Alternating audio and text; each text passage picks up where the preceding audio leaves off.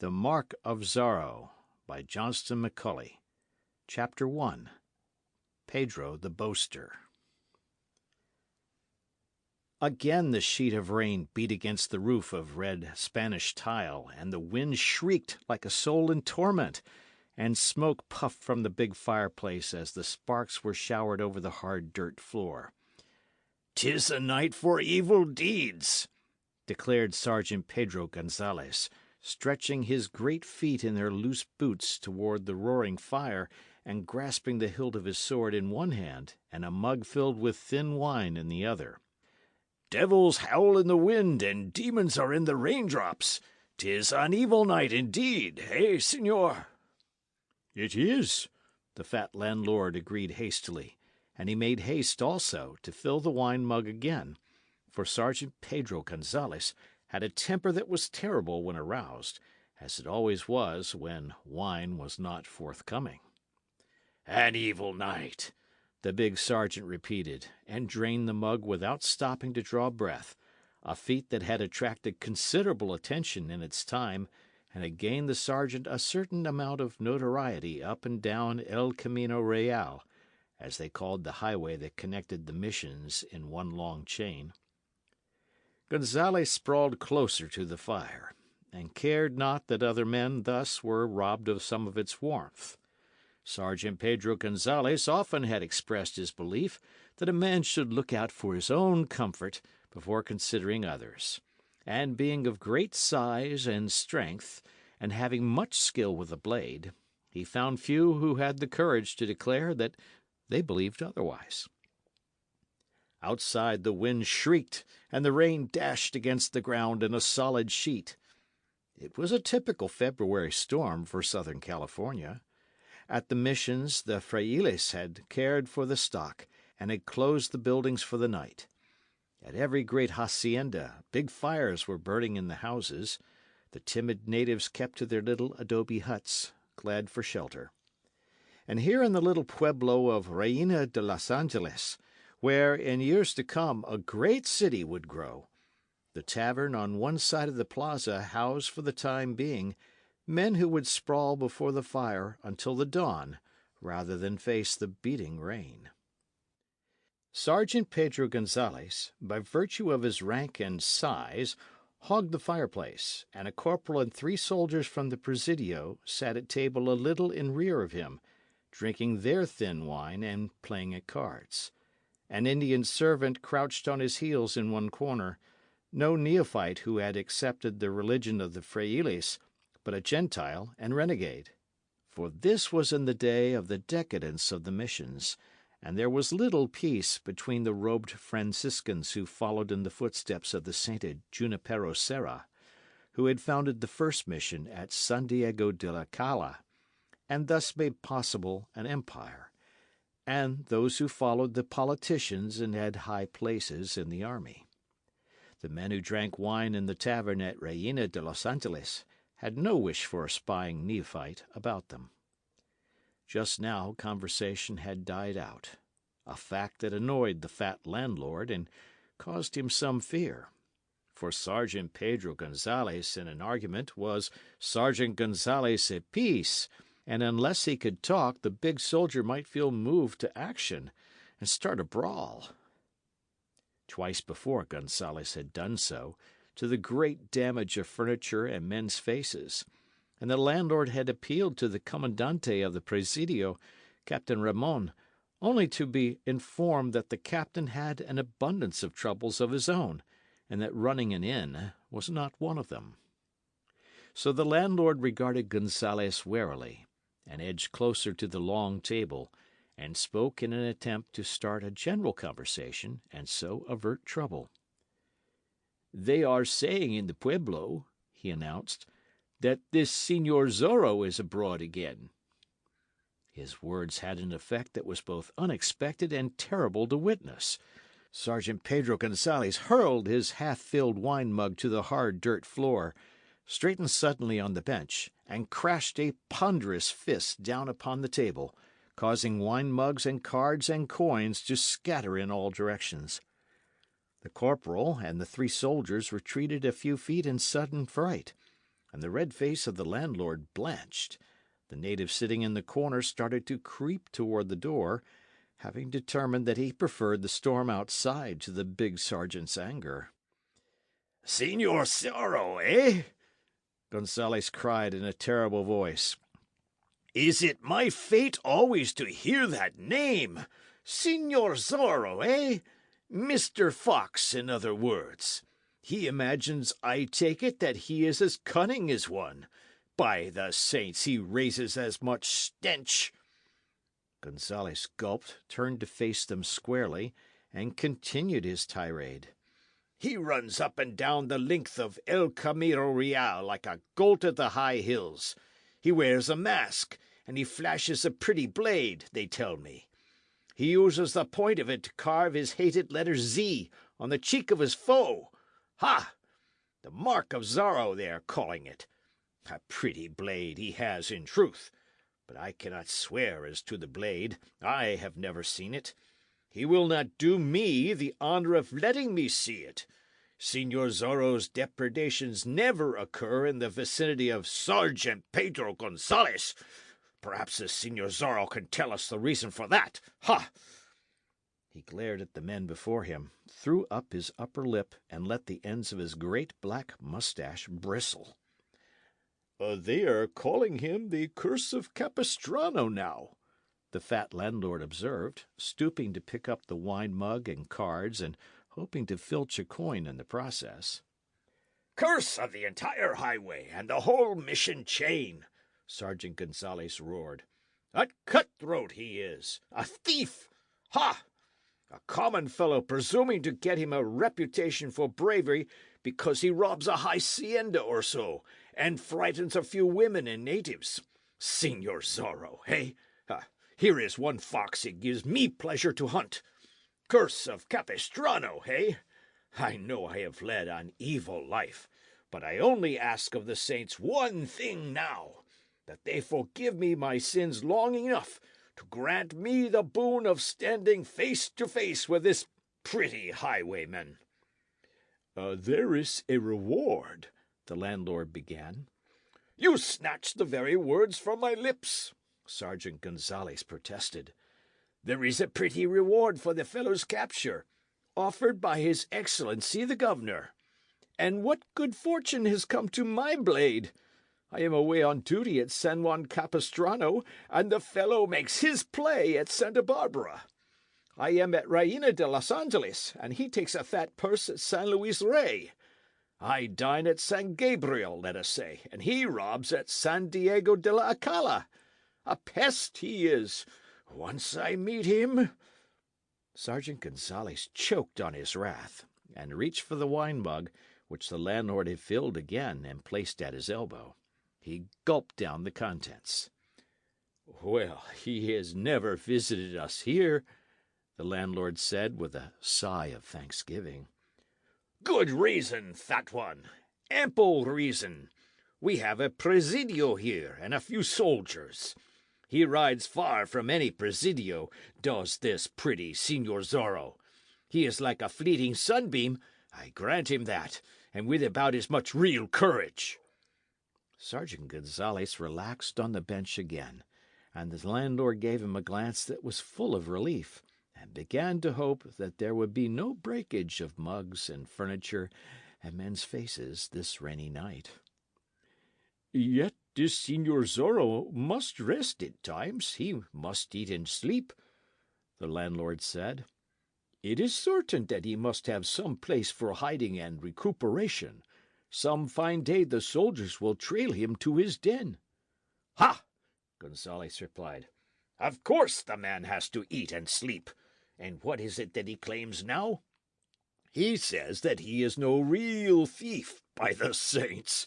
He is but punishing those who mistreat the men of the missions, he says. Friend of the oppressed, eh? He left a placard at Santa Barbara recently stating as much, did he not? Ha! And what may be the reply to that? The frailes of the missions are shielding him, hiding him, giving him his meat and drink. Shake down a robed fray, and you'll find some trace of this pretty highwayman's whereabouts. else I am a lazy civilian." "I have no doubt that you speak the truth," the landlord replied. "I put it not past the frailes to do such a thing, but may this Señor Zorro never visit us here." "And why not, fat one?" Sergeant Gonzalez cried in a voice of thunder. "Am I not here? Have I not a blade at my side? Are you an owl, or is this daylight that you cannot see as far as the end of your puny crooked nose? By the saints—" "I mean," said the landlord quickly, and with some alarm, "that I have no wish to be robbed." "To be robbed of what, fat one? Of a jug of weak wine and a meal? Have you riches, fool? Ha! Let the fellow come. Let this bold and cunning Señor Zorro but enter that door, and step before us. Let him make a bow, as they say he does, and let his eyes twinkle through his mask. Let me but face the fellow for an instant, and I claim the generous reward offered by his Excellency." "He perhaps is afraid to venture so near the Presidio," the landlord said. "More wine!" Gonzales howled. "More wine, fat one, and place it to my account. When I have earned the reward, you shall be paid in full. I promise it on my word as a soldier. Ha! Were this brave and cunning Señor Zorro, this curse of Capistrano, but to make entrance at that door now—" The door suddenly was opened. End of chapter.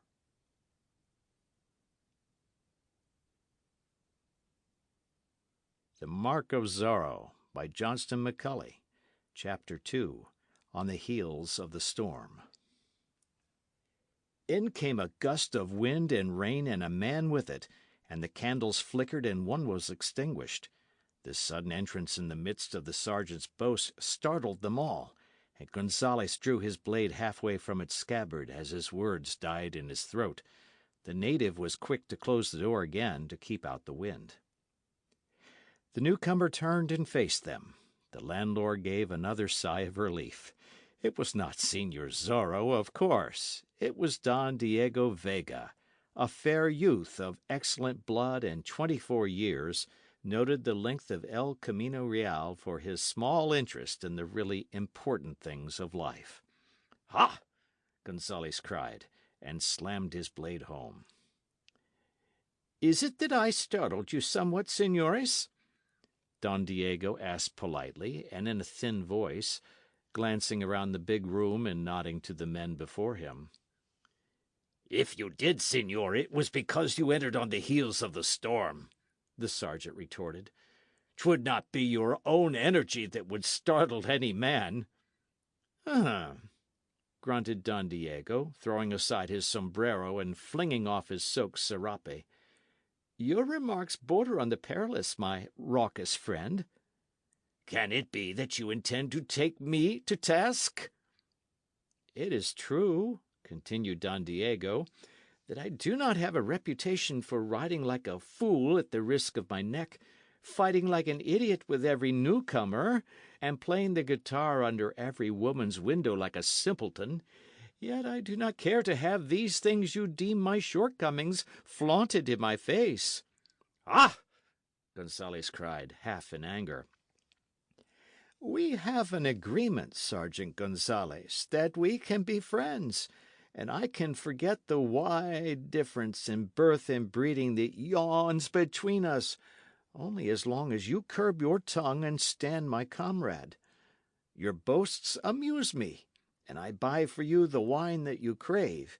It is a pretty arrangement. But ridicule me again, señor, either in public or private, and the agreement is at an end. I may mention that I have some small influence—" "Oh, your pardon, caballero, and my very good friend," the alarmed Sergeant Gonzales cried now. "You are storming worse than the tempest outside, and merely because my tongue happened to slip. Hereafter, if any man ask, you are nimble of wit and quick with a blade, always ready to fight or to make love. You're a man of action, caballero. Ha! Does any dare doubt it?" He glared around the room, half drawing his blade again, and then he slammed the sword home and threw back his head and roared with laughter, and then clapped Don Diego between the shoulders. And the fat landlord hurried with more wine, knowing well that Don Diego Vega would stand the score. For this peculiar friendship between Don Diego and Sergeant Gonzalez was the talk of El Camino Real. Don Diego came from a family of blood that ruled over thousands of broad acres, countless herds of horses and cattle, great fields of grain. Don Diego, in his own right, had a hacienda that was like a small empire, and a house in the pueblo also, and was destined to inherit from his father more than thrice what he had now. But Don Diego was unlike the other full-blooded youths of the times. It appeared that he disliked action. He seldom wore his blade, except as a matter of style and apparel. He was damnably polite to all women and paid court to none. He sat in the sun and listened to the wild tales of other men, and now and then he smiled.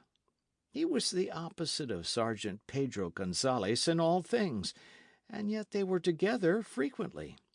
It was as Don Diego had said. He enjoyed the sergeant's boasts, and the sergeant enjoyed the free wine.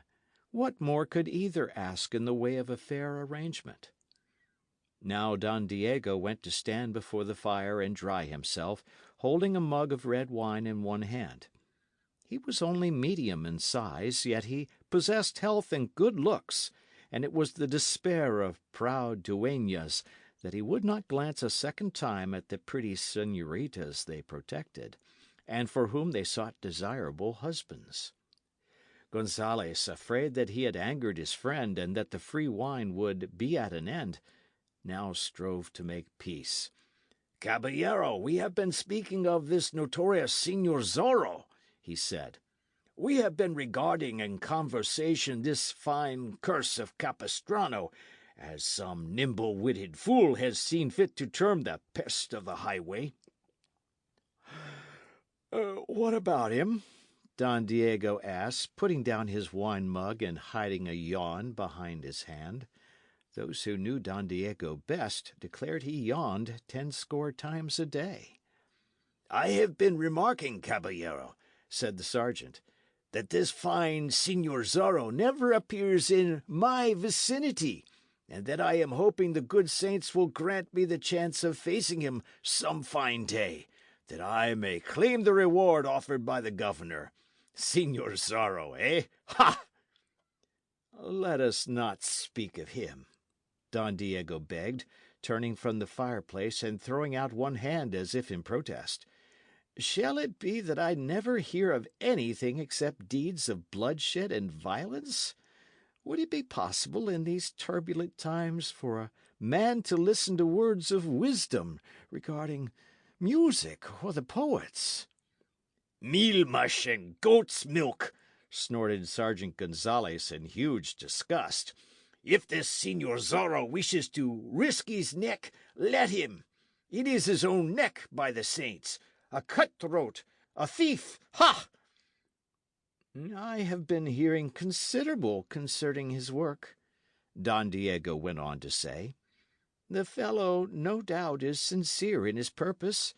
He has robbed none except officials who have stolen from the missions and the poor, and punished none except brutes who mistreat natives. He has slain no man, I understand. Let him have his little day in the public eye, my sergeant." "I would rather have the reward." "Earn it," Don Diego said. "Capture the man." "Ha! Dead or alive, the governor's proclamation says. I myself have read it." "Then stand you up to him and run him through, if such a thing pleases you," Don Diego retorted, "and tell me all about it afterward. But spare me now." "It will be a pretty story," Gonzalez cried, "and you shall have it entire, caballero, word by word. How I played with him, how I laughed at him as we fought, how I pressed him back after a time and ran him through. Afterward, but not now, Don Diego cried, exasperated. Landlord, more wine! The only manner in which to stop this raucous boaster is to make his wide throat so slick with wine that the words cannot climb out of it. The landlord quickly filled the mugs. Don Diego sipped at his wine slowly, as a gentleman should, while Sergeant Gonzalez took his in 2 great gulps. And then the scion of the house of Vega stepped across to the bench and reached for his sombrero and his serape. "What?" the sergeant cried. "You are going to leave us at such an early hour, caballero? You are going to face the fury of that beating storm?" "At least, I am brave enough for that," Don Diego replied, smiling. "I but ran over from my house for a pot of honey. The fools feared the rain too much to fetch me some this day from the hacienda. Get me one, landlord." "I shall escort you safely home through the rain," Sergeant Gonzalez cried, for he knew full well that Don Diego had excellent wine of age there. "You shall remain here before the roaring fire," Don Diego told him firmly. "I do not need an escort of soldiers from the Presidio to cross the plaza. I am going over accounts with my secretary, and possibly may return to the tavern after we have finished. I wanted the pot of honey that we might eat as we worked." "Ha! And why did you not send that secretary of yours for the honey, caballero? Why be wealthy and have servants if a man cannot send them on errands on such a stormy night?" "He is an old man and feeble," Don Diego explained. "He also is secretary to my aged father. The storm would kill him. Landlord, serve all here with wine, and put it to my account. I may return when my books have been straightened." Don Diego Vega picked up the pot of honey, wrapped his serape around his head, opened the door, and plunged into the storm and darkness. "There goes a man!" Gonzalez cried, flourishing his arms.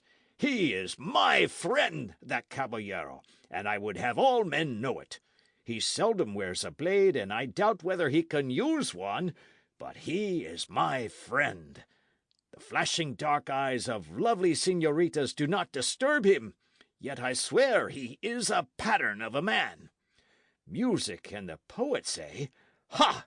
Has he not the right, if such is his pleasure? Is he not Don Diego Vega?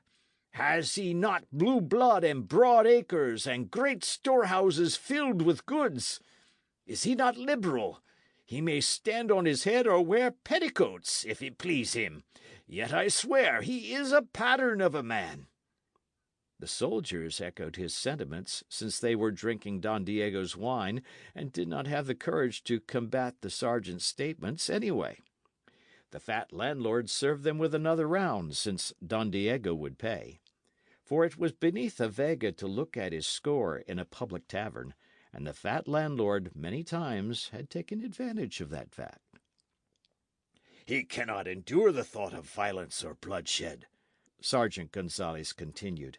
"He is as gentle as a breeze of spring. Yet he has a firm wrist and a deep eye.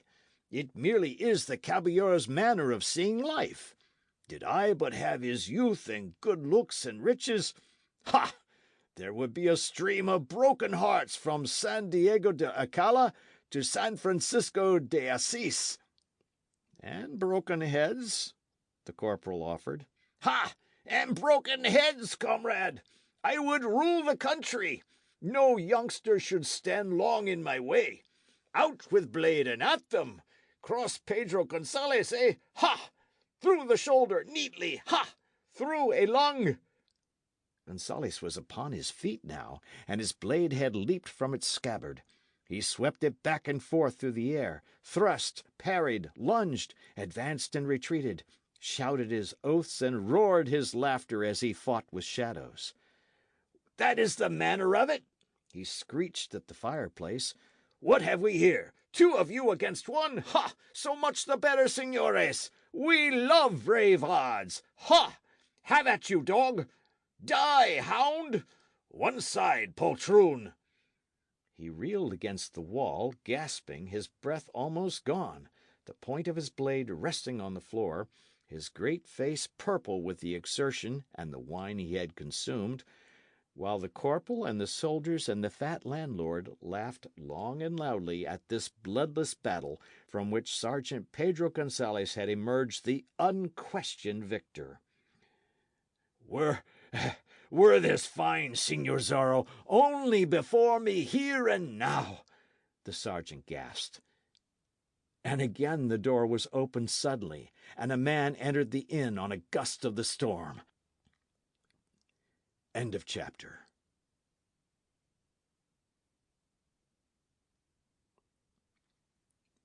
The Mark of Zorro by Johnston McCulley. Chapter 3.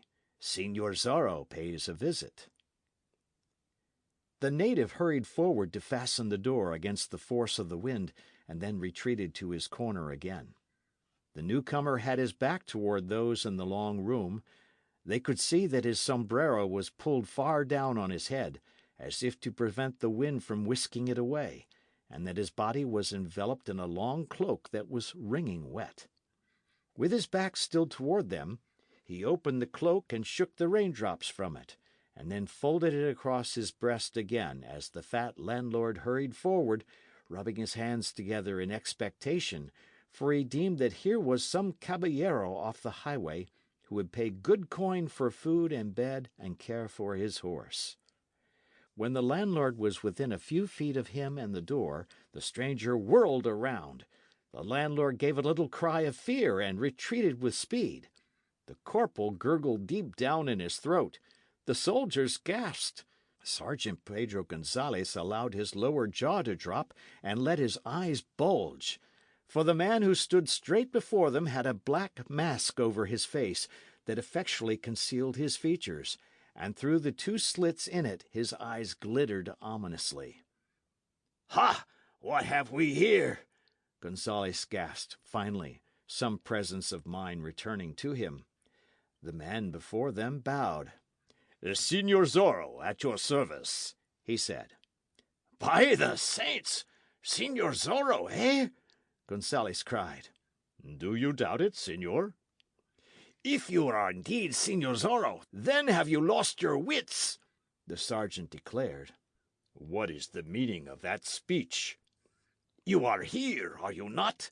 You have entered the inn, have you not?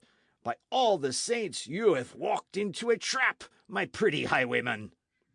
Will the señor please explain? Señor Zorro asked. His voice was deep and held a peculiar ring. Are you blind? Are you without sense? Gonzalez demanded.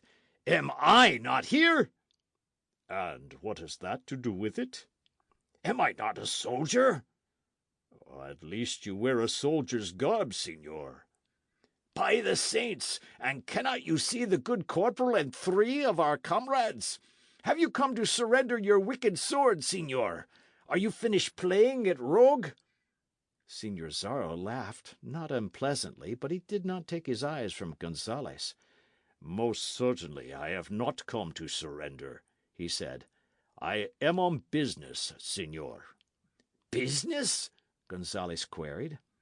4 days ago, señor, you brutally beat a native who had won your dislike. The affair happened on the road between here and the mission at San Gabriel. He was a surly dog and got in my way. And how does it concern you, my pretty highwayman? I am the friend of the oppressed, señor, and I have come to punish you. Come to punish me, fool? You punish me? I shall die of laughter before I can run you through. You are as good as dead, Señor Zorro. His Excellency has offered a pretty price for your carcass. If you are a religious man, say your prayers. I would not have it said that I slew a man without giving him time to repent his crimes. I give you the space of 100 heartbeats. You are generous, señor, but there is no need for me to say my prayers. Then must I do my duty, said Gonzalez, and lifted the point of his blade. Corporal, you will remain by the table, and the men also. This fellow and the reward he means are mine." He blew out the ends of his moustache and advanced carefully, not making the mistake of underestimating his antagonist, for there had been certain tales of the man's skill with the blade. And when he was within the proper distance, he recoiled suddenly, as if a snake had warned of a strike. For Signor Zorro had allowed one hand to come from beneath his cloak, and the hand held a pistol, most damnable of weapons to Sergeant Gonzales. "Back, senor," Signor Zorro warned. "Ha! So that is the way of it!" Gonzales cried. "You carry that devil's weapon and threaten men with it. Such things are for use only at a long distance and against inferior foes. Gentlemen prefer the trusty blade." "Back, senor. There is death in this you call the devil's weapon. I shall not warn again." "Somebody told me you were a brave man," Gonzales taunted, retreating a few feet. "It has been whispered that you would meet any man foot to foot and cross blades with him. I have believed it of you, and now I find you resorting to a weapon fit for nothing except to use against red natives. Can it be, senor, that you lack the courage I have heard you possess?" Signor Zorro laughed again. "As to that, you shall see presently," he said. "The use of this pistol is necessary at the present time. I find myself pitted against large odds in this tavern, senor. I shall cross blades with you gladly when I have made such a proceeding safe." "I wait anxiously," Gonzales sneered. "The corporal and soldiers will retreat to that far corner," Signor Zorro directed. "Landlord, you will accompany them. The native will go there also. Quickly, senores!" "Thank you.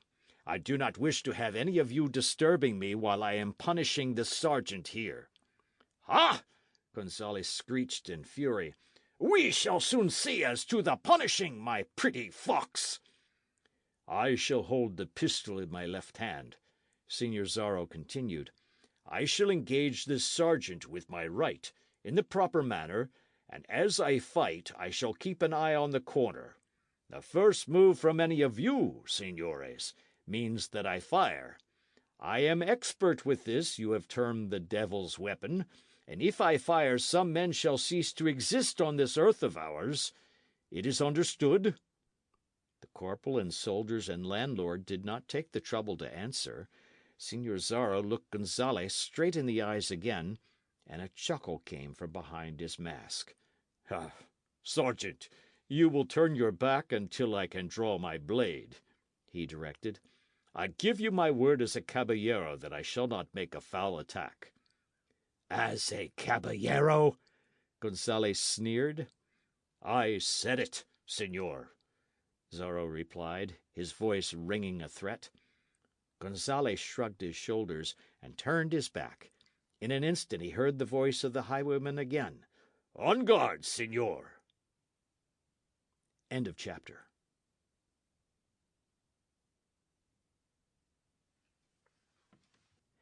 The Mark of Zorro by Johnston McCulley. Chapter 4. Swords Clash and Pedro Explains. Gonzales whirled at the word, and his blade came up. He saw that Signor Zorro had drawn his sword, and that he was holding the pistol in his left hand high above his head. Moreover, Signor Zorro was chuckling still, and the sergeant became infuriated. The blades clashed. Sergeant Gonzales had been accustomed to battling with men who gave ground when they pleased and took it when they could, who went this way and that, seeking an advantage, now advancing, now retreating, now swinging to left or right as their skill directed them. But here he faced a man who fought in quite a different way.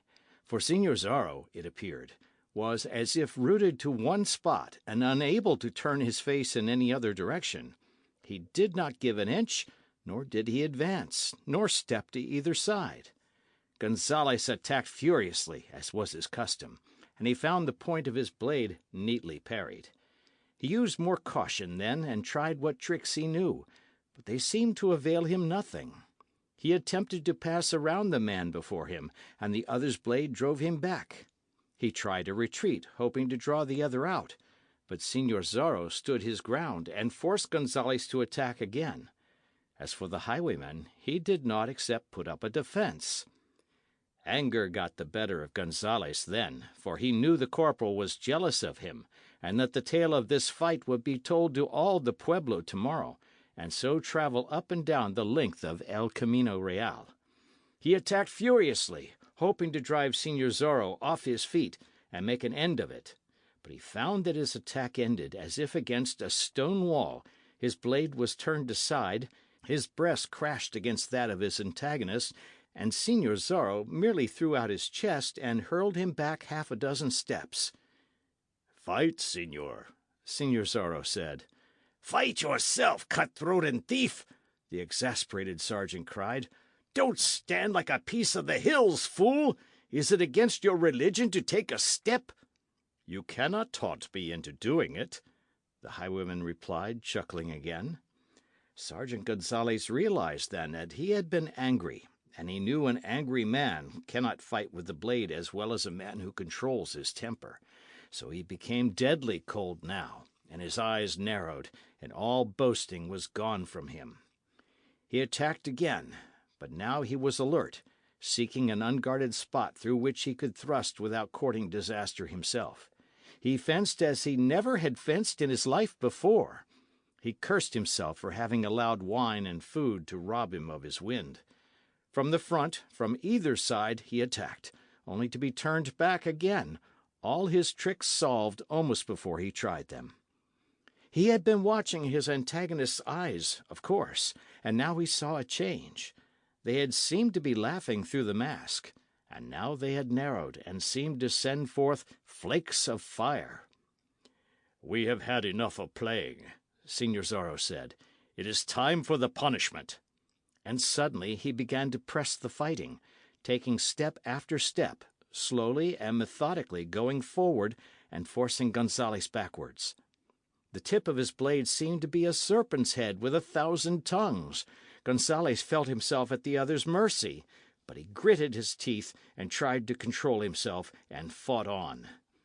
Now he was with his back against the wall, but in such a position that Señor Zorro could give him battle and watch the men in the corner at the same time. He knew the highwayman was playing with him. He was ready to swallow his pride and call upon the corporal and soldiers to rush in and give him aid. And then there came a sudden battering at the door, which the native had bolted. The heart of Gonzales gave a great leap. Somebody was there, wishing to enter. Whoever it was would think it peculiar that the door was not thrown open instantly by the fat landlord or his servant. Perhaps help was at hand. "We are interrupted, señor," the highwayman said. "I regret it, for I will not have the time to give you the punishment you deserve, and will have to arrange to visit you another time. You scarcely are worth a double visit." The pounding at the door was louder now. Gonzales raised his voice. "Ha! We have Señor Zorro here!" "Poltroon!" the highwayman cried. His blade seemed to take on new life. It darted in and out with a speed that was bewildering. It caught 1,000 beams of light from the flickering candles and hurled them back. And suddenly it darted in and hooked itself properly, and Sergeant Gonzales felt his sword torn from his grasp and saw it go flying through the air.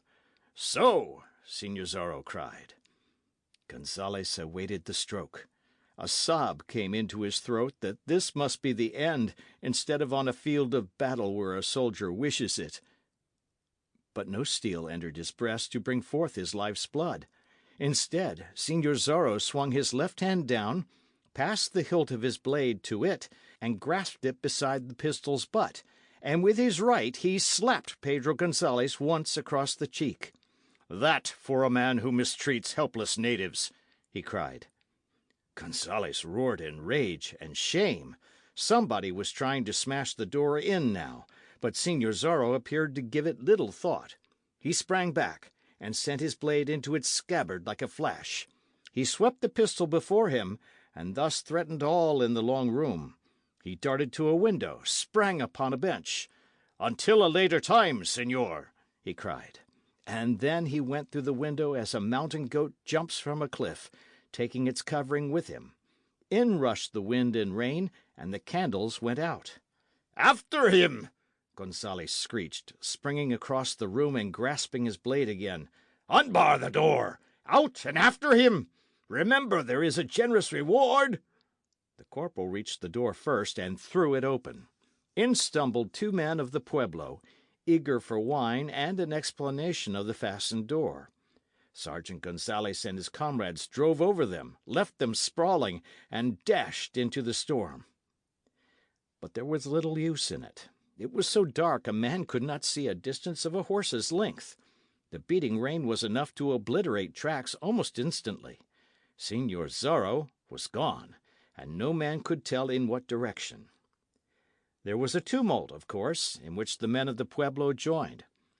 Sergeant Gonzales and the soldiers returned to the inn to find it full of men they knew, and Sergeant Gonzales knew, also, that his reputation was now at stake. Nobody but a highwayman, nobody but a cutthroat and thief would have done it, he cried aloud. How is that, brave one? Cried a man in the throng near the doorway. This pretty Señor Zorro knew, of course. Some days ago I broke the thumb of my sword hand while fencing at San Juan Capistrano. No doubt the word was passed to this Señor Zorro, and he visits me at such a time that he may afterwards say he had vanquished me. The corporal and soldiers and landlord stared at him, but none was brave enough to say a word. Those who were here can tell you, señores, Gonzales went on. This Señor Zorro came in at the door and immediately drew a pistol, devil's weapon, from beneath his cloak. He presents it at us and forces all except me to retire to that corner. I refuse to retire. Then you shall fight me, says this pretty highwayman, and I draw my blade, thinking to make an end of the pest. And what does he tell me then? We shall fight, he says, and I will outpoint you, so that I may boast of it afterward. In my left hand I hold the pistol.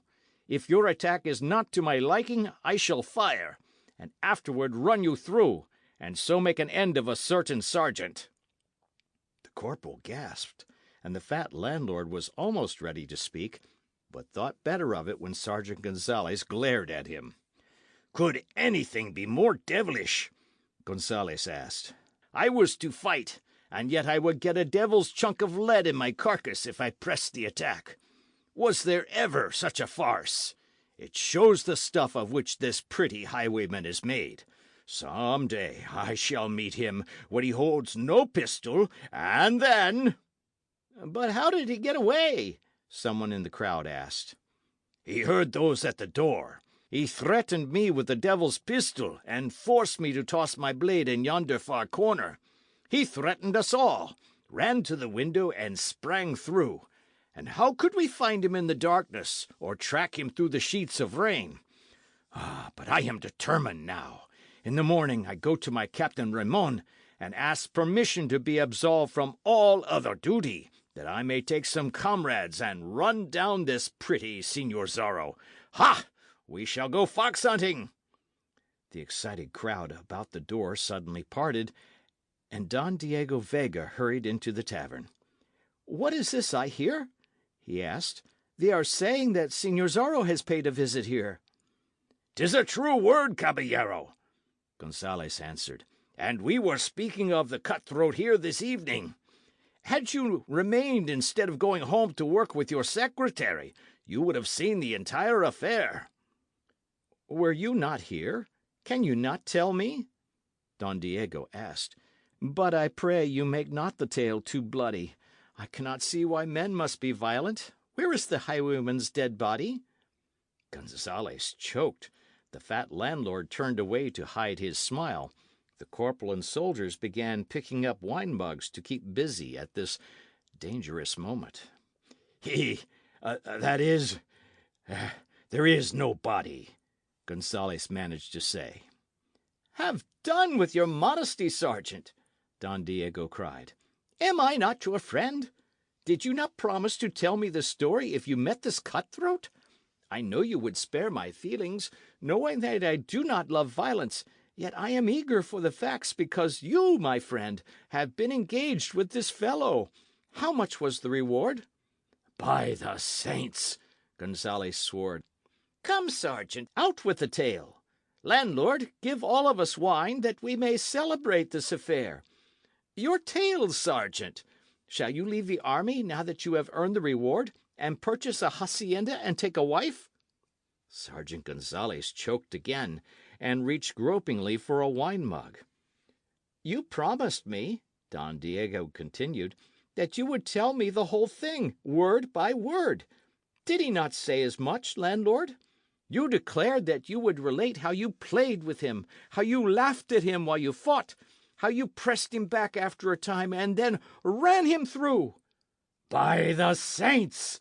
Sergeant Gonzales roared, the words coming from between his lips like peals of thunder. "It is beyond the endurance of any man. You, Don Diego, my friend." "Your modesty ill becomes you at such a time," Don Diego said. "You promised the tale, and I would have it. What does this Señor Zorro look like? Have you peered at the dead face beneath the mask? It is perhaps some man that we all know. Cannot some one of you tell me the facts? You stand here like so many speechless images of men." "Wine, or I choke!" Gonzales howled. "Don Diego, you are my good friend, and I will cross swords with any man who belittles you. But do not try me too far this night." "I fail to understand," Don Diego said. "I have but asked you to tell me the story of the fight, how you mocked him as you battled, how you pressed him back at will, and presently ended it by running him through." "Enough! Am I to be taunted?" the big sergeant cried. He gulped down the wine and hurled the mug far from him. "Is it possible that you did not win the battle?" Don Diego asked. "But surely this pretty highwayman could not stand up before you, my sergeant. How was the outcome?" "He had a pistol." "Why did you not take it away from him, then, and crowd it down his throat? But perhaps that is what you did. Here is more wine, my sergeant. Drink!" But Sergeant Gonzales was thrusting his way through the throng at the door. "I must not forget my duty," he said. "I must hurry to the Presidio and report this occurrence to the Commandante." "But, sergeant—" "And as to this Señor Zorro, he will be meat for my blade before I am done," Gonzales promised. And then, cursing horribly, he rushed away through the rain, the first time in his life he had ever allowed duty to interfere with his pleasure, and had run from good wine. Don Diego Vega smiled as he turned toward the fireplace. End of chapter.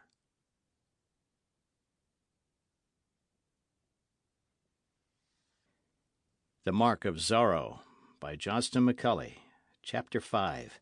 A Ride in the Morning. The following morning found the storm at an end, and there was not a single cloud to mar the perfect blue of the sky, and the sun was bright, and palm fronds glistened in it, and the air was bracing as it blew down the valleys from the sea. At mid-morning, Don Diego Vega came from his house in the pueblo, drawing on his sheepskin riding mittens, and stood for a moment before it, glancing across the plaza at the little tavern.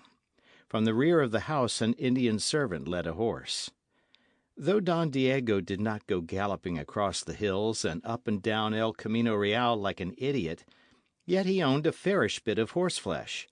The animal had spirit and speed and endurance, and many a young blood would have purchased him, except that Don Diego had no use for more money and wanted to retain the beast. The saddle was heavy, and showed more silver than leather on its surface. The bridle was heavily chased with silver, too, and from its sides dangled leather globes studded with semi-precious stones, that now glittered in the bright sunshine as if to advertise Don Diego's wealth and prestige to all the world. Don Diego mounted, while half a score of men loitering around the plaza watched, and made efforts to hide their grins. It was quite the thing in those days for a youngster to spring from the ground into his saddle, gather up the reins, rake the beast's flanks with his great spurs, and disappear in a cloud of dust all in one motion. But Don Diego mounted a horse as he did everything else, without haste or spirit. The native held a stirrup, and Don Diego inserted the toe of his boot. Then he gathered the reins in one hand, pulled himself into the saddle as if it had been quite a task. Having done that much, the native held the other stirrup and guided Don Diego's other boot into it, and then he backed away, and Don Diego clucked to the magnificent beast and started it, at a walk, along the edge of the plaza toward the trail that ran to the north. Having reached the trail, Don Diego allowed the animal to trot, and after having covered a mile in this fashion, he urged the beast into a slow gallop, and so rode along the highway.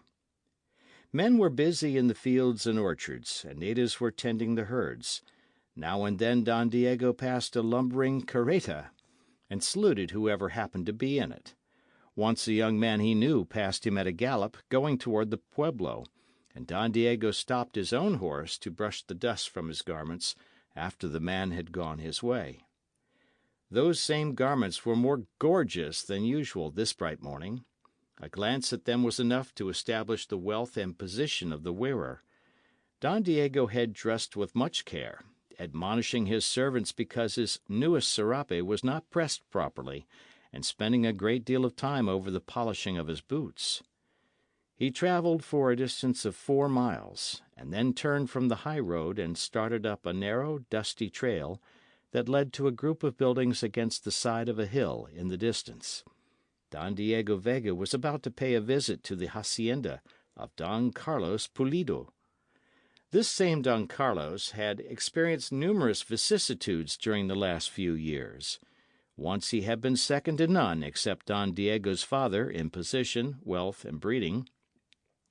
But he had made the mistake of getting on the wrong side of the fence politically, and he found himself stripped of a part of his broad acres, and tax-gatherers bothering him in the name of the governor, until there remained but a remnant of his former fortune, but all his inherited dignity of birth. On this morning Don Carlos was sitting on the veranda of the hacienda, meditating on the times, which were not at all to his liking. His wife, Doña Catalina, the sweetheart of his youth and age, was inside directing her servants. His only child, the Señorita Lolita, likewise was inside, plucking at the strings of a guitar, and dreaming as a girl of 18 dreams. Don Carlos raised his silvered head and peered down the long, twisting trail, and saw in the distance a small cloud of dust.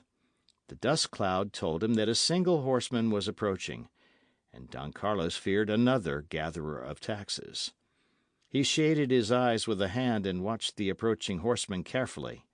He noted the leisurely manner in which he rode his mount, and suddenly hope sang in his breast, for he saw the sun flashing from the silver on saddle and bridle, and he knew that men of the army did not have such rich harness to use while on duty.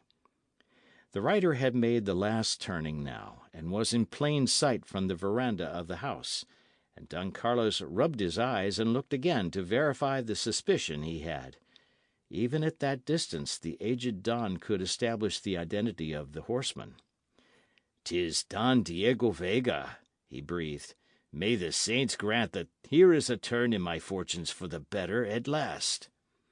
Don Diego, he knew, might only be stopping to pay a friendly visit, and yet that would be something, for when it was known abroad that the Vega family was on excellent terms with the Pulido establishment, even the politicians would stop to think twice before harassing Don Carlos further, for the Vegas were a power in the land.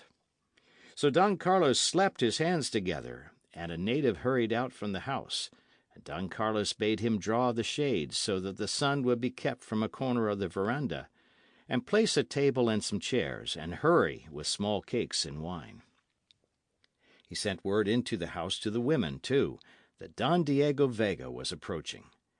Doña Catalina felt her heart beginning to sing, and she herself began to hum a little song, and Señorita Lolita ran to a window to look out at the trail. When Don Diego stopped before the steps that led to the veranda, there was a native waiting to care for his horse, and Don Carlos himself walked halfway down the steps and stood waiting, his hand held out in welcome. "I am glad to see you a visitor at my poor hacienda, Don Diego," he said, as the young man approached, drawing off his mittens. "It is a long and dusty road," Don Diego said. "It wearies me, too, to ride a horse the distance."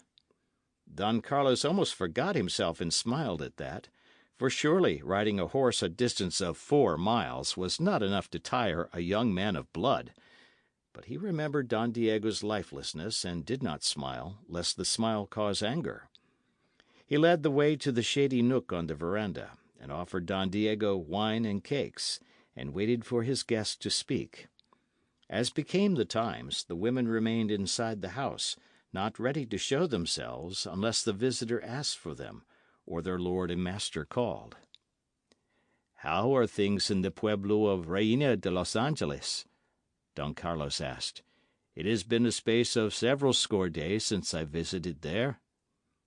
"Everything is the same," said Don Diego, "except that this Señor Zorro invaded the tavern last evening and had a duel with the big Sergeant Gonzales."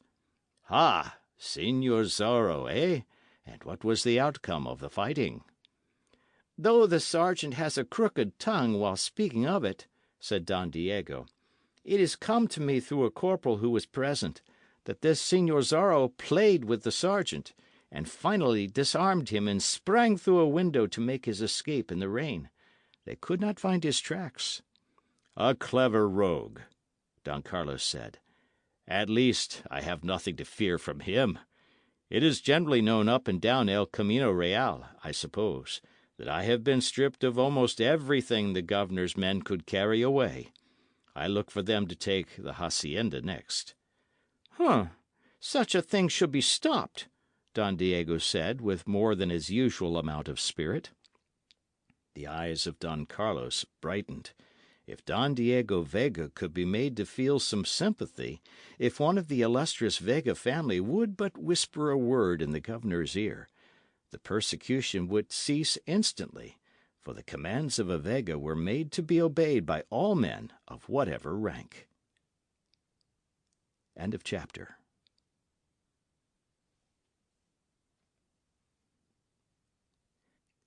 The Mark of Zorro, by Johnston McCulley.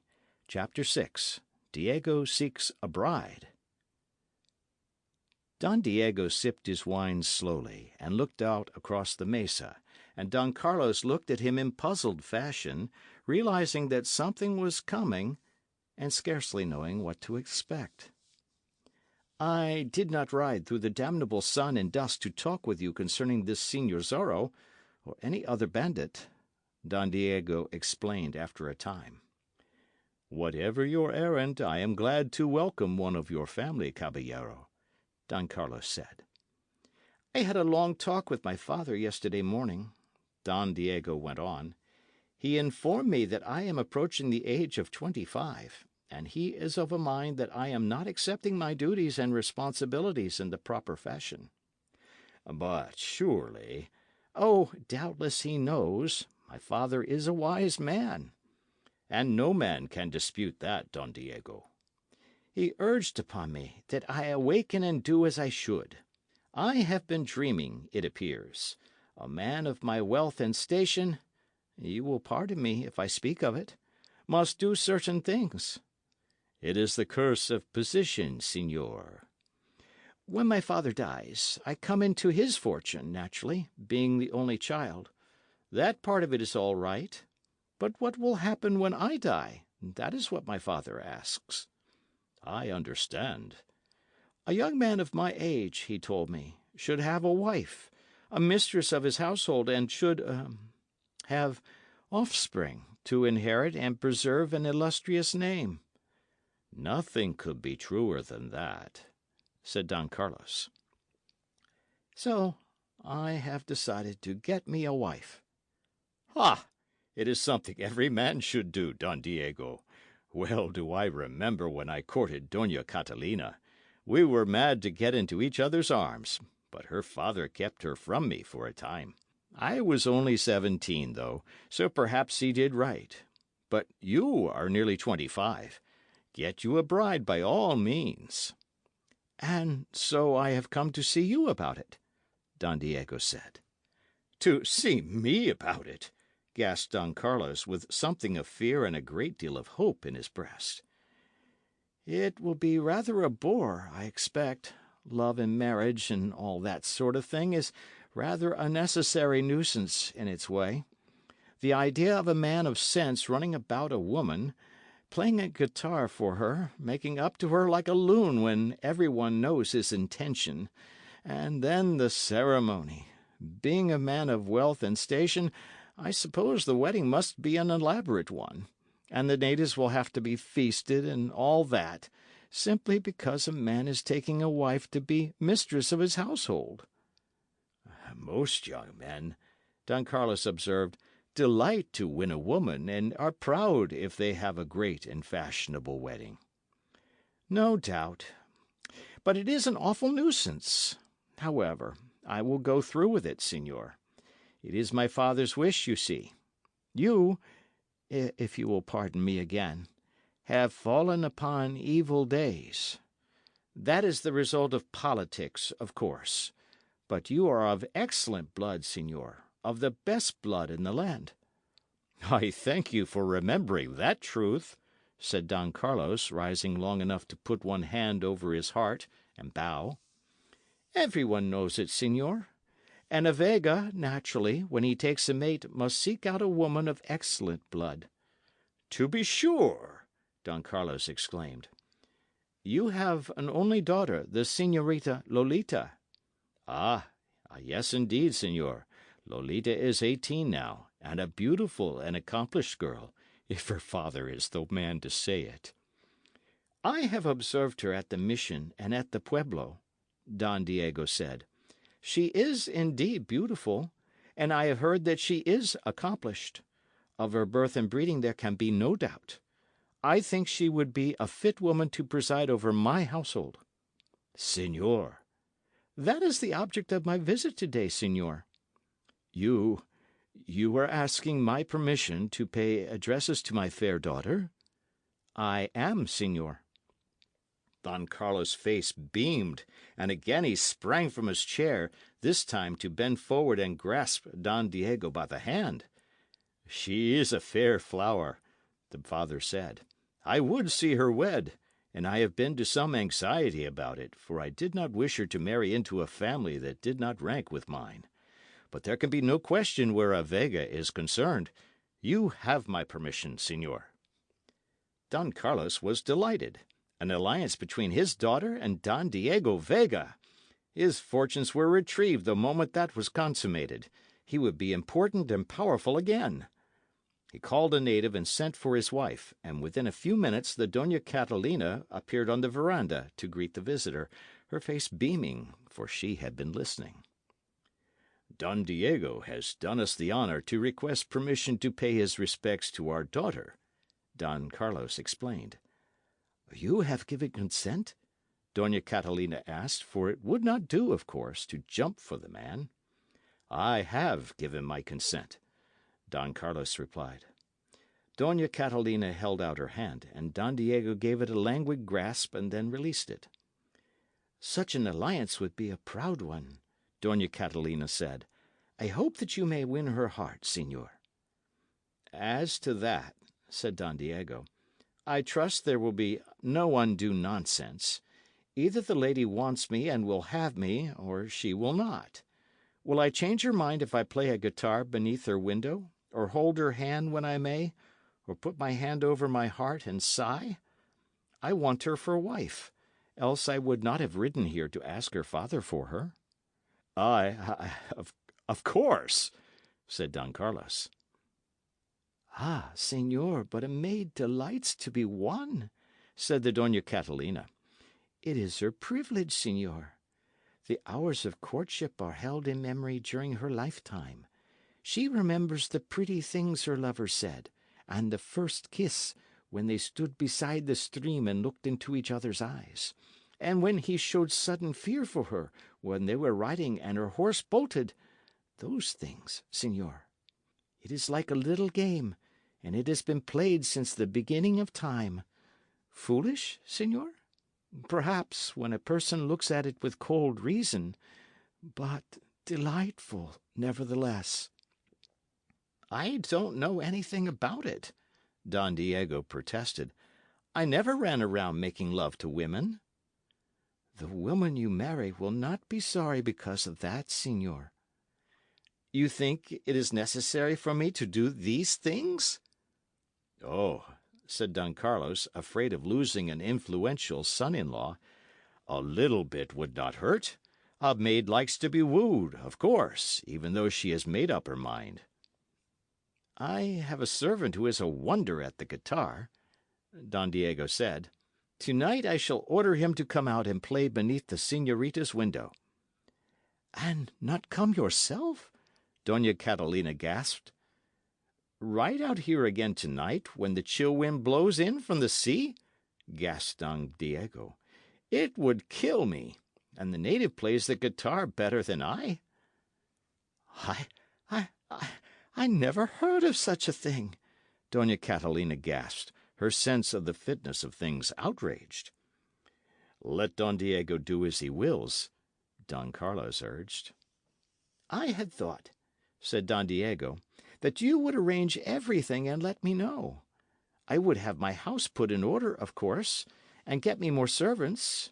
Perhaps I should purchase a coach and drive with my bride as far as Santa Barbara and visit a friend there. Is it not possible for you to attend to everything else? Just merely send me word when the wedding is to be. Don Carlos Pulido was nettled a little himself now. Caballero, he said, when I courted Doña Catalina, she kept me on needles and pins. One day she would frown, and the next day smile. It added a spice to the affair. I would not have it different. You will regret it, señor, if you do not do your own courting. Would you like to see the señorita now? I suppose I must, Don Diego said. Doña Catalina threw up her head and went into the house to fetch the girl. And soon she came, a dainty little thing with black eyes that snapped, and black hair that was wound around her head in a great coil, and dainty little feet that peeped from beneath skirts of bright hue. I am happy to see you again, Don Diego, she said. He bowed over her hand and assisted her to one of the chairs. You are as beautiful as you were when I saw you last, he said. Always tell a señorita that she is more beautiful than when you saw her last, groaned Don Carlos. Ah, that I were young again and could make love anew. He excused himself and entered the house, and Doña Catalina moved to the other end of the veranda, so that the pair could talk without letting her hear the words, but from where she could watch, as a good duenna always must.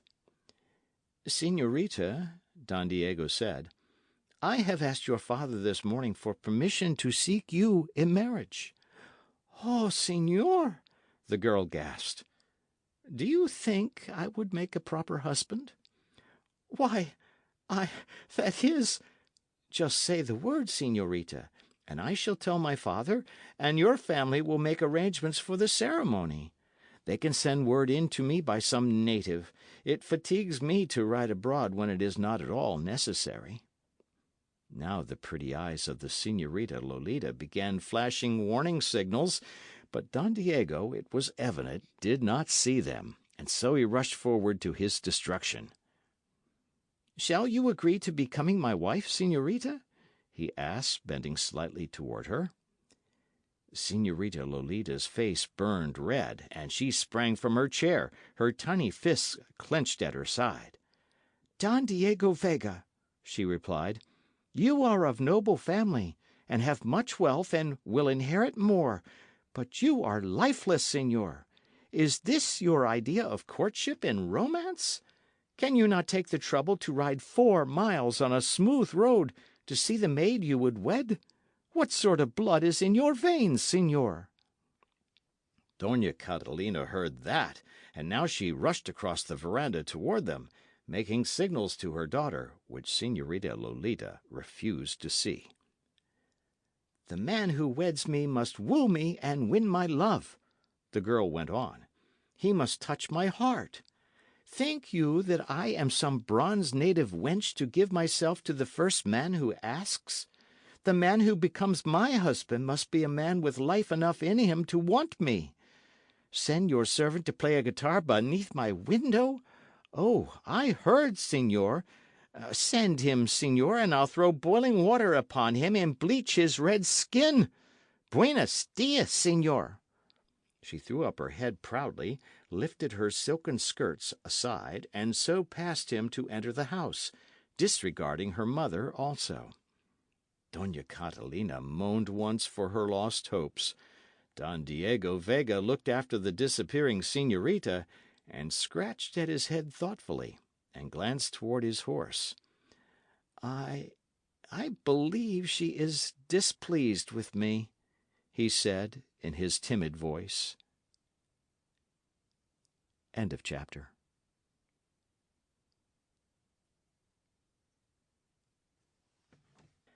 The Mark of Zorro by Johnston McCulley.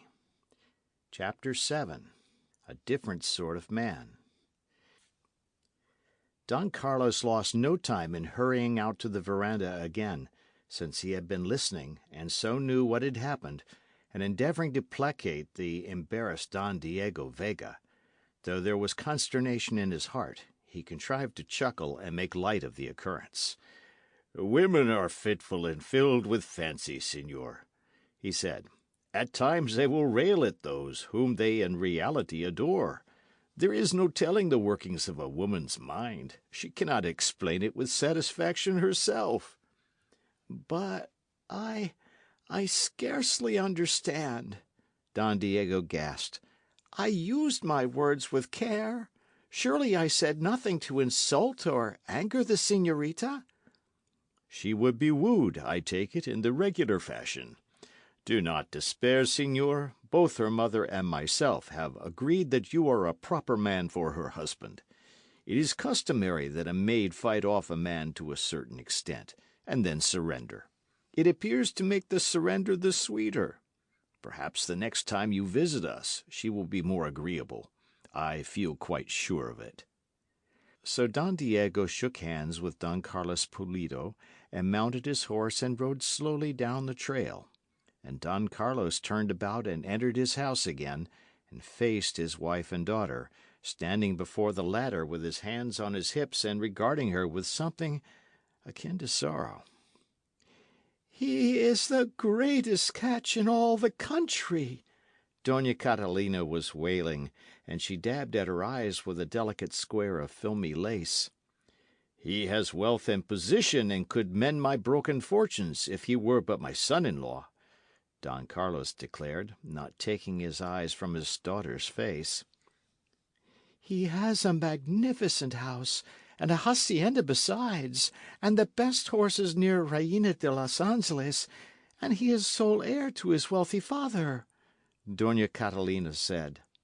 "One whisper from his lips into the ear of His Excellency the Governor, and a man is made or unmade," added Don Carlos.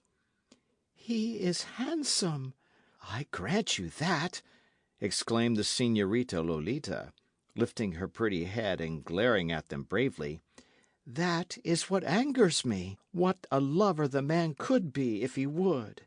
Is it anything to make a girl proud to have it said that the man she married never looked at another woman, and so did not select her after dancing and talking and playing at love with others?" "He preferred you to all others, else he would not have ridden out today," Don Carlos said. "Certainly it must have fatigued him," the girl said. "Why does he let himself be made the laughing-stock of the country? He is handsome and rich and talented. He has health and could lead all the other young men. Yet he has scarcely enough energy to dress himself, I doubt not." "This is all beyond me," the Doña Catalina wailed. "When I was a girl there was nothing like this. An honourable man comes seeking you as wife." Were he less honourable and more of a man, I might look at him a second time, said the señorita. You must look at him more than a second time, put in Don Carlos with some authority in his manner. You cannot throw away such a fine chance. Think on it, my daughter. Be in a more amiable mood when Don Diego calls again. Then he hurried to the patio on pretence that he wished to speak to a servant, but in reality to get away from the scene. Don Carlos had proved himself to be a courageous man in his youth, and now he was a wise man also, and hence he knew better than to participate in an argument between women. Soon the siesta hour was at hand, and the Señorita Lolita went into the patio and settled herself on a little bench near the fountain. Her father was dozing on the veranda, and her mother in her room, and the servants were scattered over the place, sleeping also. But Señorita Lolita could not sleep, for her mind was busy. She knew her father's circumstances, of course, for it had been some time since he could hide them, and she wanted, naturally, to see him in excellent fortune again. She knew, too, that did she wed with Don Diego Vega, her father was made whole, for a Vega would not let the relatives of his wife be in any but the best of circumstances. She called up before her a vision of Don Diego's handsome face, and wondered what it would be like if lighted with love and passion. "'Twere a pity the man was so lifeless," she told herself, "but to wed a man who suggested sending a native servant to serenade her in his own place." The splashing of the water in the fountain lulled her to sleep, and she curled up on one end of the bench, her cheek pillowed on one tiny hand, her black hair cascading to the ground. And suddenly she was awakened by a touch on her arm, and sat up quickly, and then would have screamed except that a hand was crushed against her lips to prevent her. Before her stood a man whose body was enveloped in a long cloak, and whose face was covered with a black mask, so that she could see nothing of his features except his glittering eyes. She had heard Señor Zorro, the highwayman, described, and she guessed that this was he, and her heart almost ceased to beat, she was so afraid. "Silence, and no harm comes to you, señorita," the man whispered hoarsely. You are?" she questioned on her breath. He stepped back, removed his sombrero, and bowed low before her. "You have guessed it, my charming señorita," he said. "I am known as Señor Zorro, the curse of Capistrano." "And you are here—" "I mean you no harm to any of this hacienda, señorita. I punish those who are unjust, and your father is not that.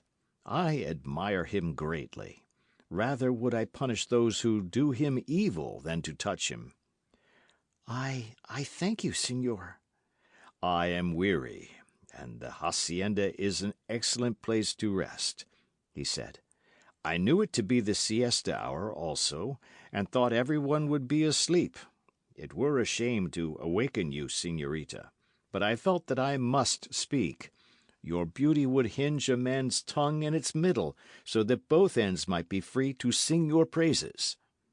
Señorita Lolita had the grace to blush. "I would that my beauty affected other men so," she said. "And does it not? Is it that the Señorita Lolita lacks suitors? But that cannot be possible." "It is, nevertheless, señor. There are few bold enough to seek to ally themselves with the family of Pulido, since it is out of favour with the powers. There is one suitor," she went on, "but he does not seem to put much life into his wooing." "Ha! A laggard at love, and in your presence. What ails the man? Is he ill?" "He is so wealthy that I suppose he thinks he has but to request it, and a maiden will agree to wed him." "What an imbecile! 'Tis the wooing gives the spice to romance." "But you, señor, somebody may come and see you here. You may be captured." "And do you not wish to see a highwayman captured? Perhaps it would mend your father's fortune were he to capture me." The governor is much vexed, I understand, concerning my operations." You had best go," she said. "There speaks mercy in your heart. You know that capture would mean my death. Yet must I risk it and tarry a while." He seated himself upon the bench, and Señorita Lolita moved away as far as she could, and then started to rise. But Señor Zorro had been anticipating that. He grasped one of her hands, and before she guessed his intention, had bent forward, raised the bottom of his mask, and pressed his lips to its pink, moist palm. "Señor!" she cried, and jerked her hand away. "It were bold, yet a man must express his feelings," he said. "I have not offended beyond forgiveness, I hope." "Go, señor, else I make an outcry." "And get me executed?" "You are but a thief of the high road." "Yet I love life as any other man." "I shall call out, señor. There is a reward offered for your capture." "Such pretty hands would not handle blood money." "Go!" "Ah, señorita, you are cruel. A sight of you sends the blood pounding through a man's veins. A man would fight a horde at the bidding of your sweet lips." "Señor!" "A man would die in your defence, señorita. Such grace, such fresh beauty." "For the last time, señor, I shall make an outcry, and your fate be on your own head."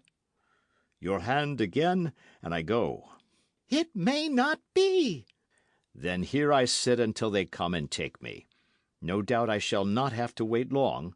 That big Sergeant Gonzales is on the trail, I understand, and may have discovered track of me. He will have soldiers with him." "Señor, for the love of the saints!" "Your hand."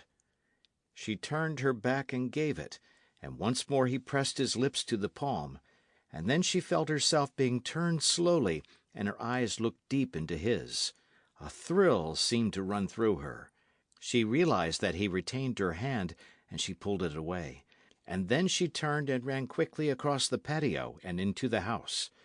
With her heart pounding at her ribs, she stood behind the curtains at a window and watched. Señor Zorro walked slowly to the fountain and stooped to drink. Then he put his sombrero on, looked once at the house, and stalked away. She heard the galloping hoofs of a horse die in the distance. "A thief, yet a man," she breathed. "If Don Diego had only half as much dash and courage." End of chapter.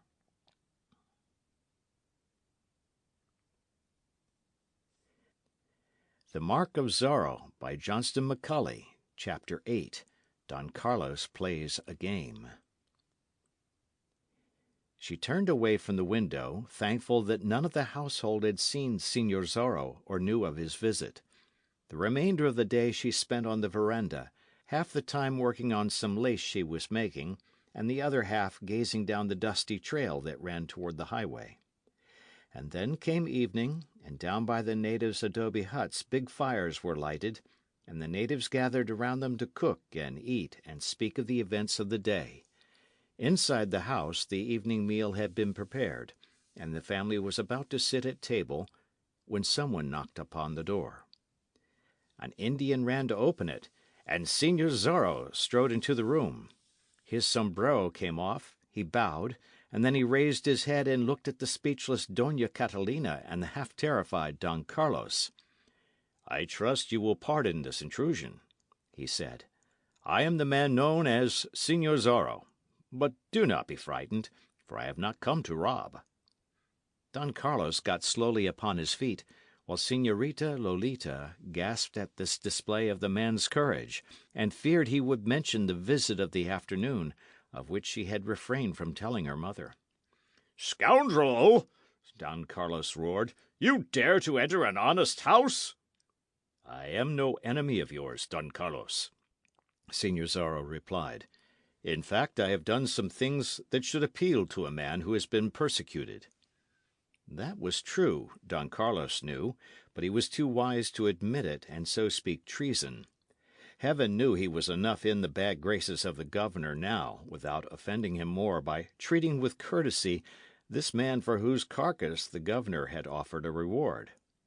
"What do you wish here?" he asked.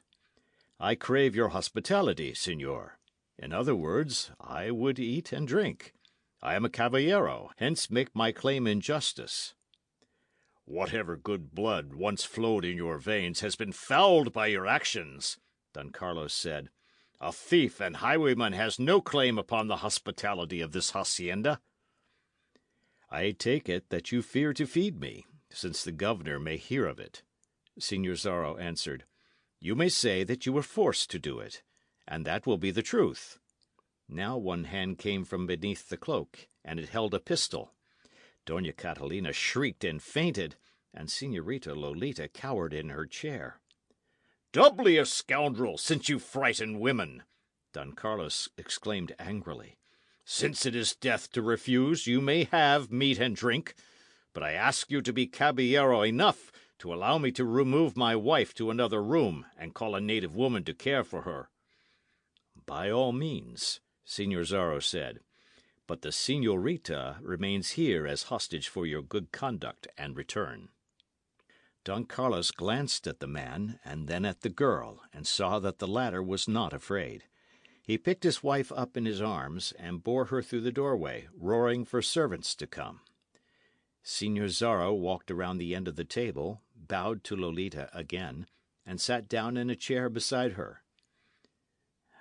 "This is foolhardiness, no doubt, but I had to see your beaming face again," he said. Señor! "The sight of you this afternoon started a conflagration in my heart, señorita. The touch of your hand was new life to me." Lolita turned away, her face flaming, and Señor Zorro moved his chair nearer and reached for her hand, but she eluded him. "The longing to hear the music of your voice, señorita, may lure me here often," he said. Señor, you must never come again. I was lenient with you this afternoon, but I cannot be again. The next time I shall shriek, and you will be taken." "You could not be so cruel," he said. "Your fate would be upon your own head, señor." Then Don Carlos came back into the room, and Señor Zorro arose and bowed once more. "I trust your wife has recovered from her swoon," he said. "I regret that the sight of my poor pistol frightened her." "She has recovered," Don Carlos said. "I believe you said that you wished meat and drink. Now that I come to think of it, señor, you have indeed done some things that I have admired, and I am happy to grant you hospitality for a time. A servant shall furnish you food immediately." Don Carlos walked to the door, called a native, and gave his orders. Don Carlos was well pleased with himself. Carrying his wife into the next room had given him his chance, for servants had answered his call, and among them had been one he trusted. And he had ordered the man to take the swiftest horse and ride like the wind the 4 miles to the pueblo, and there to spread the alarm that Señor Zorro was at the Pulida hacienda. His object now was to delay this Señor Zorro as much as possible, for he knew the soldiers would come, and the highwayman be killed or captured, and surely the governor would admit that Don Carlos was entitled to some consideration for what he had done. "You must have had some stirring adventure, señor," Don Carlos said, as he returned to the table. "A few," the highwayman admitted. "There was that affair at Santa Barbara, for instance. I never did hear the straight of that." "I dislike to speak of my own work, señor." "Please," the señorita Lolita begged, and so Señor Zorro overcame his scruples for the time being. "It really was nothing," he said. "I arrived in the vicinity of Santa Barbara at sunset. There is a fellow there who runs a store, and he had been beating natives and stealing from the frailes. He would demand that the frailes sell him goods from the mission, and then complain that the weight was short, and the governor's men would make the frailes deliver more. So I resolved to punish the man." "Pray continue, señor," said Don Carlos, bending forward as if deeply interested. I dismounted at the door of his building and walked inside. He had candles burning, and there were half a dozen fellows trading with him. I covered them with my pistol and drove them into a corner, and ordered the storekeeper before me. I frightened him thoroughly, and forced him to disgorge the money he had in a secret hiding-place. And then I lashed him with a whip taken from his own wall, and told him why I had done it. "Excellent!" Don Carlos cried. Then I sprang on my horse and dashed away. At a native's hut I made a placard saying that I was a friend of the oppressed.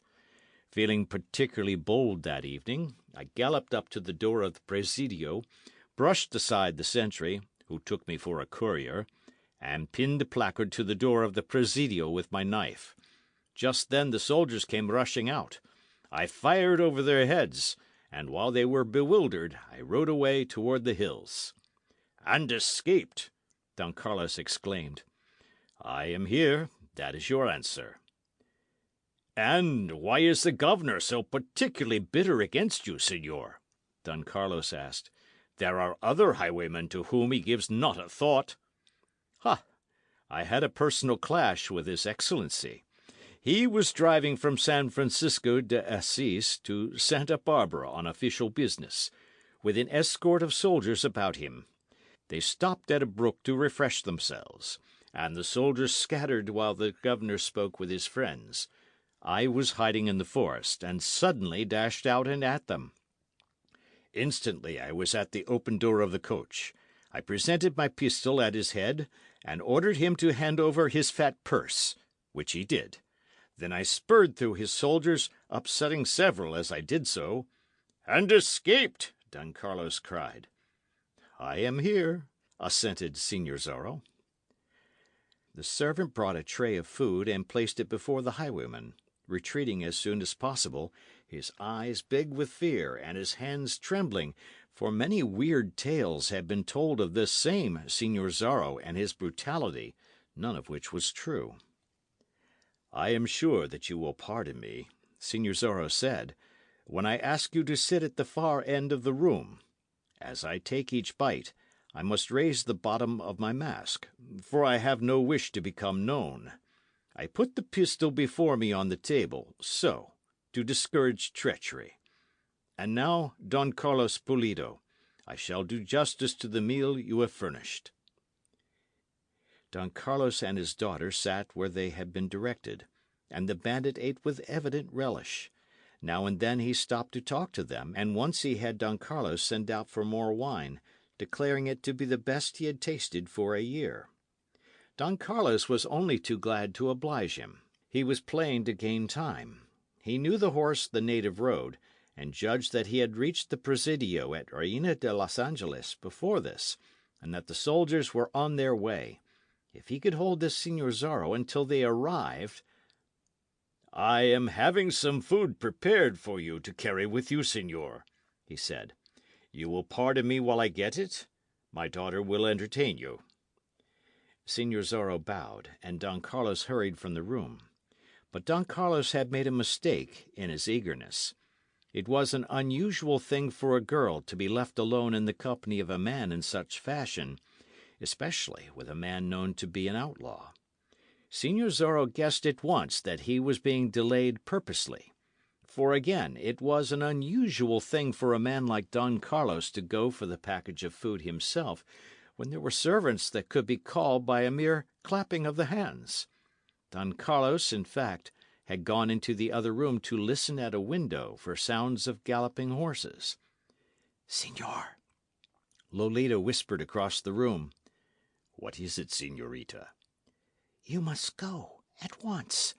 I am afraid that my father has sent for the soldiers." "And you are kind enough to warn me?" "Do I wish to see you taken here? Do I wish to see fighting and bloodshed?" she asked. "That is the only reason, señorita?" "Will you not go, señor?" "I am loath to rush away from such a charming presence, señorita. May I come again at the next siesta hour?" "By the saints, no! This must end, Signor Zorro. Go your way, and take care. You have done some things that I admire, hence I would not see you captured. Go north as far as San Francisco de Assis, and turn honest, Signor. It is the better way. Little priest, he said. Shall you go, Signor? But your father has gone to fetch food for me, and could I depart without thanking him for this meal? Don Carlos came back into the room then, and Signor Zorro knew by the expression on his face that the soldiers were coming up the trail. The Don put a package on the table. "Some food to carry with you, Signor," he said, "and we would relish more of your reminiscences before you start on your perilous journey." "I have spoken too much of myself already, Signor, and it ill becomes a caballero to do that. It were better that I thank you and leave you now." "At least, Signor, drink another mug of wine." I fear, said Signor Zorro, "that the soldiers are much too close, Don Carlos." The face of the Don went white at that, for the highwayman was picking up his pistol, and Don Carlos feared he was about to pay the price for his treacherous hospitality. But Signor Zorro made no move to fire. "I forgive you this breach of hospitality, Don Carlos, because I am an outlaw and there has been a price put upon my head," he said. "And also I hold you no ill will because of it. Buenas noches, señorita. Señor, adios." Then a terrified servant who knew little concerning the events of the evening rushed in at the door. Master, the soldiers are here, he cried. They are surrounding the house. End of chapter.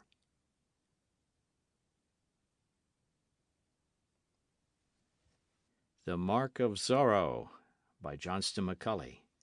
Chapter 9. The Clash of Blades. On the table, near its middle, was an imposing candelero in which half a score of candles burned brightly. Signor Zorro sprang toward it now, and with one sweep of his hand dashed it to the floor, extinguishing all the candles in an instant, and plunging the room in darkness.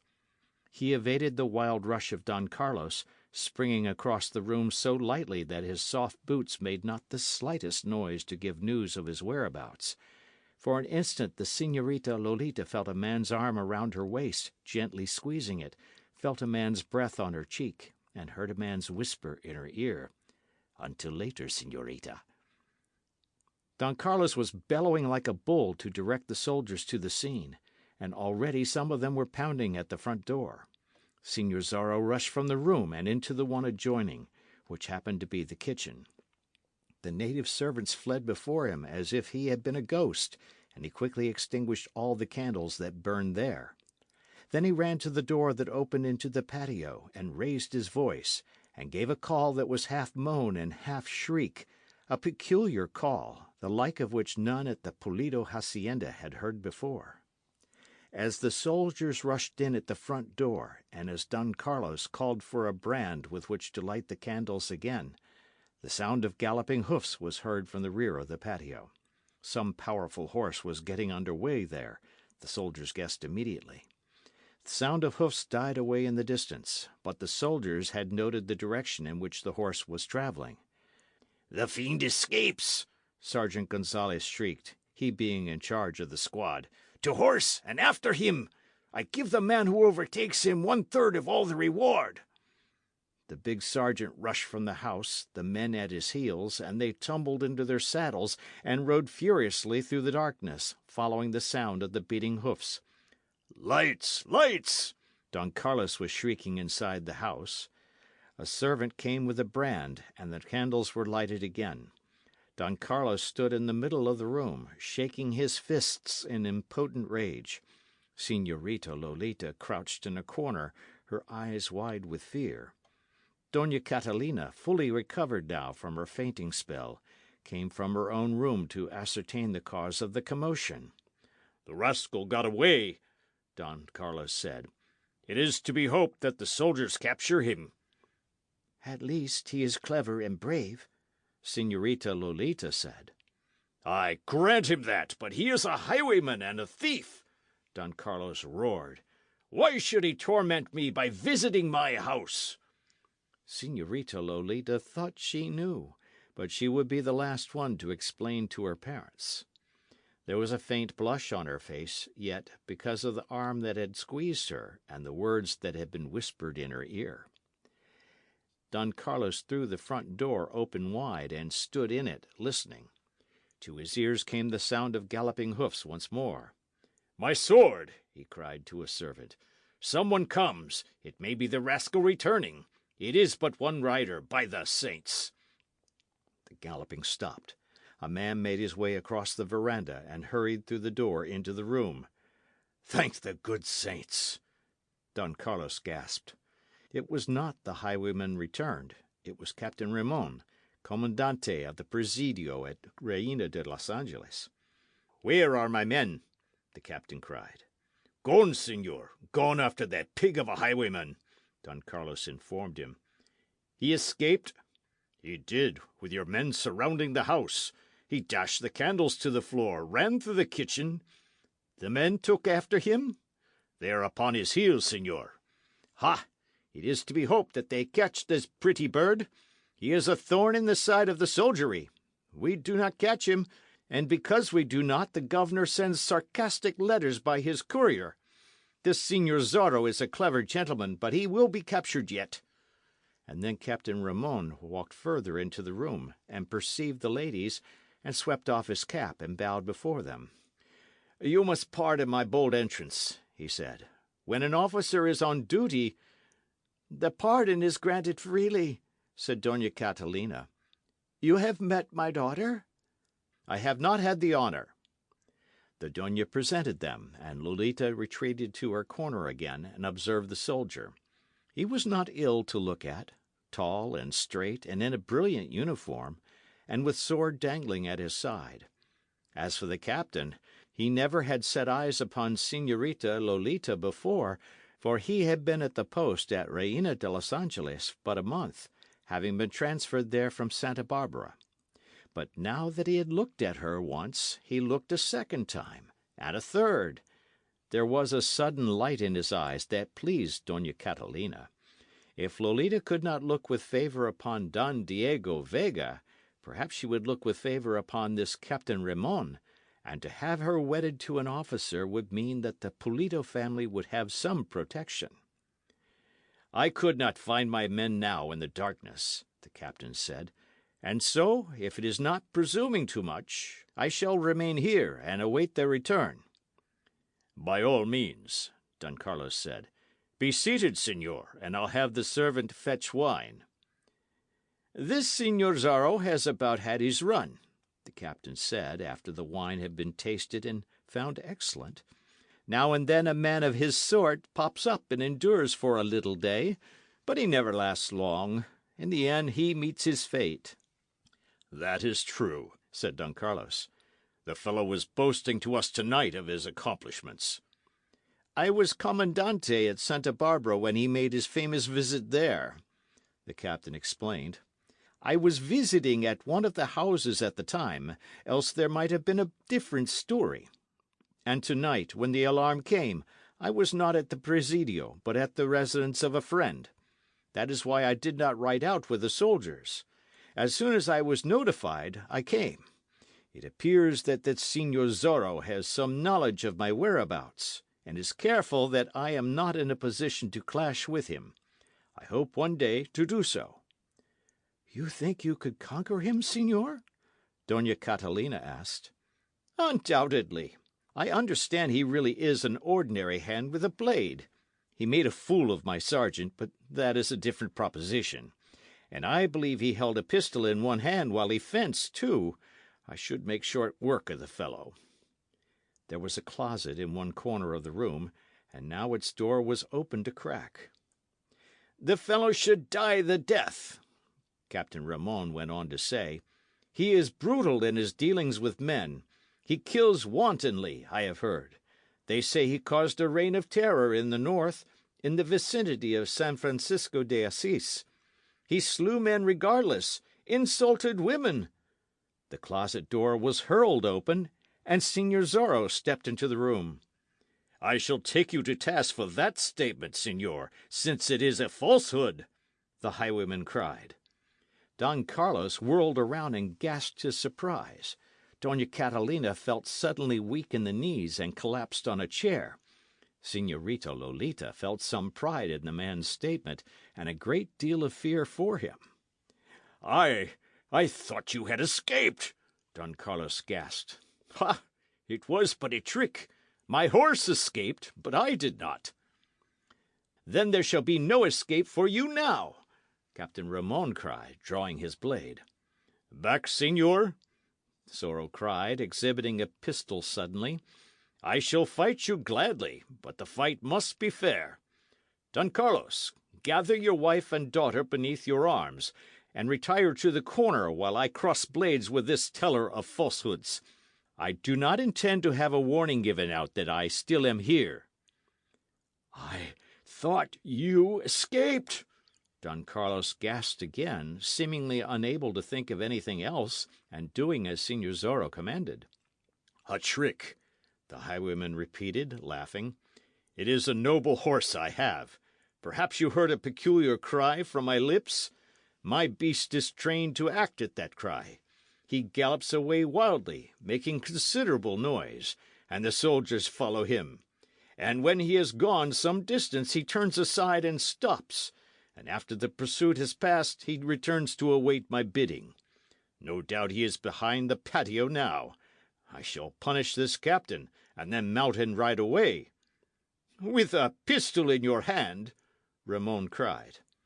"I put the pistol upon the table, so. There it remains if Don Carlos stays in the corner with the ladies. Now, captain."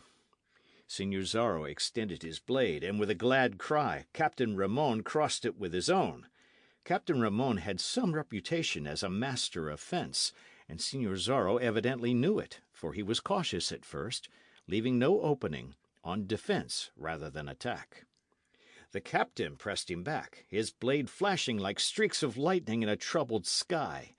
Now Señor Zorro was almost against the wall near the kitchen door, and in the captain's eyes the light of triumph already was beginning to burn. He fenced rapidly, giving the highwayman no rest, standing his ground and keeping his antagonist against the wall. And then Señor Zorro chuckled. For now he had solved the other's manner of combat, and knew that all would be well. The captain gave ground a little as the defence turned into an attack that puzzled him. Señor Zorro began laughing lightly. "'Twere a shame to kill you," he said. "You are an excellent officer, I have heard, and the army needs a few such. But you have spoken falsehood regarding me, and so must pay a price. Presently I shall run you through, but in such manner that your life will not emerge when I withdraw my blade." "Boaster!" the captain snarled. "As to that, we shall see presently. Ha!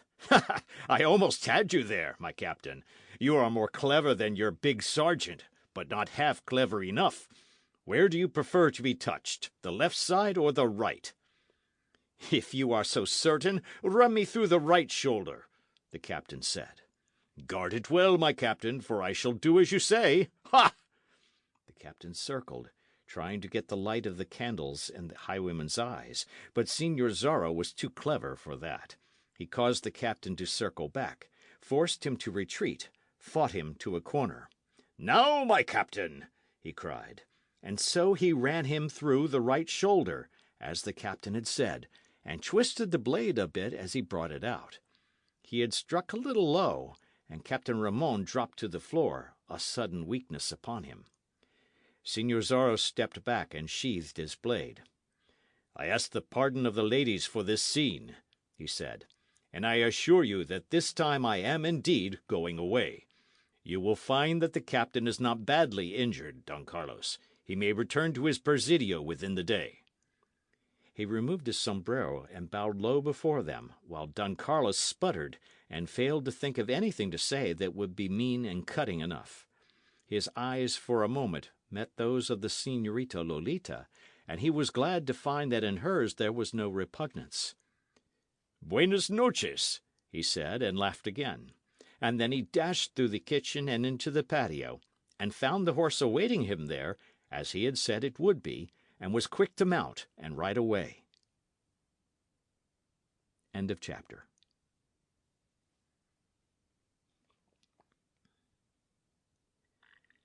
The Mark of Zorro, by Johnston McCulley. Chapter 10. A Hint at Jealousy. Within the space of half an hour, Captain Ramon's wounded shoulder had been cleansed of blood and bandaged, and the captain was sitting at one end of the table, sipping wine and looking very white in the face and tired. Dona Catalina and Señorita Lolita had shown much sympathy, though the latter could scarcely refrain from smiling when she remembered the captain's boast regarding what he purposed doing to the highwayman, and compared it to what had happened. Don Carlos was outdoing himself to make the captain feel at home, since it was well to seek influence with the army, and already had urged upon the officer that he remained at the hacienda a few days until his wound had healed. Having looked into the eyes of the Señorita Lolita, the captain had answered that he would be glad to remain at least for a day, and despite his wound was attempting polite and witty conversation, yet failing miserably. Once more there could be heard the drumming of a horse's hoofs, and Don Carlos sent a servant to the door to open it so that the light would shine out, for they supposed that it was one of the soldiers returning. The horseman came nearer, and presently stopped before the house, and the servant hurried out to care for the beast. There passed a moment during which those inside the house heard nothing at all, and then there were steps on the veranda, and Don Diego Vega hurried through the door. "Ha!" he cried, as if in relief. "I am rejoiced that you all are alive and well." Don Diego, the master of the house exclaimed, "you have ridden out from the pueblo a second time in one day." "No doubt I shall be ill because of it," Don Diego said. "Already I am feeling stiff and my back aches, yet I felt that I must come. There was an alarm in the pueblo, and it was noised abroad that this Señor Zorro, the highwayman, had paid a visit to the hacienda. I saw the soldiers ride furiously in this direction, and fear came into my heart. You understand, Don Carlos, I feel sure." "I understand, caballero," Don Carlos replied, beaming upon him and glancing once at Señorita Lolita. "I felt it my duty to make the journey, and now I find that it has been made for naught. You all are alive and well. How does it happen?" Lolita sniffed, but Don Carlos was quick to make reply. "The fellow was here, but he made his escape after running Captain Ramon through the shoulder." "Ha!" Don Diego said, collapsing into a chair. "So you have felt his steel, eh, Captain? That should feed your desire for vengeance. Your soldiers are after the rogue?" "They are," the captain replied shortly, for he did not like to have it said that he had been defeated in combat. "And they will continue to be after him until he is captured. I have a big sergeant, Gonzales. I think he is a friend of yours, Don Diego, who is eager to make the arrest and earn the governor's reward. I shall instruct him, when he returns, to take his squad and pursue this highwayman until he has been dealt with properly. Let me express the hope that the soldiers will be successful, señor. The rogue has annoyed Don Carlos and the ladies, and Don Carlos is my friend. I would have all men know it." Don Carlos beamed, and Dona Catalina smiled bewitchingly, but the Señorita Lolita fought to keep her pretty upper lip from curling with scorn. "A mug of your refreshing wine, Don Carlos," Don Diego Vega continued. "I am fatigued. Twice today have I ridden here from Reina de los Angeles, and it is about all a man can endure." "'Tis not much of a journey, 4 miles," said the captain. "Possibly not for a rough soldier," Don Diego replied, "but it is for a caballero." "May not a soldier be a caballero?" Ramon asked, nettled somewhat at the other's words. "It has happened before now, but we come across it rarely," Don Diego said. He glanced at Lolita as he spoke, intending that she should take notice of his words, for he had seen the manner in which the captain glanced at her, and jealousy was beginning to burn in his heart. "Do you mean to insinuate, Signor, that I am not of good blood?" Captain Ramon asked. I cannot reply as to that, Signor, having seen none of it. No doubt the Signor Zorro could tell me. He saw the colour of it, I understand. "By the saints!" Captain Ramon cried. "You would taunt me?" Never be taunted by the truth, Don Diego observed. He ran you through the shoulder, eh? 'Tis a mere scratch, I doubt not. Should you not be at the Presidio, instructing your soldiers? "I await their return here," the captain replied. "Also, it is a fatiguing journey from here to the Presidio, according to your own ideas, Signor." But a soldier is inured to hardship, Signor. "True, but there are many pests he must encounter," the captain said, glancing at Don Diego with meaning. You term me a pest, Signor? "Did I say as much?" This was perilous ground, and Don Carlos had no mind to let an officer of the army and Don Diego Vega have trouble in his hacienda, for fear he would get into greater difficulties. "More wine, signores!" he exclaimed in a loud voice, and stepping between their chairs in utter disregard of proper breeding. "Drink, my captain, for your wound has made you weak. And you, Don Diego, after your wild ride." "I doubt its wildness," Captain Ramon observed. Don Diego accepted the proffered wine mug, and turned his back upon the captain. He glanced across at Señorita Lolita and smiled.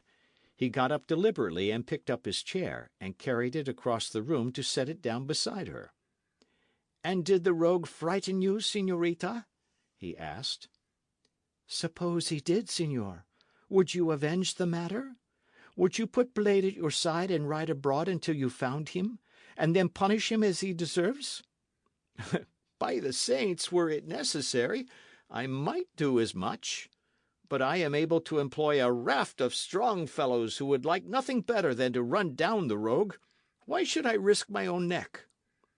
"Oh!" she exclaimed, exasperated. "Let us not talk further of this bloodthirsty Signor Zorro," he begged. "There are other things fit for a conversation. Have you been thinking, Señorita, on the subject of my visit earlier in the day?" Señorita Lolita thought of it now. She remembered again what the marriage would mean to her parents and their fortunes, and she recalled the highwayman too, and remembered his dash and spirit, and wished that Don Diego could be such a man. And she could not say the word that would make her the betrothed of Don Diego Vega. I have scarcely had time to think of it, caballero," she replied. "I trust you will make up your mind soon," he said. "You are so eager?" "My father was at me again this afternoon. He insists that I should take a wife as soon as possible. It is rather a nuisance, of course, but a man must please his father." Lolita bit her lips because of her quick anger. Was ever girl so courted before, she wondered? "I shall make up my mind as soon as possible, Signor," she said finally. "Does this Captain Ramon remain long at the hacienda?" A little hope came into Lolita's breast. Could it be possible that Don Diego Vega was jealous? If that were true, possibly there might be stuff in the man after all. Perhaps he would awaken, and love and passion come to him, and he would be as other young men. "My father has asked him to remain until he is able to travel to the Presidio," she replied. "He is able to travel now. A mere scratch." "You will not return tonight?" she asked. "It probably will make me ill, but I must return. There are certain things that must engage my interest early in the morning. Business is such a nuisance." "Perhaps my father will offer to send you in the carriage." "Ha! It were kindness if he does. A man may doze a bit in a carriage." "But if this highwayman should stop you?" "I need not fear, señorita. Have I not wealth? Could I not purchase my release?" "You would pay ransom? rather than fight him, señor?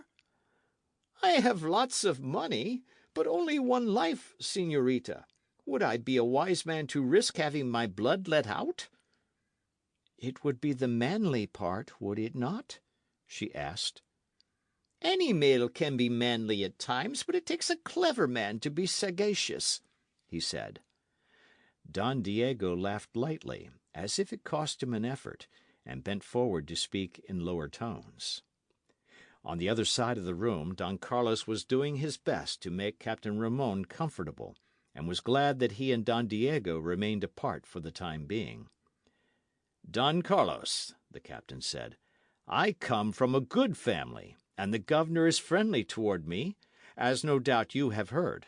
I am but 23 years of age, else I would hold a higher office, but my future is assured. I am rejoiced to learn it, señor. I never set eyes upon your daughter until this evening, but she has captivated me, señor. Never have I seen such grace and beauty, such flashing eyes. I ask your permission, señor, to pay my addresses to the señorita.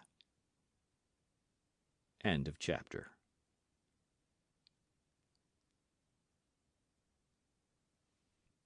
The Mark of Zorro, by Johnston McCulley.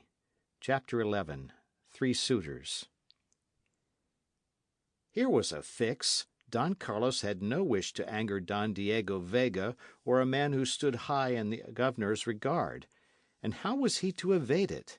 If Lolita could not force her heart to accept Don Diego, perhaps she could learn to love Captain Ramon. After Don Diego, he was the best potential son-in-law in the vicinity. Your answer, señor? The captain was asking. I trust you will not misunderstand me, señor, Don Carlos said in lower tones. I must make a simple explanation. Proceed, señor. But this morning Don Diego Vega asked me the same question. Ha! You know his blood and his family, señor. Could I refuse him? Of rights I could not. But I may tell you this. The señorita weds no man unless it is her wish. So Don Diego Vega has my permission to pay his addresses, but if he fails to touch your heart— Then I may try? The captain asked. You have my permission, señor. Of course, Don Diego has great wealth, but you have a dashing way with you, and Don Diego, that is, he is rather— I understand perfectly, señor, the captain said, laughing. He is not exactly a brave and dashing caballero. Unless your daughter prefers wealth to a genuine man— My daughter will follow the dictates of her heart, señor, Don Carlos said proudly. Then the affair is between Don Diego Vega and myself? So long as you use discretion, señor. I would have nothing happen that would cause enmity between the Vega family and mine. Your interests shall be protected, Don Carlos, Captain Ramon declared. As Don Diego talked, the Señorita Lolita observed her father and Captain Ramon, and guessed what was being said. It pleased her, of course, that a dashing officer should enter the lists for her hand, and yet she had felt no thrill when first she looked into his eyes. Señor Zorro, now, had thrilled her to the tips of her tiny toes, and merely because he had talked to her and touched the palm of her hand with his lips. If Don Diego Vega were only more like the highwayman, if some man appeared who combined Vega's wealth with the rogue's spirit and dashing courage— There was a sudden tumult outside, and into the room strode the soldiers, Sergeant Gonzalez at their head. They saluted their captain, and the big sergeant looked with wonder at his wounded shoulder. "The rogue escaped us," Gonzalez reported. "We followed him for a distance of 3 miles or so, as he made his way into the hills, where we came upon him." "Well?" Ramon questioned. "He has allies." "What is this?" "Fully 10 men were waiting for him there, my captain. They set upon us before we were aware of their presence. We fought them well, and 3 of them we wounded, but they made their escape and took their comrades with them. We had not been expecting a band, of course, and so rode into their ambush." "Then we have to contend with a band of them," Captain Ramon said. "Sergeant, you will select a score of men in the morning, and have command over them. You will take the trail of the Señor Zorro, and you will not stop until he is either captured or slain. I will add a quarter's wages to the reward of His Excellency the Governor if you are successful." "Ah, it is what I have wished!" Sergeant Gonzalez cried. "Now we shall run this coyote to earth in short order. I shall show you the colour of his blood." "'Twould be no more than right, since he has seen the colour of the captain's," Don Diego put in. "What is this, Don Diego, my friend? Captain, you have crossed blades with the rogue?" "I have," the captain assented. "You but followed a tricky horse, my sergeant. The fellow was here, in a closet, and came out after I had entered. So it must have been some other man you met with his companions up in the hills. This Señor Zorro treated me much as he treated you in the tavern. Had a pistol handy in case I should prove too expert with the blade." Captain and sergeant looked at each other squarely, each wondering how much the other had been lying, while Don Diego chuckled faintly and tried to press the Señorita Lolita's hand, and failed. "This thing can only be settled in blood," Gonzalez declared. "I shall pursue the rascal until he is run to earth. I have permission to select my men?" "You may take any at the Presidio," the captain said. "Sergeant Gonzalez, I should like to go with you," Don Diego said suddenly. "By the saints, it would kill you, caballero. Day and night in saddle, uphill and downhill, through dust and heat, and with a chance at fighting." "Well, perhaps it were best for me to remain in the pueblo," Don Diego admitted. "But he has annoyed this family, of which I am a true friend. At least you will keep me informed? You will tell me how he escapes if he dodges you? I at least may know that you are on his trail, and where you are riding, so I may be with you in spirit?" "Certainly, caballero, certainly," Sergeant Gonzalez replied. "I shall give you the chance of looking upon the rogue's dead face. I swear it." "'Tis a terrible oath, my sergeant. Suppose it should come to pass." "I mean, if I slay the rascal, caballero. My captain, do you return this night to the Presidio?" "Yes," Ramon replied. "Despite my wound, I can ride a horse." He glanced toward Don Diego as he spoke, and there was almost a sneer upon his lips. "What magnificent grit!" Don Diego said. "I too shall return to Reina de los Angeles, if Don Carlos will be as good as to have his carriage around. I can tie my horse to the rear of it. To ride horseback the distance again this day would be the death of me." Gonzalez laughed and led the way from the house. Captain Ramon paid his respects to the ladies, glowered at Don Diego, and followed. The caballero faced Señorita Lolita again as her parents escorted the captain to the door. "You will think of the matter?" he asked. "My father will be at me again within a few days, and I shall escape censure if I am able to tell him that it is all settled. If you decide to wed me, have your father send me word by a servant. Then I shall put my house in order against the wedding day." "I shall think of it," the girl said. "We could be married at the mission of San Gabriel, only we should have to make the confounded journey there. Fray Felipe of the mission has been my friend from the days of my boyhood, and I would have him say the words, unless you prefer otherwise. He could come to Reina de los Angeles and read the ceremony in the little church on the plaza there." "I shall think of it," the girl said again. "Perhaps I may come out again to see you within a few days, if I survive this night. Buenas noches, señorita. I suppose I should, kiss your hand?" "You need not take the trouble," Señorita Lolita replied. "It might fatigue you." Ah, thank you. You are thoughtful, I see.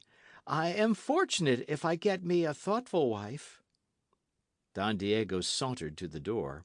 Señorita Lolita rushed into her own room and beat at her breasts with her hands, and tore at her hair a bit, too angry, too enraged to weep.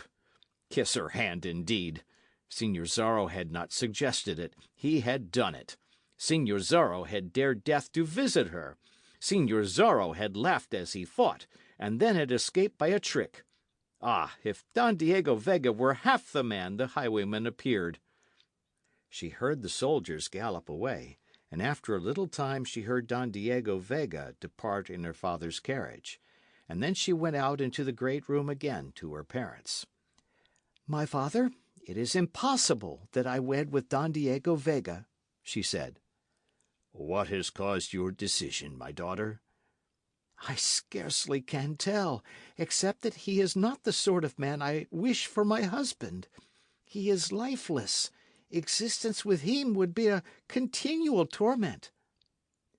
Captain Ramon also has asked permission to pay you his addresses, Dona Catalina said.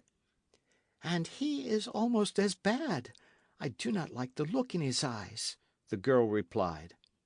You are too particular, Don Carlos told her. If the persecution continues another year, we shall be beggars. Here is the best catch in the country seeking you, and you would refuse him. And you do not like a high army officer because you do not fancy the look in his eyes. Think on it, girl. An alliance with Don Diego Vega is much to be desired.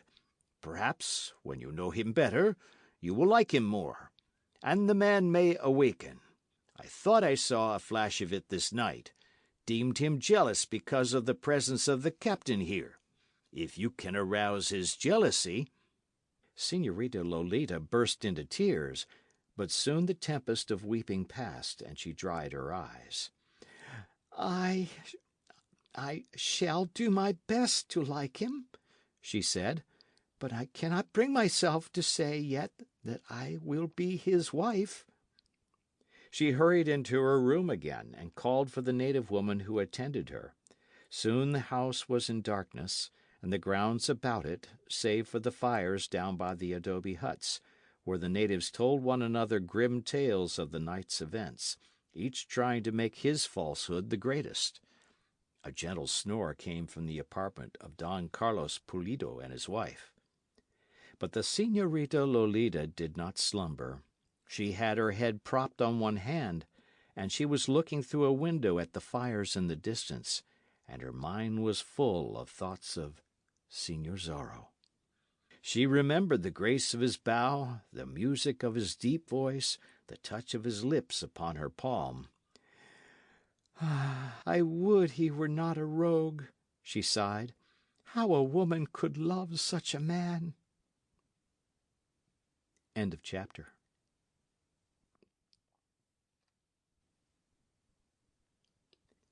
The Mark of Zorro by Johnston McCulley.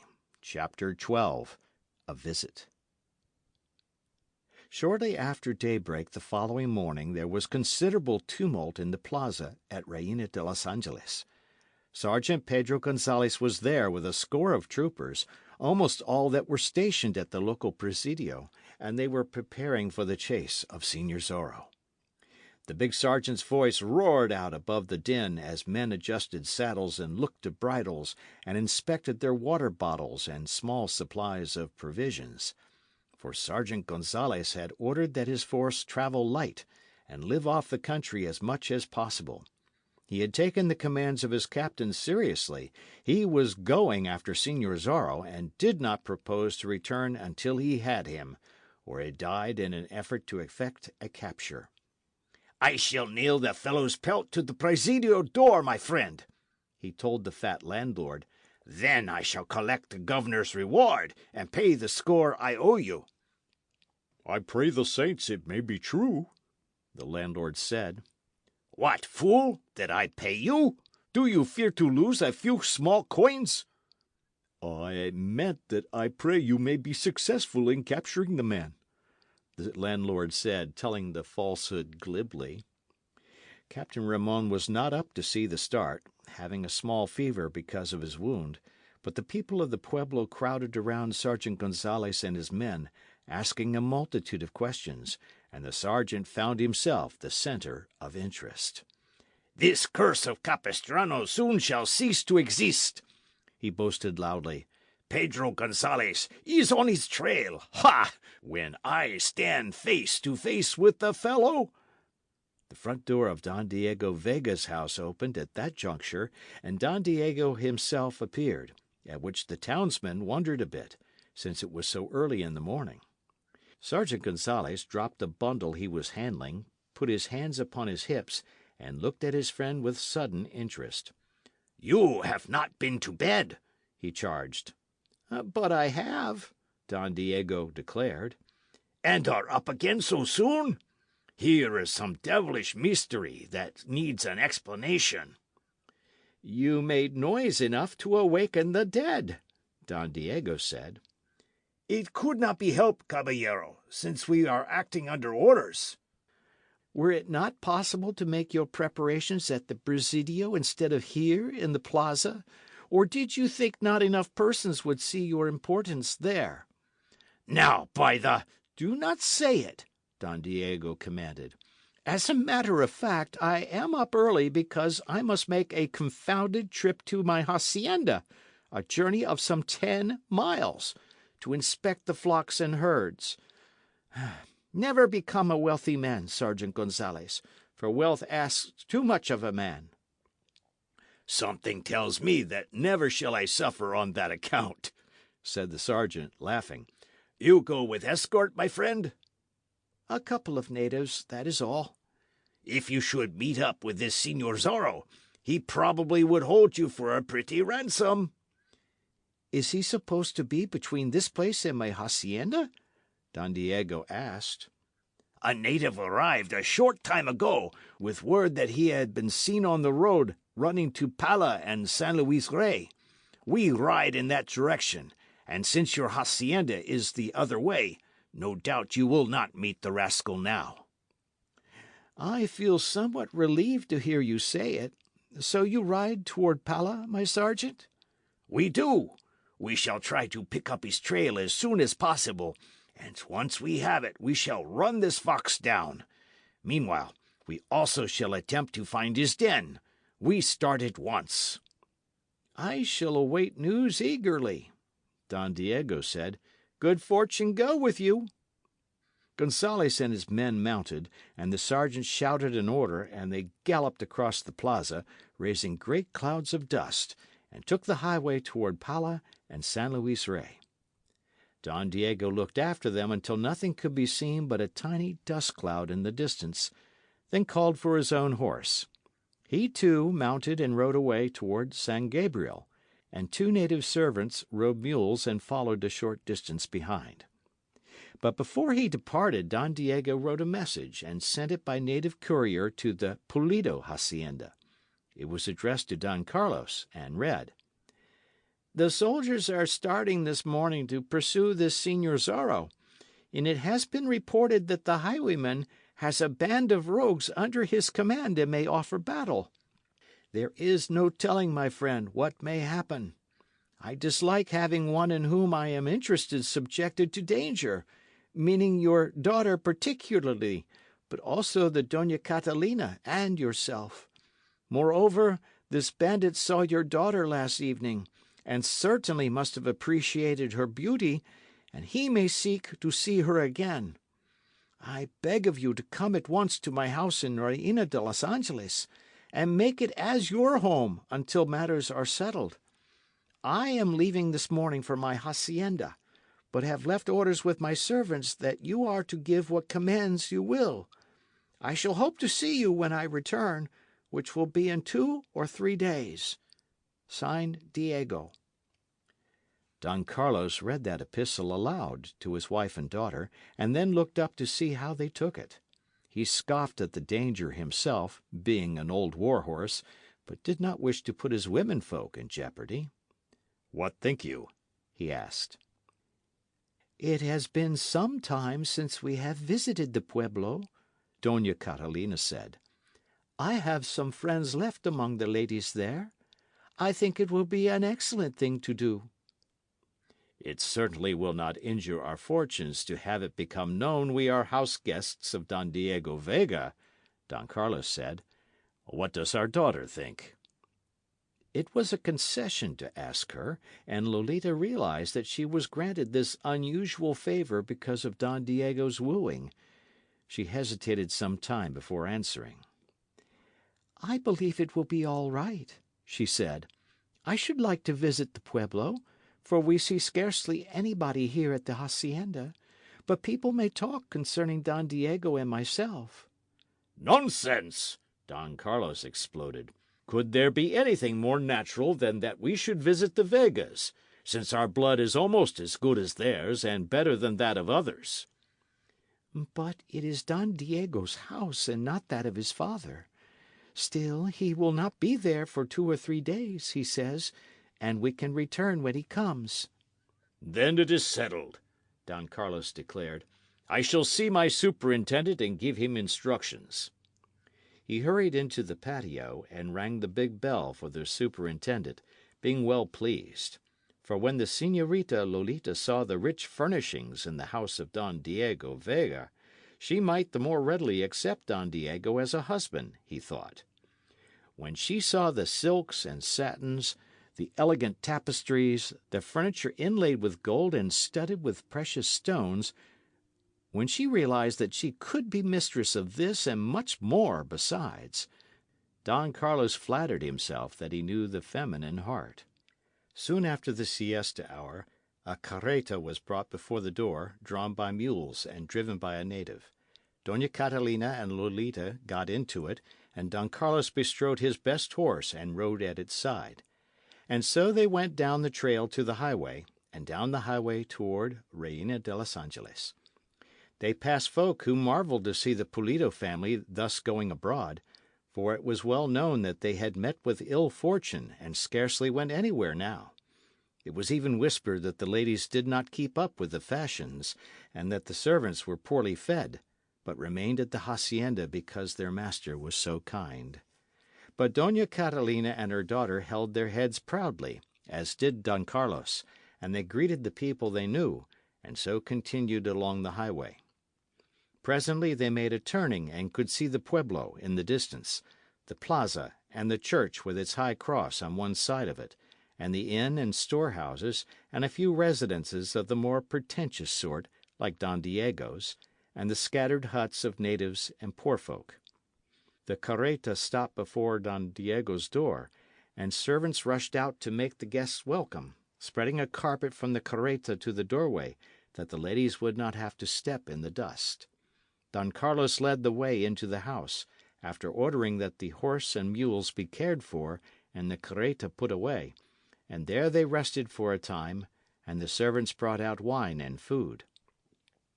They went through the rich house then, and even the eyes of Dona Catalina, who had seen many rich houses, widened at what she saw here in Don Diego's home.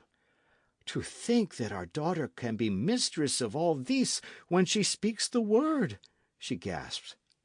Señorita Lolita said nothing, but she began thinking that perhaps it would not be so bad after all to become the wife of Don Diego. She was fighting a mental battle, was Señorita Lolita. On the one side was wealth and position, and the safety and good fortune of her parents, and a lifeless man for husband. And on the other side was the romance and ideal love she craved. Until the last hope was gone, she could not give the latter up. Don Carlos left the house and crossed the plaza to the inn, where he met several gentlemen of age, and renewed acquaintance with them, albeit he noticed that none were enthusiastic in his greeting. They feared, he supposed, to appear openly friendly to him, since he was in the bad graces of the governor. "You are in the pueblo on business?" one asked. "Not so, señor," Don Carlos replied, and gladly, since here was a chance to set himself right in part. "This Señor Zorro is abroad, and the soldiers after him." "We are aware of that." "There may be a battle, or a series of raids. since it is whispered that now Señor Zorro has a band of cutthroats with him, and my hacienda is off by itself and would be at the mercy of the thief." "Ah, and so you bring your family to the pueblo until the matter is at an end?" "I had not thought of doing so, but this morning Don Diego Vega sent out to me a request that I bring my family here and make use of his house for the time being. Don Diego has gone to his hacienda, but will return within a short time." The eyes of those who heard opened a bit at that, but Don Carlos pretended not to notice, and went on sipping his wine. "Don Diego was out to visit me yesterday morning," he continued. "We renewed old times, and my hacienda had a visit from the Señor Zorro last night, as doubtless you have heard, and Don Diego, learning of it, galloped out again, fearing we had met with disaster." "Twice in one day!" gasped one of those who heard. "I have said it, señor."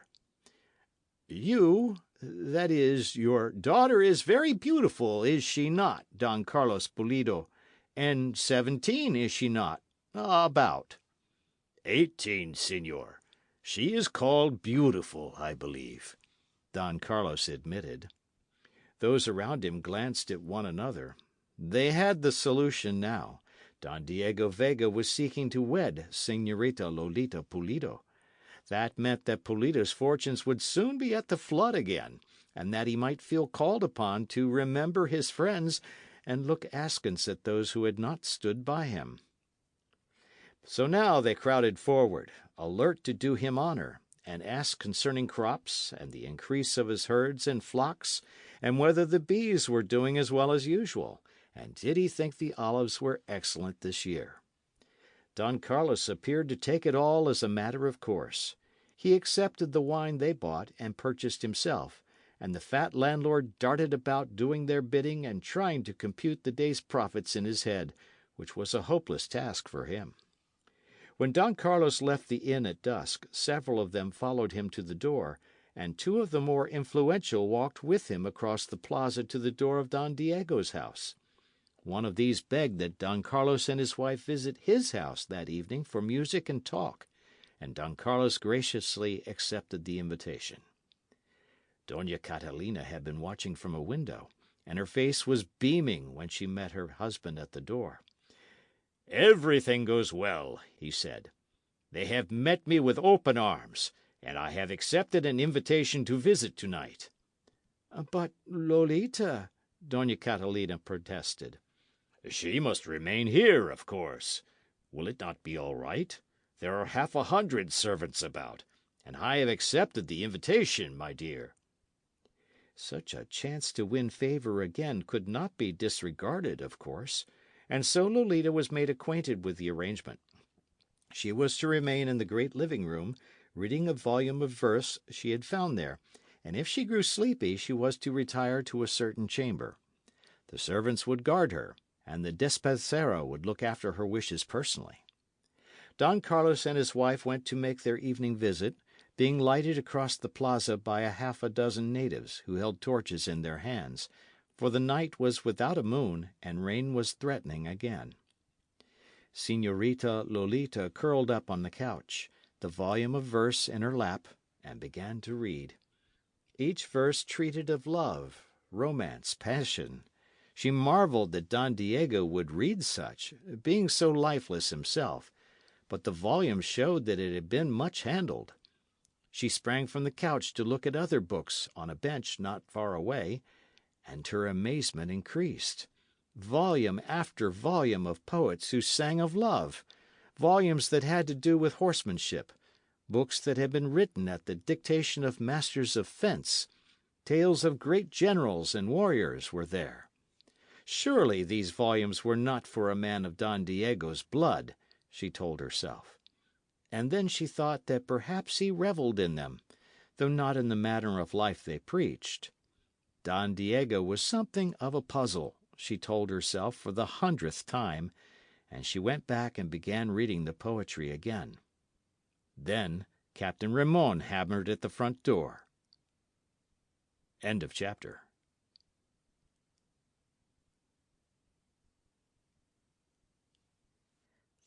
The Mark of Zorro by Johnston McCulley.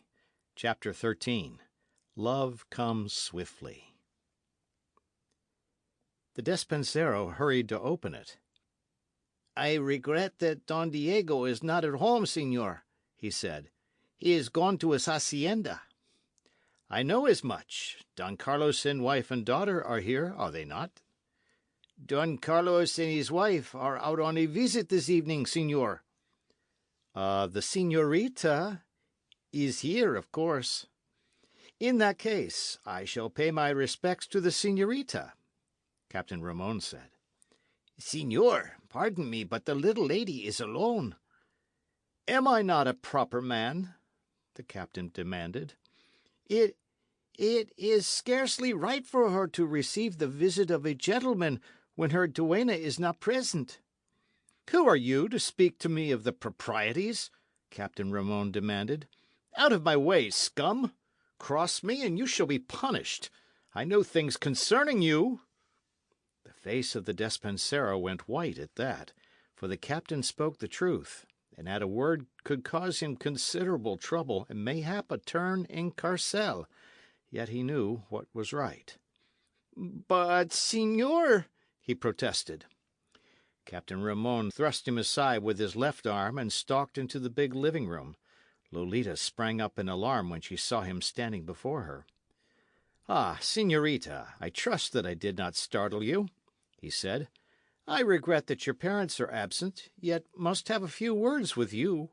This servant would deny me entrance, but I imagine you have naught to fear from a man with one wounded arm. It is scarcely proper, is it, señor? The girl asked, a bit frightened. I feel sure no harm can come of it, he said. He went across the room and sat down on one end of the couch and admired her beauty frankly. The despensero hovered near. Go to your kitchen, fellow, Captain Ramon commanded. No, allow him to remain, Lolita begged. My father commanded it, and he courts trouble if he leaves. And if he remains, go, fellow. The servant went. Captain Ramon turned toward the girl again and smiled upon her. He flattered himself that he knew women. They loved to see a man show mastery over other men. More beautiful than ever, señorita, he said in a purring voice. I really am glad to find you thus alone, for there is something I would say to you. What can that be, señor? Last night at your father's hacienda, I asked his permission to pay my addresses to you. Your beauty has inflamed my heart, señorita, and I would have you for my wife. Your father consented, except that he said Don Diego Vega also had received permission. So it appears that it lies between Don Diego and myself. Should you speak of it, señor? She asked. Certainly Don Diego Vega is not the man for you, he went on. Has he courage, spirit? Is he not a laughing-stock because of his weakness? You speak ill of him in his own house? The señorita asked, her eyes flashing.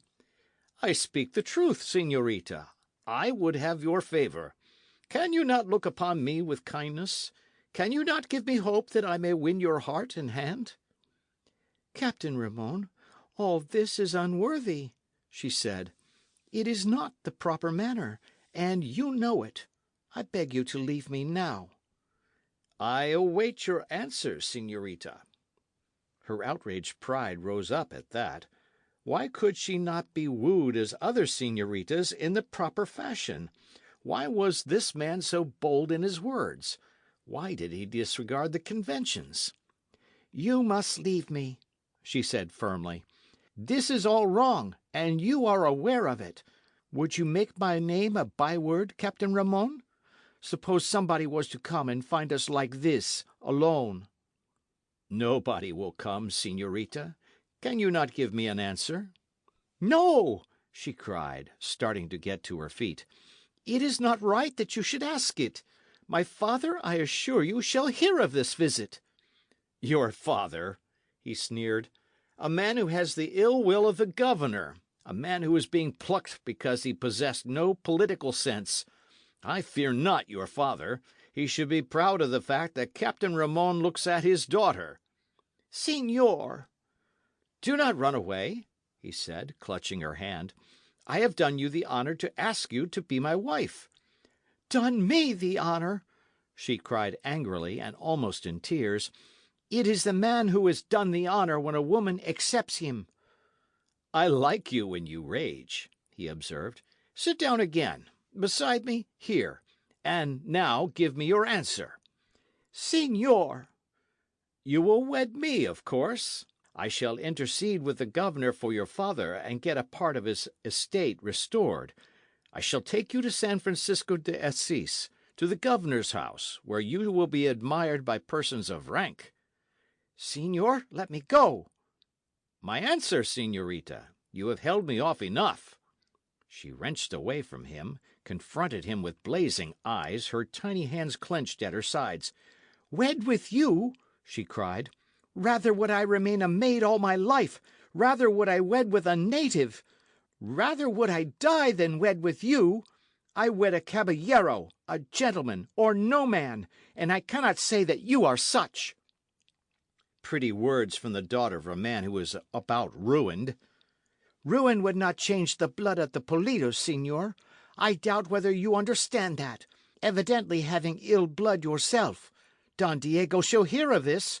He is my father's friend. And you would wed the rich Don Diego, eh? And straighten out your father's affairs? You would not wed an honourable soldier, but would sell yourself? Señor! She shrieked. This was beyond endurance. She was alone. There was nobody near to resent the insult, so her blood called upon her to avenge it herself. Like a flash of lightning, her hand went forward and came against Captain Ramon's cheek with a crack. Then she sprang backward, but he grasped her by an arm and drew her toward him. I shall take a kiss to pay for that, he said. Such a tiny bit of womanhood can be handled with one arm, thank the saints. She fought him, striking and scratching at his breast, for she could not reach his face. But he only laughed at her, and held her tighter until she was almost spent and breathless, and finally he threw back her head and looked down into her eyes. A kiss in payment, señorita, he said. It will be a pleasure to tame such a wild one. She tried to fight again, but could not. She called upon the saints to aid her, and Captain Ramon laughed more, and bent his head, and his lips came close to hers. But he never claimed the kiss. She started to wrench away from him again, and he was forced to strengthen his arm and pull her forward. And from a corner of the room there came a voice that was at once deep and stern. "One moment, señor," it said. Captain Ramon released the girl and whirled on one heel. He blinked his eyes to pierce the gloom of the corner. He heard Señorita Lolita give a glad cry. Then Captain Ramon, disregarding the presence of the lady, cursed once and loudly, for Señor Zorro stood before him. He did not pretend to know how the highwayman had entered the house. He did not stop to think of it. He realized that he was without a blade at his side, and that he could not use it had he one, because of his wounded shoulder, and Señor Zorro was walking toward him from the corner. "Outlaw I may be, but I respect women," the curse of Capistrano said. "And you, an officer of the army, do not, it appears. What are you doing here, Captain Ramon?" "And what do you here?" "I heard a lady scream, which is warrant enough for a caballero to enter any place, señor. It appears to me that you have broken all the conventions." "Perhaps the lady has broken them also." "Señor!" roared the highwayman. "Another thought like that, and I cut you down where you stand, though you are a wounded man. How shall I punish you?" "Dispensero! Natives!" the captain shouted suddenly. "Here is Señor Zorro! A reward if you take him!" The masked man laughed. "'Twill do you small good to call for help," he said. "Spend your breath in saying your prayers, rather." "You do well to threaten a wounded man." "You deserve death, señor, but I suppose I must allow you to escape that. But you will go down upon your knees and apologize to this señorita, and then you will go from this house, slink from it like the cur you are, and keep your mouth closed regarding what has transpired here.